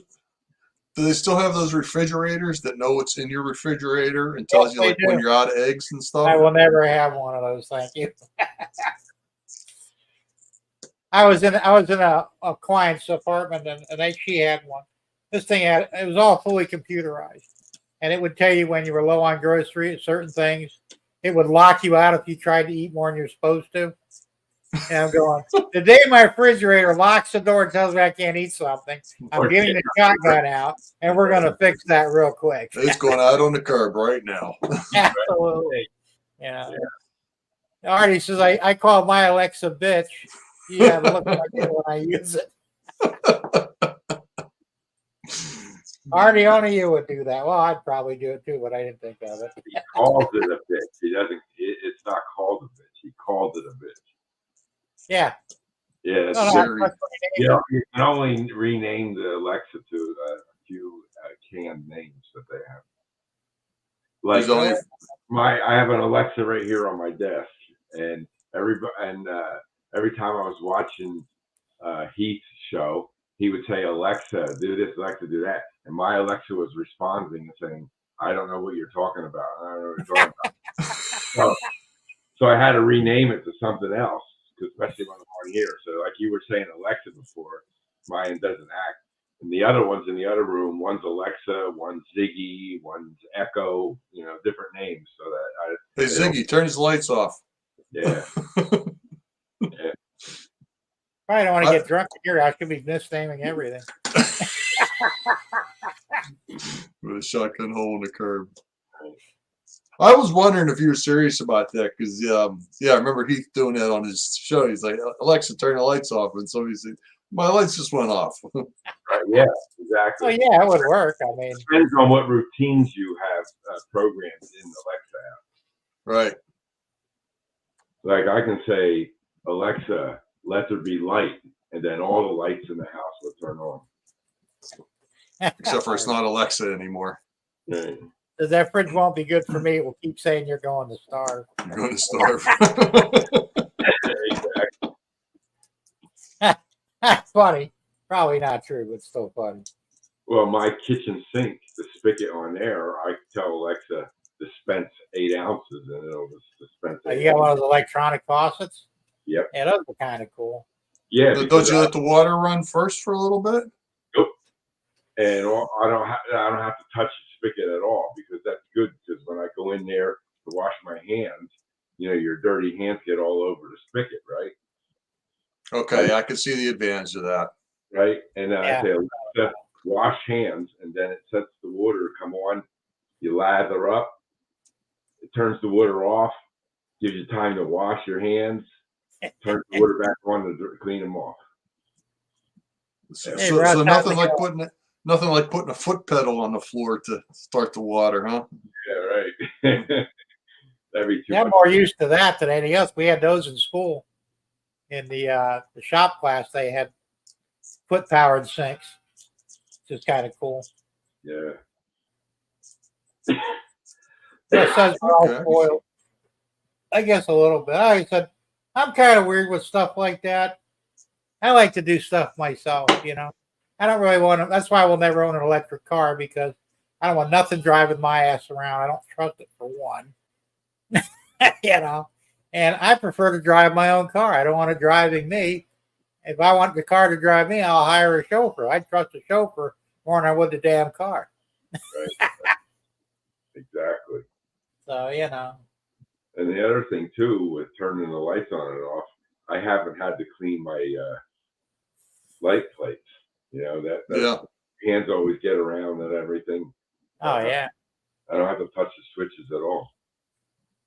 Quasimodo. My wife left a note on the fridge saying, "This isn't working. Goodbye." I hope it didn't. It was fine. All right. Now we know he's doing the bad jokes tonight. I guess. Yeah. What are you gonna do? Oh, it's true though, probably. That's funny. Well, gentlemen, I gotta leave now. I gotta make dinner. I haven't eaten yet, so I'm gonna. You haven't eaten yet? Jesus Christ, it's 10 o'clock, man. Yeah, I know. That's all right. Oh, that's not good. Well, thanks for having out with us, man. That was fun. When Yeah. I eat lunch at 1 o'clock in the afternoon at work, and then when I come home, I'm really not that hungry, and I like to get working on my layout because I'm working on many projects and want to start Yeah. getting things done. And then it's just so I'll just cook up some pasta real quick, and that'll be it. There you go. Yeah. Sound like a bachelor. That's a Yeah. bachelor dinner there, man. Yeah. Been there, done that. Yeah. All right. All right, Tom. Well, thanks a lot, man. We'll see you next time. Yeah. Have a good night. Yeah. Tuck I'll let All right, Tom. your face good so you won't be hungry tomorrow. yeah. Take it easy, guys. All right. right. Bye-bye. Ah, funny guy. That was pretty good. Yeah, it's true, though. Let's see who else is going away here. Dave BNSM scale. Good night, Dave. We'll see you. Thanks for hanging out. And Because if you're watching StreamYard, it doesn't tell you how many are logged in. no, it doesn't. That's why I said StreamYard really does kind of suck. But basically, I'm showing 12 watching now. Oh, okay. You got it up on a different one. Well, I got it on my laptop here, so it's kind of a monitor. And 20 likes, so we must have had more at one point. Guys come, guys go, So, Yeah. but 1221. Okay. so it is what it is. Like I said, I won't be using StreamYard often. Every now and then I might use it though, just so I can do the guest because OBS doesn't allow me to bring a guest in. Mm-hmm. So, and I want to eventually go to vMix because it will do all those things, but $350 for a lifetime license, which isn't that bad, but I don't have it right now. It's going to have to wait till after pay my property taxes. That's the priority right now. But I think that's what I'm doing. I like StreamYard. It's pretty simple, but I can't use the wireless cameras with it. No, that's one of the problems. Even if you get the one you pay for, the StreamYard, you can still want to use one other camera and not wireless. No, you can use actually. You can. I don't know. I've done it with like 5 of them up there. Well, yeah, you could do the virtual thing, but No, yeah, Thomas he explained how to do multiple cameras. So yeah. you're right, you can. But I just don't like it. I like OBS. I taught myself to use OBS, and I do better with it.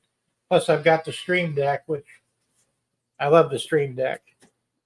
Well, Sparky used to do it. He'd have 9 people up there. Well, he uses Stream Deck or StreamYard too, doesn't he? Yeah, Sparky does. And well, Heath likes his OBS because Yeah. he's got a lot of other custom things that he puts in there. Exactly. That's why I like the OBS too, but the OBS doesn't allow for guests, and it doesn't do the the onboard the chat to put Right. up on the screen. I have a third party I was using, but it screws up more often than not. Halfway through my stream, it'll lock up, and I have to start the whole thing again. It's a pain in the ass. So I got to find some way around that. That's why I'm using StreamYard tonight. But I started off using StreamYard. It was fun, but it was limited to what I could do with it. My keyboard Like I is said, not I my use- Stream Deck. Yeah, I use the Stream Deck is great. It's good for all kinds of effects, multiple cameras, multiple screens. You can do all kinds of stuff with it. So I said, I got to get one of those. But because I started the OBS without it, and I was still limited what I could do. So I said, I want to be able to do more. And so I want to get hey, Florida Railroad Dog. How you doing, George? Good to see you. Oh, So yeah. that's where I'm at with it, but I don't know. I just wish that somebody would come up with a good free program that would do everything. Yeah. But nobody's done that yet. Yeah, they need to combine some of the options there. Well, that's what they need to do. I was hoping that OBS, they do bring in more things more and more over time, but they're very slow at it. Like whoever designed OBS, they need to do the overlay. Like I said, being able to bring the chat right on the screen. If they would do that, I'd have no issues at all with them. They have a third party for guests, but it's so complicated that I don't want to fool with it. I like simple shit. Push a button, it works. Right. Well, that's a nice thing about StreamYard, the simplicity of it. It is really, it is a good thing, but but it's limited in other ways. So yeah, I think they do that on purpose, to be honest with you. We'll give them this, but we won't give them that. And if they want to hold back, we're going to charge them for it. I'm like, oh shit. Yeah. That's like when I do videos. I bought a thing called Camtasia. That cost me $250. I love it. It's a great program.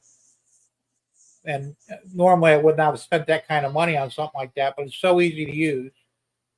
And I get really professional videos out of it that was worthwhile for me. So now I bought the maintenance program with it, $50 a year.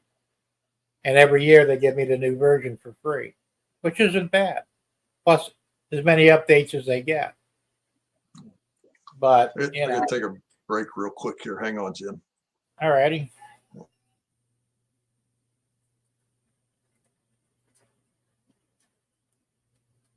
Hey, Tom Stranger Thing, you still on here? What's that? Streamlab OBS slobs. Slobs, okay. Yeah, to combine the two. I tried, Tom, and it was slowing down StreamYard so much running OBS through it. I mean, it worked, but there was so much lag time, and I was getting errors on occasion. It would kick me off of StreamYard. If I what, screw this, just for tonight until I figure out what to do with OBS, I'm going to go ahead and use StreamYard. Hell with it. And it's been working out pretty good, but Gerald says I can run. Yeah, you can run Stream Deck on StreamYard. As a matter of fact, you have limited capability with it, but yes, it will work to some degree. Because I looked into that too, so just in case. But like I said, I'm probably going to go ahead and get the vMix at some point. It just seems like a good idea. And, it does everything, which is what I wanted to do.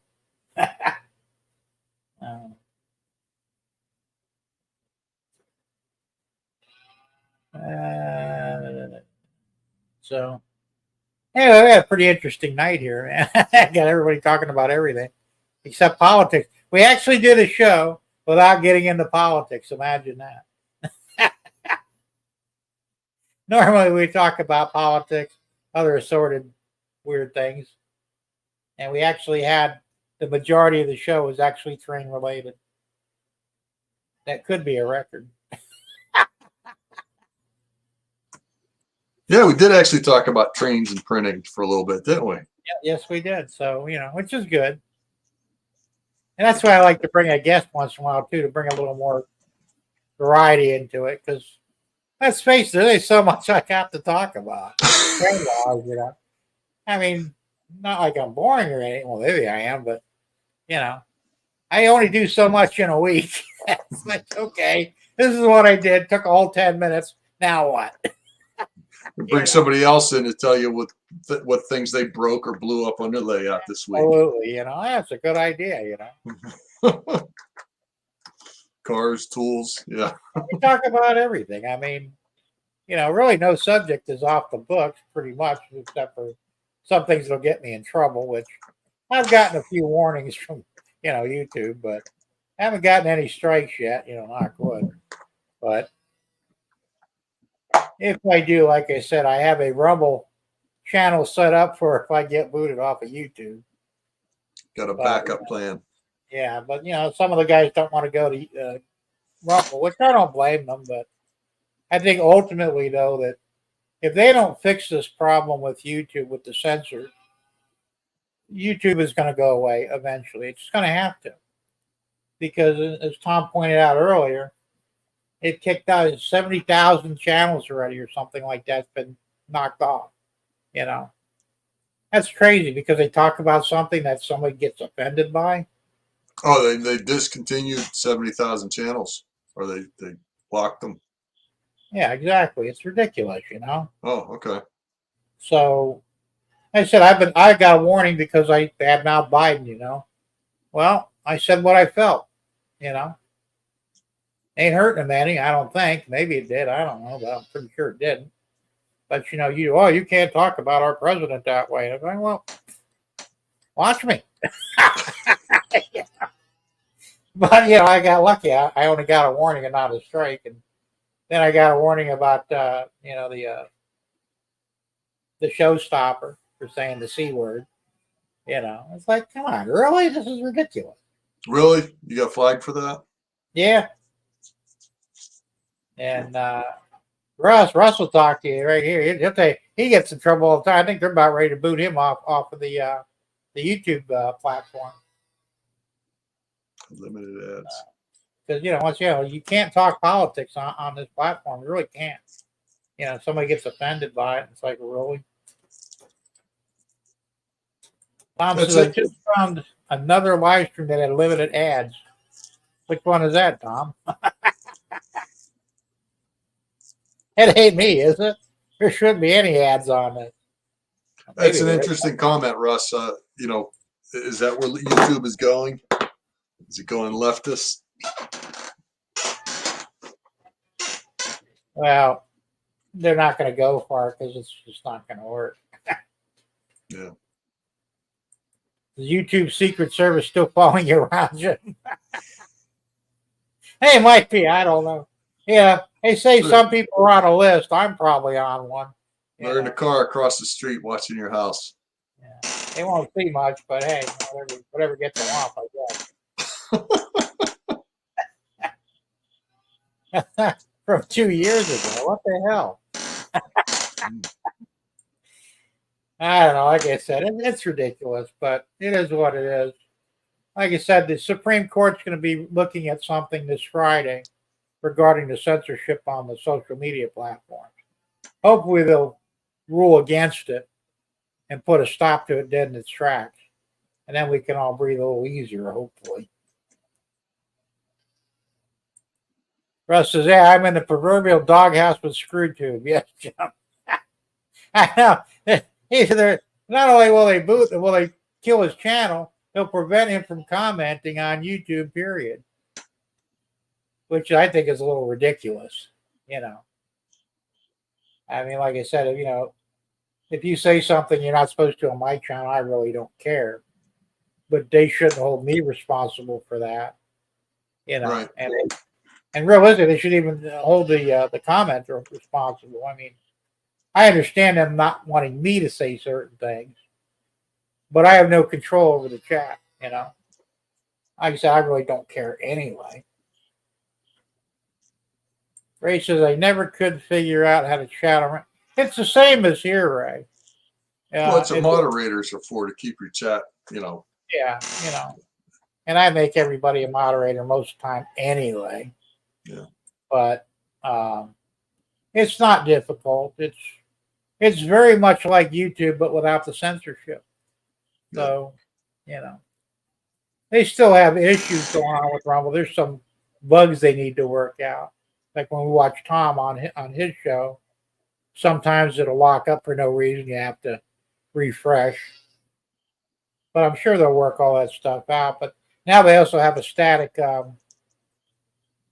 PIN number or whatever it's called, so you can over and over instead of having to get a new number every time you go live. Before it wasn't static. Now it is just like YouTube. So they're getting it figured out. It's just gonna take some time. Derek says, wait, I can't use the C word on here then. Bitch. I don't know. I mean, I guess it started out as we just weren't going to put it up there because, you know, we didn't want that to be a part of the topic, you know. We weren't going to give it any recognition, but I guess maybe they are regulating that. Well, I don't know if they are anymore. I still generally don't say the word, but you know, the showstopper, everybody knows what we're talking about, but or the the shot, whatever, but we just don't say the C word, but it's ridiculous, you know. I mean, they're basically equating it with the N word. Yeah. Big difference, you know. I mean, they're just words. Words never killed anybody. Last I looked. The Gerald's outside your front of your house there. Jim just walked past your front window naked. If you hear a guy scream, "I'm blind," you will know you are being watched. That's true. Some things you can never unsee. And that would be one of them. No, believe it or not, we don't have anybody doing that. I mean, I think if they were going to eavesdrop, they would do it through the internet or through the phone. It depends on what channel you're on. I mean, you got to be careful too. Some people, you think you're on somebody's channel and you know, it's no big deal, but a moderator deletes you. That's true. You know what? I'm not going to say, there was somebody used to do live streams and I thought we were friends. And all of a sudden one time I was like, how come nobody's responding to my questions? And it turned out I went back and looked and he had hidden all my comments. Nice. And I was like, you turd. Because I thought, well, you know, if you don't like me or something, or, you know, I said something you didn't like, say so, but don't just like hide my comments and not say anything. Exactly. Yeah, some people have no stones, you know. I'm the same way. You know, if you got a problem with me, say something. If I pop you in the face, well, you know, you'll know why. I probably won't, but you know. No, as a moderator, I've done that before where I said, hey, you shouldn't say that. Or, you know, you know, somebody puts up a comment and I'm like, hey, we don't, you know, don't do that on here. And I let them know. You know, if I delete a comment, most of the time I let somebody know why I let them delete it. Exactly. And you should, you know, just to be reasonable, I guess. Just so they don't do it again, you know. Let them know why I did it. Yeah, because I've been lucky. I've not had that problem myself personally, thank God, which I'm surprised. But No, you haven't had any problems with that. Well, I guess you got 100 moderators on there, but well, yeah. I mean, if something is getting blocked, I'm not even aware of it. But yeah, you know, but I don't get thumbs down either. I've never gotten a thumbs down, which is weird. You know, it's not nothing. I'm not bragging or anything, but it is. You know, everybody I know has gotten a couple of thumbs down just because some asshole get on there. Well, I'll just thumb him down. You know, and I've been lucky. I haven't had that happen yet. Weird. we're able to trace it back to what you said. What do you mean? If I delete somebody, or you could tell if you're a moderator, you can see if another moderator deleted somebody. That's true. Yes. But if you're not a moderator, I've been told one time, yeah. I mean, I've told people that before as a moderator. And it depends on whose channel it is. I mean, some channels, they don't care what you say, and other ones, you know, might be more kids or, you know, they might be different. That's true. Well, I've deleted a lot of comments, blocked a lot of them on Tom's channel. We get people there, you know, porno sites. It's like I don't have time for this shit, you know. Oh, okay. I've never been on Tom's live stream. Oh, you mean Tom? Tom Yeah, Kavich, Tom- Tom Trains and Things. Yeah, Tom Strange and Things that lives near you. Okay. And Well, I guess he gets a lot of people, doesn't he? well, he's got 27,000 subs. You know? Oh, he does? Okay. Yeah, so when he does a live stream, he might get 100 people, right? Oh yeah, he gets a lot of people. So, but every now and then somebody will bump in there with some rude, stupid comment, and you know, delete. We talked about gas prices. That's ridiculous, George. But I'm not surprised. People get offended by the stupidest things, you know. Well, that kind of thing, if you don't want to hear about gas prices or whatever, then don't watch it. Exactly. You know. Well, I've gotten some flack from, I won't talk about who it was, but, you know, he got upset because we weren't talking about trains. We were talking about other things. I go, well, you know, look, I said, this is kind of an open forum. My channel is. Yes, we're a train channel, but you can't stay on the air for 4 hours and talk specifically about trades. You just can't do it, you know.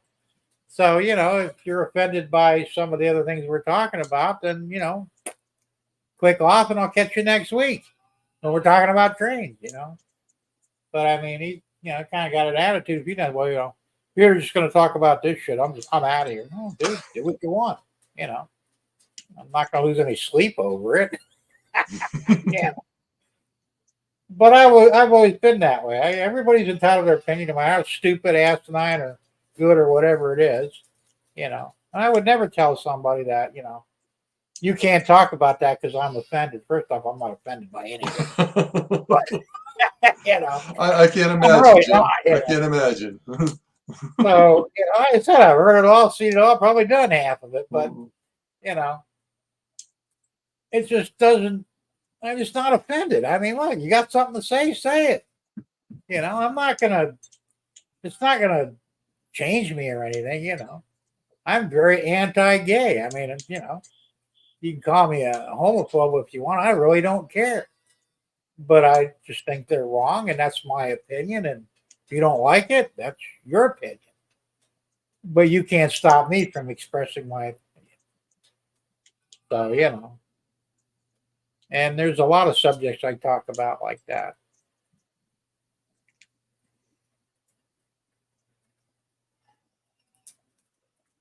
So, you know.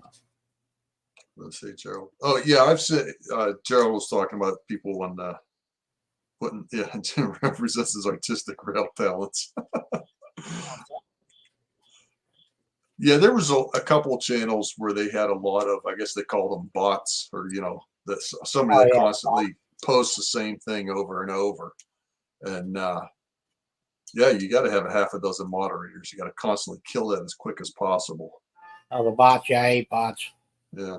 I've had it. I think I'm pretty sure I had one on my channel for a while there because he would always say the same thing, nothing else. Yeah. You know, and it sounded like a bot. You know, hi, my name is such and such, and that was all he would say the whole thing. He'd get on there 4, 5, 10 times. Hi, my name is. You know, dude, you got something else to say? We already knew who the hell you are. You know. But Well, do you open your when you do a live stream? Is that open to everybody or just subscribers? No, I've got to open to everybody. I figured if somebody wants to come in and see what's going on, they might want to subscribe. So, you know, some guys do hide it only for subscribers, which is fine. But like I said, I really haven't had an issue with it. One time while one of my videos, I got some comments from a porn site. They posted a link, you know, and I went and checked the link and I'm going, well, this has got nothing to do with trains. At least not the kind I play with anyway. Yeah, so I block them from, my channel, but it's rare though. It doesn't happen often. So, but well, anybody I see repeating the same thing over and over, I delete them. Or if, sometimes there is somebody that asks the same question and it's a legitimate question, but and I'll try and repeat it. But there, some people post nonsense like 15 times that doesn't even make sense, and I'm like, you know what? Stop it, or you're getting deleted.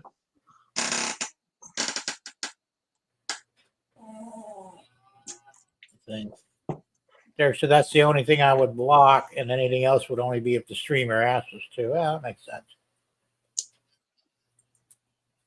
Well, he says Jim always expresses his artistic rail talents here.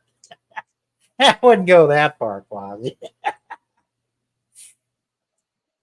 But we do talk about a lot of different things, and that's fine. It's fun, and that's what we're here for, is to have fun. If you can't have fun, well, you're in the wrong damn channel. That's all I can say. Yeah, Not having fun and you don't watch. exactly.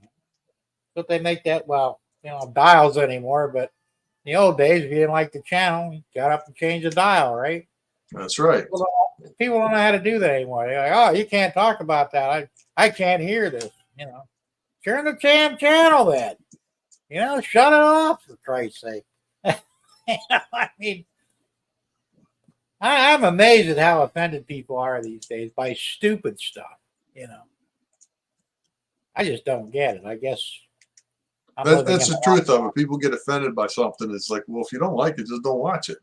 Exactly. Nobody's holding the gun to your head last I looked. If they were, I could see where you might have an issue, but they're not. That's all craziness is all what it is. But the world is getting stranger by the minute. We're seeing things that realistically you'd never thought you'd see in your lifetime, or any lifetime for that matter. That's the truth. And it just, it's a little scary when you think about it, because how did we get here?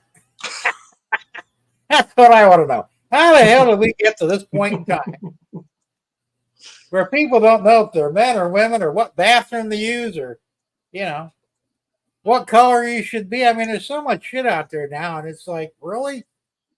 Should be worried about more important things like making a living. But no. Our own president's more concerned with what bathroom to use than he is about fixing the damn country. New world order. Well, yeah, it's a bad world order is what it is. There's no order in it. That's the problem. That's just delusional bullshit. There you go. And it is to a point, like I said, it just when you think you've heard the weirdest, strangest thing that you could ever hear, somebody proves you wrong and does something even weirder. That's truth. Yeah. Just when you thought you heard everything. You would think, but you'd be wrong. Yes, it is, George. It's getting worse and worse, without a doubt. It really is getting to the point where, what the hell? Quasi notices cork sniffers and pearl clutchers. Not sure the reference there, but probably not good.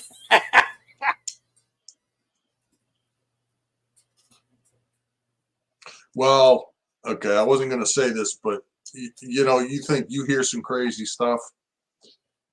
I work for a university, and the things that they send emails about in the university is enough to make you crazy, thinking, what are they trying to teach these kids, or where is their mind? I mean, you talk about leftist, They're all it's terrible. socialist. Yeah. Yeah. Everything should be free. Well, somebody's got to pay for it. Yeah. Yeah. It's the beauty of socialism. You use other people's money until it runs out, then you're screwed. But, this is the problem. These people, they don't understand. You should get free education, free medical, and free health. Well, who's going to pay for that stuff? Nothing is totally free, period. And if it is, it wouldn't be worth having anyway. But, well, these people, they just don't get it. It's like these idiots with the student loan. Okay, now my wife's one of them. She took out student loans. She originally was like $22,000. With the interest and stuff, it's now up over $100,000. All right, it's ridiculous. It's bullshit. It's legalized theft. Of course, the government took it over, so they're just gonna screw it up anyway. And the solution is simple. First off, she can't find a job. Oh, she's retired now, of course, but before that, she couldn't get anything for her. It's a bachelor's degree. We call it the bullshit degree, which it is. It's pretty useless. But you spend all that time and money screwing around with college. They don't have job placement, which is a big problem with college. But the trade schools will help you get into a starter job. Give you a little kick in the ass to get you started. The colleges take your money, give you your paper, and throw you out the door. Well, the college, I think, should be held responsible for that. They took advantage of people during bad economic times and basically stole their money. So how do we fix this? Well, we don't forgive anybody's debts because somebody has to pay for it. But what we do is, first off, we should get that money back from the colleges that were worthless and pay off the loans with them. And all loans should become interest-free and should remain that way for the foreseeable future. The interest on it's like 10% or something. It's ridiculous. Mm-hmm. You shouldn't have to pay interest on an education. I could see getting the money up front and a small fee, like to cover the paperwork or whatever. But they need to get rid of all this interest horseshit. Same with houses. You get a 30-year mortgage on your house. It was $100,000. Now it's $500,000. Mm-hmm. Somebody's getting bent over here. We all know who. So housing, cars, education should all be interest-free. Period. Nobody loses, just nobody gets rich off of it. And they shouldn't anyway. But I said this is how they can fix the college education debt, is by simply eliminating the interest, make the people pay back the principal, and that's it. You're done. And I had one guy, he owes like $200,000 in student loans from 30 years ago, but he only literally took out like a $10,000 loan. He's already paid back the interest 4 or 5 times over, or the principal rather. Wipe it out, let him go. As long as you pay back the capital, the principal, that's all you need to do. Now, for the people that still think they should have to pay, well, they need a good kick in the ass because nothing's free. You knew that when you signed the paper, so what the hell? Well, I don't feel like paying it, so I shouldn't have to. That's what a lot of them are saying. My wife, on the other hand, she's so she can't pay back the loan. Simply doesn't have the money. She's collecting Social Security. It's not that much because she took it a little earlier. So, she won't live long enough to pay off that debt. But she's probably paid back the principal already. So what the hell? I could be wrong, but I think that's the easiest way to fix it. But I really do think they should go after the colleges that were, because I remember back, this was quite a few years ago, you turn on the TV, especially during the day, you need to get a better education. You can make $100,000 more a year if you get a college degree. They were lying. Well, that and what they charge for classes. It's insane what the tuition that they charge. $20,000 a year tuition. Really? Yeah. Now, college, I think, is honestly, I know a lot of people don't agree with me. I think college is the biggest waste of time there ever was. Coming from a high school dropout, by the way, but But hey, I've already made over $2 million in my lifetime when I was working. I just pissed it all away. That was my problem. But I didn't save any, which was stupid on my part. But I always made good money, self-employed most of it, averaging $100,000 to $150,000 a year. I did all right, but you can go to. I'm a big fan of trade schools. If you want to get definitely a quality education, you go to trade school. They teach you what you need to know. They don't teach all the other horse shit. If you're going in for business law, you don't need to know about history or geography or any of them other weird subjects that you'll never use in that field. And that's what the colleges do, because you have to have a well-rounded, education, which is really just double speak for we're going to take all your money. So the trade school is the best way. They're way cheaper. But what they need to do now, if they're going to push that, they need to put a cap on the trade school tuitions. Because what happens if everybody goes over to trade schools, they'll jack up their prices worse than the college. Because that's where we do things here. If there's a demand, we're going to bend everybody over. So they need to cap those prices where they're at now and guarantee people quality education. Like I said, trade schools will find you a job when you graduate. It's a starter job, but hey, then at least you got something going. Then it's up to you to advance. College, like I said, they throw you out the door. Here's your paper. Get the hell out of here, and you're on your own. and you just paid $40,000-$50,000 for this. Doesn't seem like a very good deal to me. But we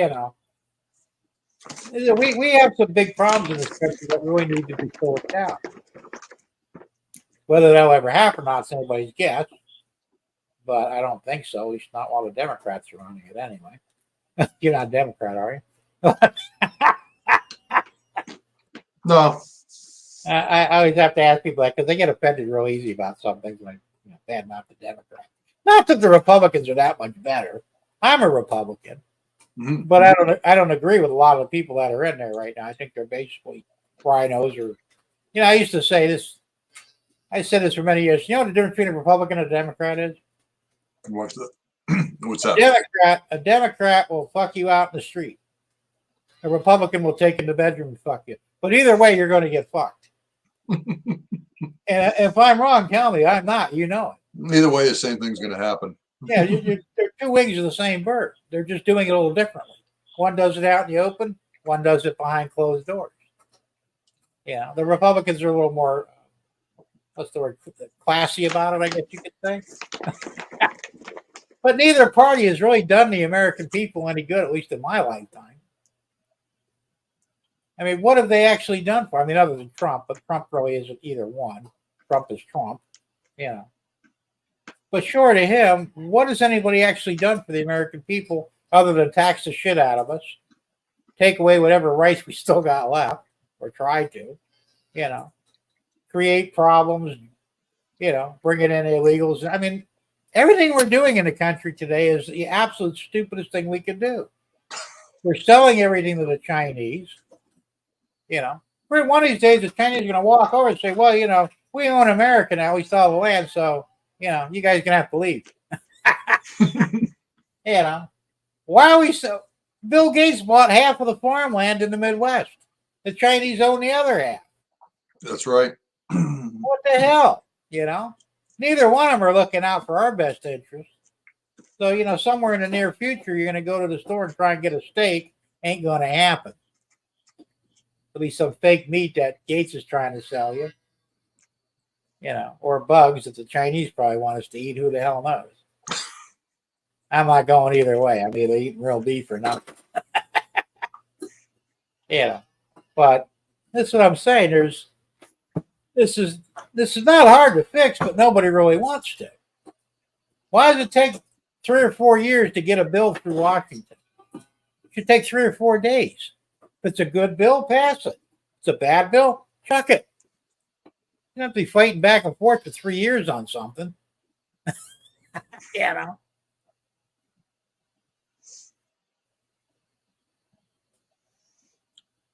There you go. Gerald says a Republican is a Democrat who got robbed. Well, truth to that too, Gerald. I always said that Democrat. I said, you know what? Maybe it wouldn't be so quick to give the criminals all these rights if they were to become a victim. First time you get held up at gunpoint, you're probably going to have a different attitude about what should be done with criminals. But most of them, that never happens to. So.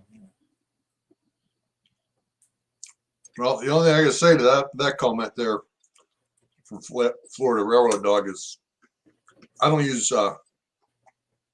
carry a balance on my credit card. Oh, you're smart. I was doing that for a while until I ran out of money. Then I kind of ran it up. No, I don't buy it if I can't pay it at the end of the month. That's a good way to do it. And that's the way I used to do it, but not so much anymore. I need to go back to that though because the credit cards are too easy to use. After yelling at my wife for basically doing the same thing years before I met her, I find myself doing the same thing. But I'm going to get them paid off, and I'm probably going to get rid of most of them. Because I'm kind of the same way. If I don't have the cash money for it, I really don't need it. That's right. For the most part, Yep. I mean, there's some things that it would be nice to have a card for just in case. I don't keep thousands of dollars around, so the AC goes bad in the house. That's $7,000. I don't have $7,000. So a credit card would be nice. So just throw it on the card, pay it off, and not worry about it. But yeah, you're right. I don't give the banks crap. That's good. That's, yeah, that's the first thing that'll take you down is interest. Oh, exactly. That Rush says Democrat politicians are scumbags. Republican politicians are weak with their go along to get along. That's true to a certain degree. That the Republicans have no balls, man. They really don't. They let this stuff happen. Like I said, I wonder if they're not in on it. If you know your neighbor's doing something illegal and you let them do it because you're getting a cut off of it, that's the only reason we'd let them do it. You're just as guilty as he is. Right. A normal person would say, hey, this guy's selling, drugs over here, ruining the neighborhood. I need to make a phone call. Unless, of course, you're profiting off of it. And I think a lot of the Republicans do profit off of what the Democrats do, and probably vice versa. Yeah, look, you go into office, you're worth $100,000. You do your 6-year term, you come out a multimillionaire or a billionaire, and you only make $200,000 a year.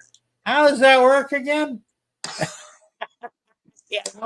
I was in the wrong damn field. I should have became a politician. Yeah, you need to get into politics there, Jim. Yeah, well, they would threw me out on it. I wanted to, I really did, but my dad, who's deceased now, but he lived to be 91, but he got into local politics. Well, he came from New Jersey. He was one of the what they call it. Well, they had different names.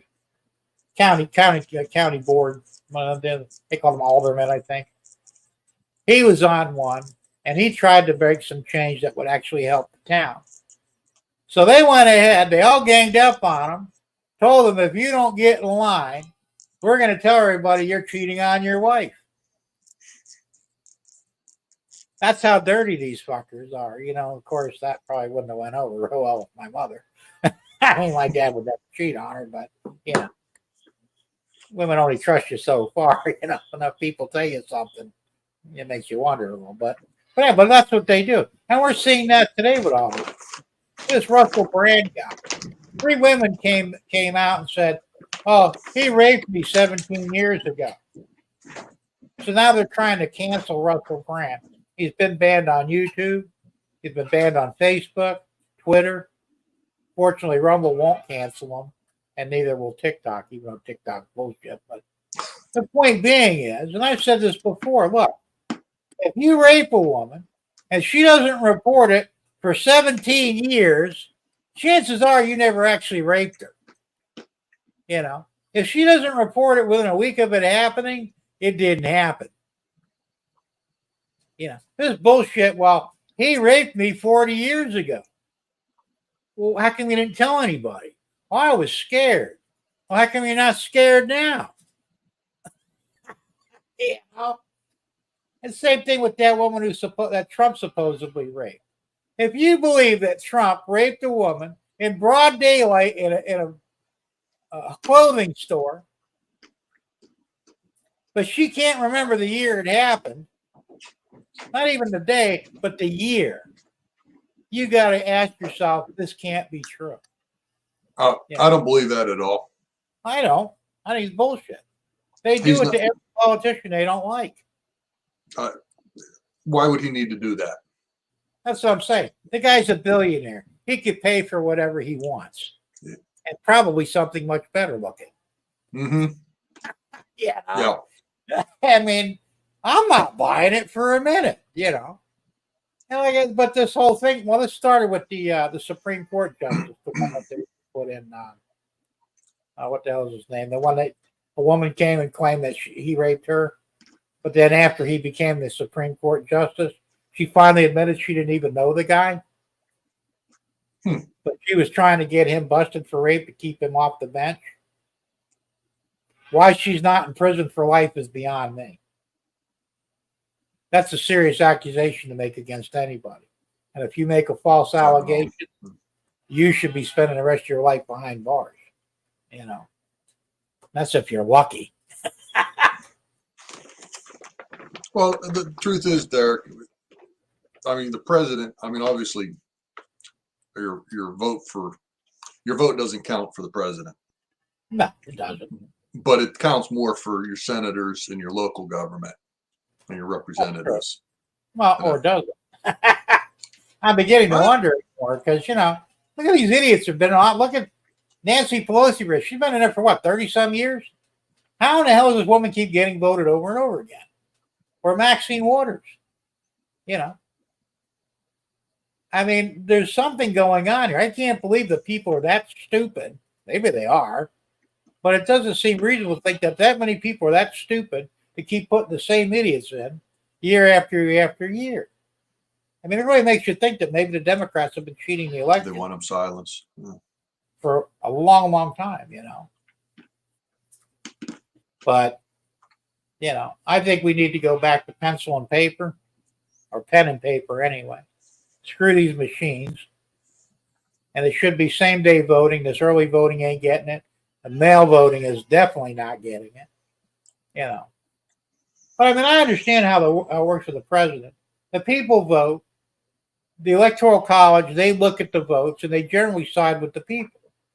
Unless you're really the people who are that stupid, they're voting for a moron. But that didn't work this time, did it? So, it makes sense. And the way there's a reason for the Electoral College. The Democrats do not understand this. At least they claim they don't.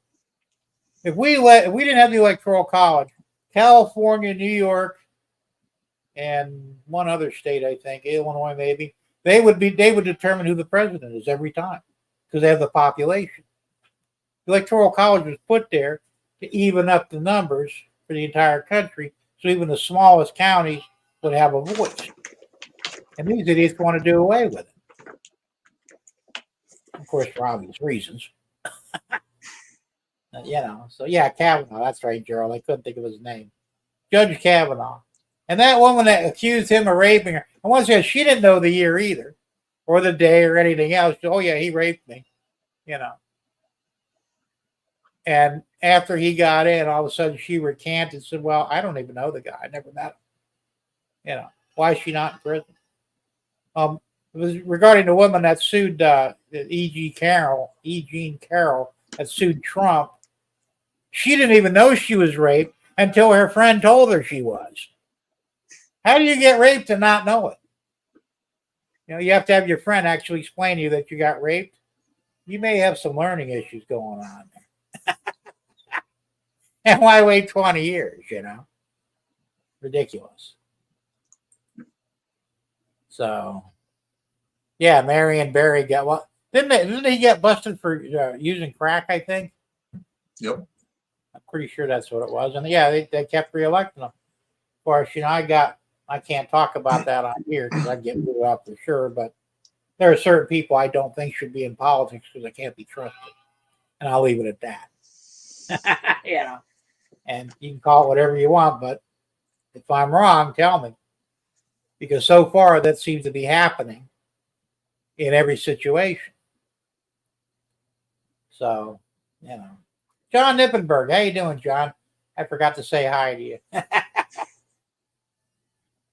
That's true, George. The founding fathers did know what they were doing. It's a shame that we don't do that anymore. I would like to see us go back to the constitutional republic that we're supposed to be. But you'd have to I think you'd have to burn down the whole government and start over again. And I don't see that happening. Fetterman, yeah, there's another one. There's a basket case and he won over Oz. Well, Oz, they said, was a bad pick. Why Trump backed him is beyond me. I don't like Oz personally. I think he's a scam artist. But anybody would have been better than Fetterman. I don't have anything against him personally. I suffered a stroke. I know what it's like, but his stroke is even worse than mine, And they're actually, the Republicans are trying to get a bill passed in the Congress right now to force him to dress like a politician because he dresses like a beach bum. You can't go to the Senate with shorts on and short sleeve shirt, and clogs for shoes and expect to be taken seriously. Most of our politicians wear suits. I mean, I personally don't care, but I could see their point, you know. I mean, he's kind of making a mockery of the whole Senate chamber. That's true, Gerald. No one in politics can be trusted. Yeah, as I said, Oz was a dumb pick for Trump. I don't, you know, unfortunately, I like Trump, and I want to see him win again for president 24. But he did make a lot of bad decisions about who he trusted. A lot of his own cabinet members turned on him in the end, you know. So I don't think he was really on top of what was going. I think he trusted people he shouldn't have. You know. Now me, I think a lot like Trump. I just don't have his money. Wish I did, but but I think along the same lines, you know. But I would have been smarter.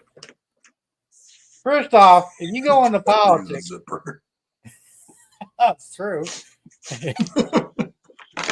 You don't trust anybody in politics. No one. You know. That was his first mistake. He should have brought in trusted friends that he knew while he was growing up or in business or whatever. But he trusted other politicians that were not looking out for his best interest. You guys both know that I'm right, or all know that I'm right. Because all these people did turn on him in the end, you know. Except for Giuliani. I think Giuliani's still sticking by him. But a lot of his cabinet members, they did turn on him, you know, because they were politicians. You never trust another politician. If that had been me, I'd have fired everybody and said, let's bring in some new people I can trust. And if you screw up, I'll see you dangling off a rope for treason. You know. But that's the way I do things, so that's why I never. If I ever became president, they would assassinate me the first week.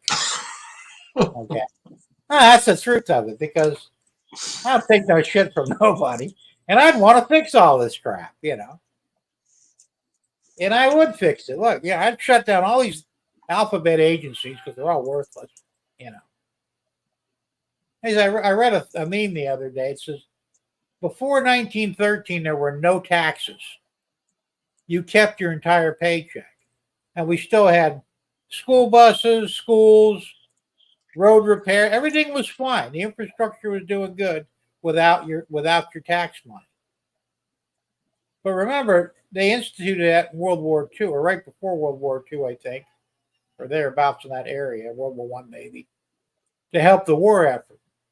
And then they said, hey, that's a lot of money. We better keep on getting this money. And look what we're paying them now. You know, 40% of your income is going to them in some tax in one form or another. They're just getting free money. And the worst part is, they're not even doing anything with it. They're pissing it away. You know? $350 billion to, you know, the other place. I can't mention because that'll get me in trouble.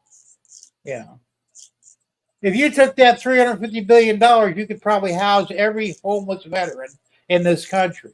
And they should be given a free house, tax-free, for the rest of their lives because they served their country. Am I right? It's true. We shit on the veterans. I mean, not us as a people, but the government shits on the veterans, and it's wrong. We'll bring in all these fucking illegals. Actually, it was in California, I think it was, or some of the places. They kicked all the veterans out of the houses and put the illegals in there. What the hell is wrong with this country? You know? So I said, if I were president, that shit wouldn't happen. And I'm not a veteran. I never served. But I do understand the sacrifices that they made for this country. Take it for what it's worth.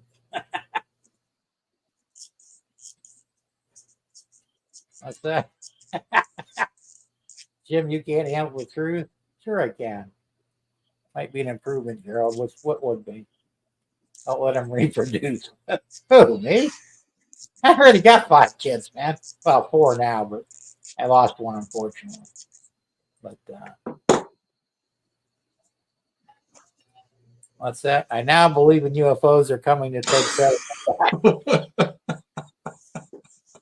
That's pretty good. That is a good one. That's another one too. There's no damn UFOs. There's no damn aliens. We're it. I don't care what anybody believes, but I'm telling you, there is no outer space aliens. If there were, they wouldn't screw with us anyway because they'd be looking at us. Why would we want to intervene with these idiots? You know, they're going to be a far advanced race than we are. Why would they waste their time with us? Be like us making friends with ants. You know, it just would serve no purpose.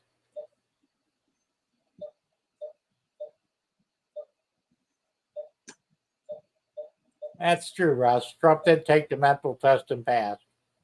And they're still, you know, they're trying to pass a bill that'll limit the age to any politician to 75. Well, Trump is 76, but he's sharper than most 30-year-olds, you know. But now they got what's her face, Barbara Boxer, no, Feinstein. Feinstein in California, she's what, in her 90s? And she refuses to retire. Why? You know, the woman doesn't even know her own name. John Nippenberg says gender studies in Pakistan and more aid to Iran. Yeah, I know.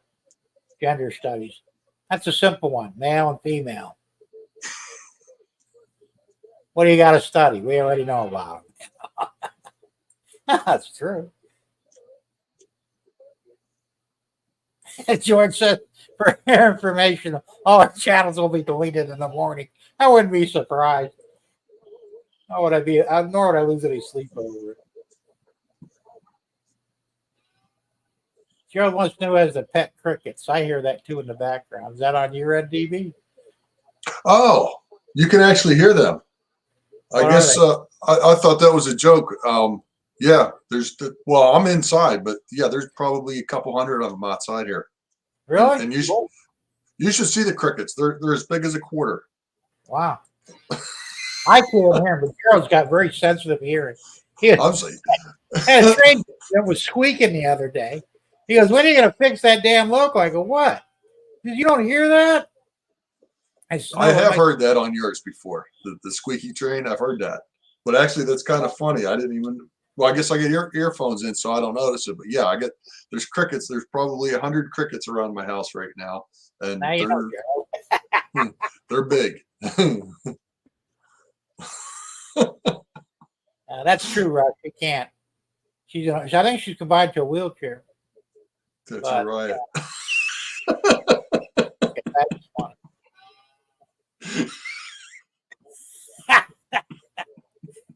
It just gets weirder and weirder, doesn't it? You know, just when you think we couldn't get any stranger, here it goes.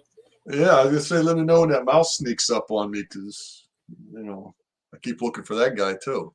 Yeah. If anybody can hear it, it'll be Gerald. I can hear ultra high frequency. I can hear a dog whistle. And you know the old TV sets, the old tube TVs, when somebody would fire one up, a high voltage triple would make a high frequency pitch. Yep. And I could hear one a block away turning on. These are all my neighbors turned on their TVs back in the day. And it would drive me nuts because it would right through my ears. And like I said, I can hear a dog whistle too. But that's ultra high frequency I can hear. And the regular high frequency ant range, that's Gerald. He's got that one locked up. Actually, John, those crickets put me to sleep. That's the nicest sound that I hear around here with all the traffic and other noise that goes on. That's the least. That bothers me the least of all things. Yeah, we don't have crickets here. Matter of fact, I got the chickens. They'll you write your name on the wall. They'll make a lot of noise in the backyard sometimes. But. Yeah, I'm allowed to write on the wall here. Oh yeah, because it's like a what do you call them? A whiteboard. A whiteboard, yeah, but you can traceable markers on them. Yeah. Yeah, I put that up there so when I do videos, I don't know if it'll be helpful or not. I think it is. I think it's a great idea. I wish I could write on mine. Yeah, you get yourself a cheap whiteboard, man. Put it on the floor. Put some up. Yeah, The problem is I got everything so locked up, there's no place to really put one. Except maybe on the door. Yeah, say right to your right there. Let's see. Right over here. Yeah. Put it right on the door. Well, you can't hang your coat on the door, but yeah, But I can put it right there. That's really the only available wall space I got. it reminds you to do a live stream or what day of the week it is. Well, I don't really forget about that, but I forget other more important things. hey, I ain't getting no damn younger, you know. But That's funny, Derek. oh, I didn't see that. I didn't really read that. Best night of my life. New girlfriend away at a race and had a cricket in the room.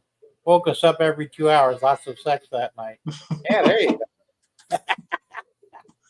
Lucky man. Cicadas. No, the cicadas. Oh, you really thought I was writing on the wall. Yeah, the cicadas were here. Actually, I guess they died off or something, but they were pretty Yeah, brutal weren't they for a while. 6 months ago or something like that? We had them here too. They only come Yeah. out like what, 7 years? Yeah, 7 years, and they were All here. over the place here. I think June and July they were pretty bad. Yeah, I think that's what it was. I had So they were all over the place. Because I live kind of in a rural area. I'm kind of out in the woods, and yeah. damn things were everywhere. I was going to show you. Hang on a second. Let me see if I can find something. All right.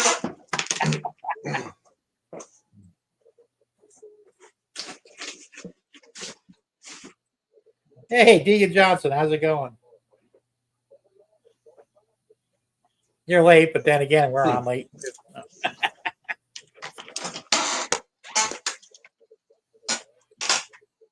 No, I had a piece of paper that was stuck on the wall for a long time. When one time in the winter, I had to stay home. The school, work was closed, so I actually had to work from home, and I had to go out and get the snow off the driveway. So my wife took a giant brown piece of paper, like packing paper or something. It was like a 3-foot size piece, and she wrote on there "out for lunch" or something like that. Put a notification, put it on the wall, and that was up there for the longest time. I wonder if I threw that out or if I put it somewhere. I don't know. Yeah, I'm allowed to write on the wall in my house. Gerald, you're getting worse and worse, man. I've never heard that before. Funny. you get an extra cookie for that one. That's bad. That ain't right. That ain't I've right. never heard that before. It's funny though. Leave it to somebody to come up with something I haven't heard of. I don't know. I'll tell you what, it's 11 o'clock. I probably got to wrap this thing up. It's been fun. Too much fun, probably. I'll see if I still have a channel to go to tomorrow. May not, See if they deleted half your video. Yeah, well, I got everything packed up, so I don't care. But yeah. How many are watching now? What's that? How many are watching? We got 11 in and started streaming 5 hours ago. Yep. 22 likes. That's good. Actually, now we got 10 watching, so somebody just jumped off. And actually, yeah, I was doing a test stream earlier. So technically, I've been on today for probably close to 10 hours. Yeah, actually, I logged in when you were running trains this afternoon. Were you? Okay. I was sitting at work doing some other things. Yeah. So that was like a test stream to see if the chat would lock up on me like it usually does. And it did. So I needed to find that out. But I'll probably be on and off live this week, coming up. Try and get some things sorted out and hopefully get it straightened out by next Thursday, I hope. And like I said, every now and then I might just jump on StreamYard so I can have guests. Because I forgot how much fun this was. Yeah, I like it. Rather than listen to me drone on all night long, sometimes it's good to, get somebody else in there with their 2 cents. I'll have to find a time to do a live stream upstairs where my layout is. I don't normally do that because that's upstairs, and then it keeps my wife awake, so I So the only time I can do a live stream in the evening is when I send her to Florida.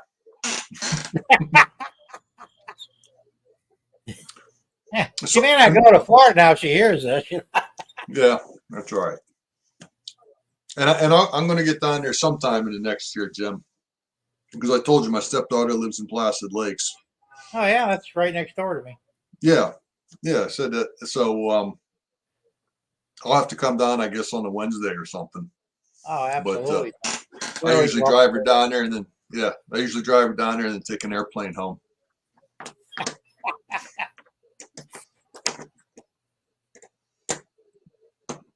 Yeah, I had issues on the earlier test runs. Like I said, I was screwing. I was trying to run. Well, actually, was running OBS through StreamYard, and I don't know why, but it was stalling everything and conflicting. The two were conflicting with each other, which they shouldn't do. But I finally said, you know what? I'm not going to mess with it. Tonight I'll just do StreamYard and be done with it until I figure out how to fix the chat problem in OBS. Then I'll be back to OBS. But I'm on occasion, maybe once a month, I might do this to have a guest on or several guests because of how much fun it is. So, this won't be a one and done thing by any stretch. Well, I'm glad I was some fun, Jim. I enjoyed. I like having guests. When I started doing the live stream, I was bringing in guests because I started on StreamYard before I got into the other, and it was kind of almost a mainstay to bring in somebody and question them about their layouts, and we mostly talk about trades, but eventually get into other subjects. But it was a lot of fun. So, yeah, John. The Jim hits all the important stuff. I wouldn't go that far. Sounds good, but probably not. Maybe next time I'll go on and tell you about the antique radios I bought last week. There you go. Well, we like hearing about all kinds of stuff. So, Yeah. So anyway, yeah, it's 5 after, so I'm going to kick you off. But I thank you for hanging out with us. And no, the guest doesn't need to have StreamYard. It's a web program. So he put up a link so that you just log into it's a www thing, and then it connects him to his. Click on the link, get put in the basement. I bring you out of the basement. So there's nothing. I put you back in the basement. Where you put you down in the basement. Yeah. So there's nothing you have to have on your computer other than a camera and a phone, or camera and a mic. That's it. Yeah, and you can become a guest. Yeah. Maybe I'll make you a guest next week, Gerald. If you want, we'll do StreamYard again. You'd have fun with that. I'll bring my pet crickets with me. I hear that, man. That'd be great. All right. Anyway, I'm kicking you off. All right, that's fine. I'm gonna put the outro on, and as usual, thank everybody for hanging out with me tonight. We've done a marathon without a doubt. 5 hours just on this stream. So everybody have a good weekend. Be safe. Have fun. Play with your trades. And let me do the outro. Where the hell is that thing anyway? I didn't even have my banner up there. I haven't used this in so long. I forgot a lot of things. Here we go.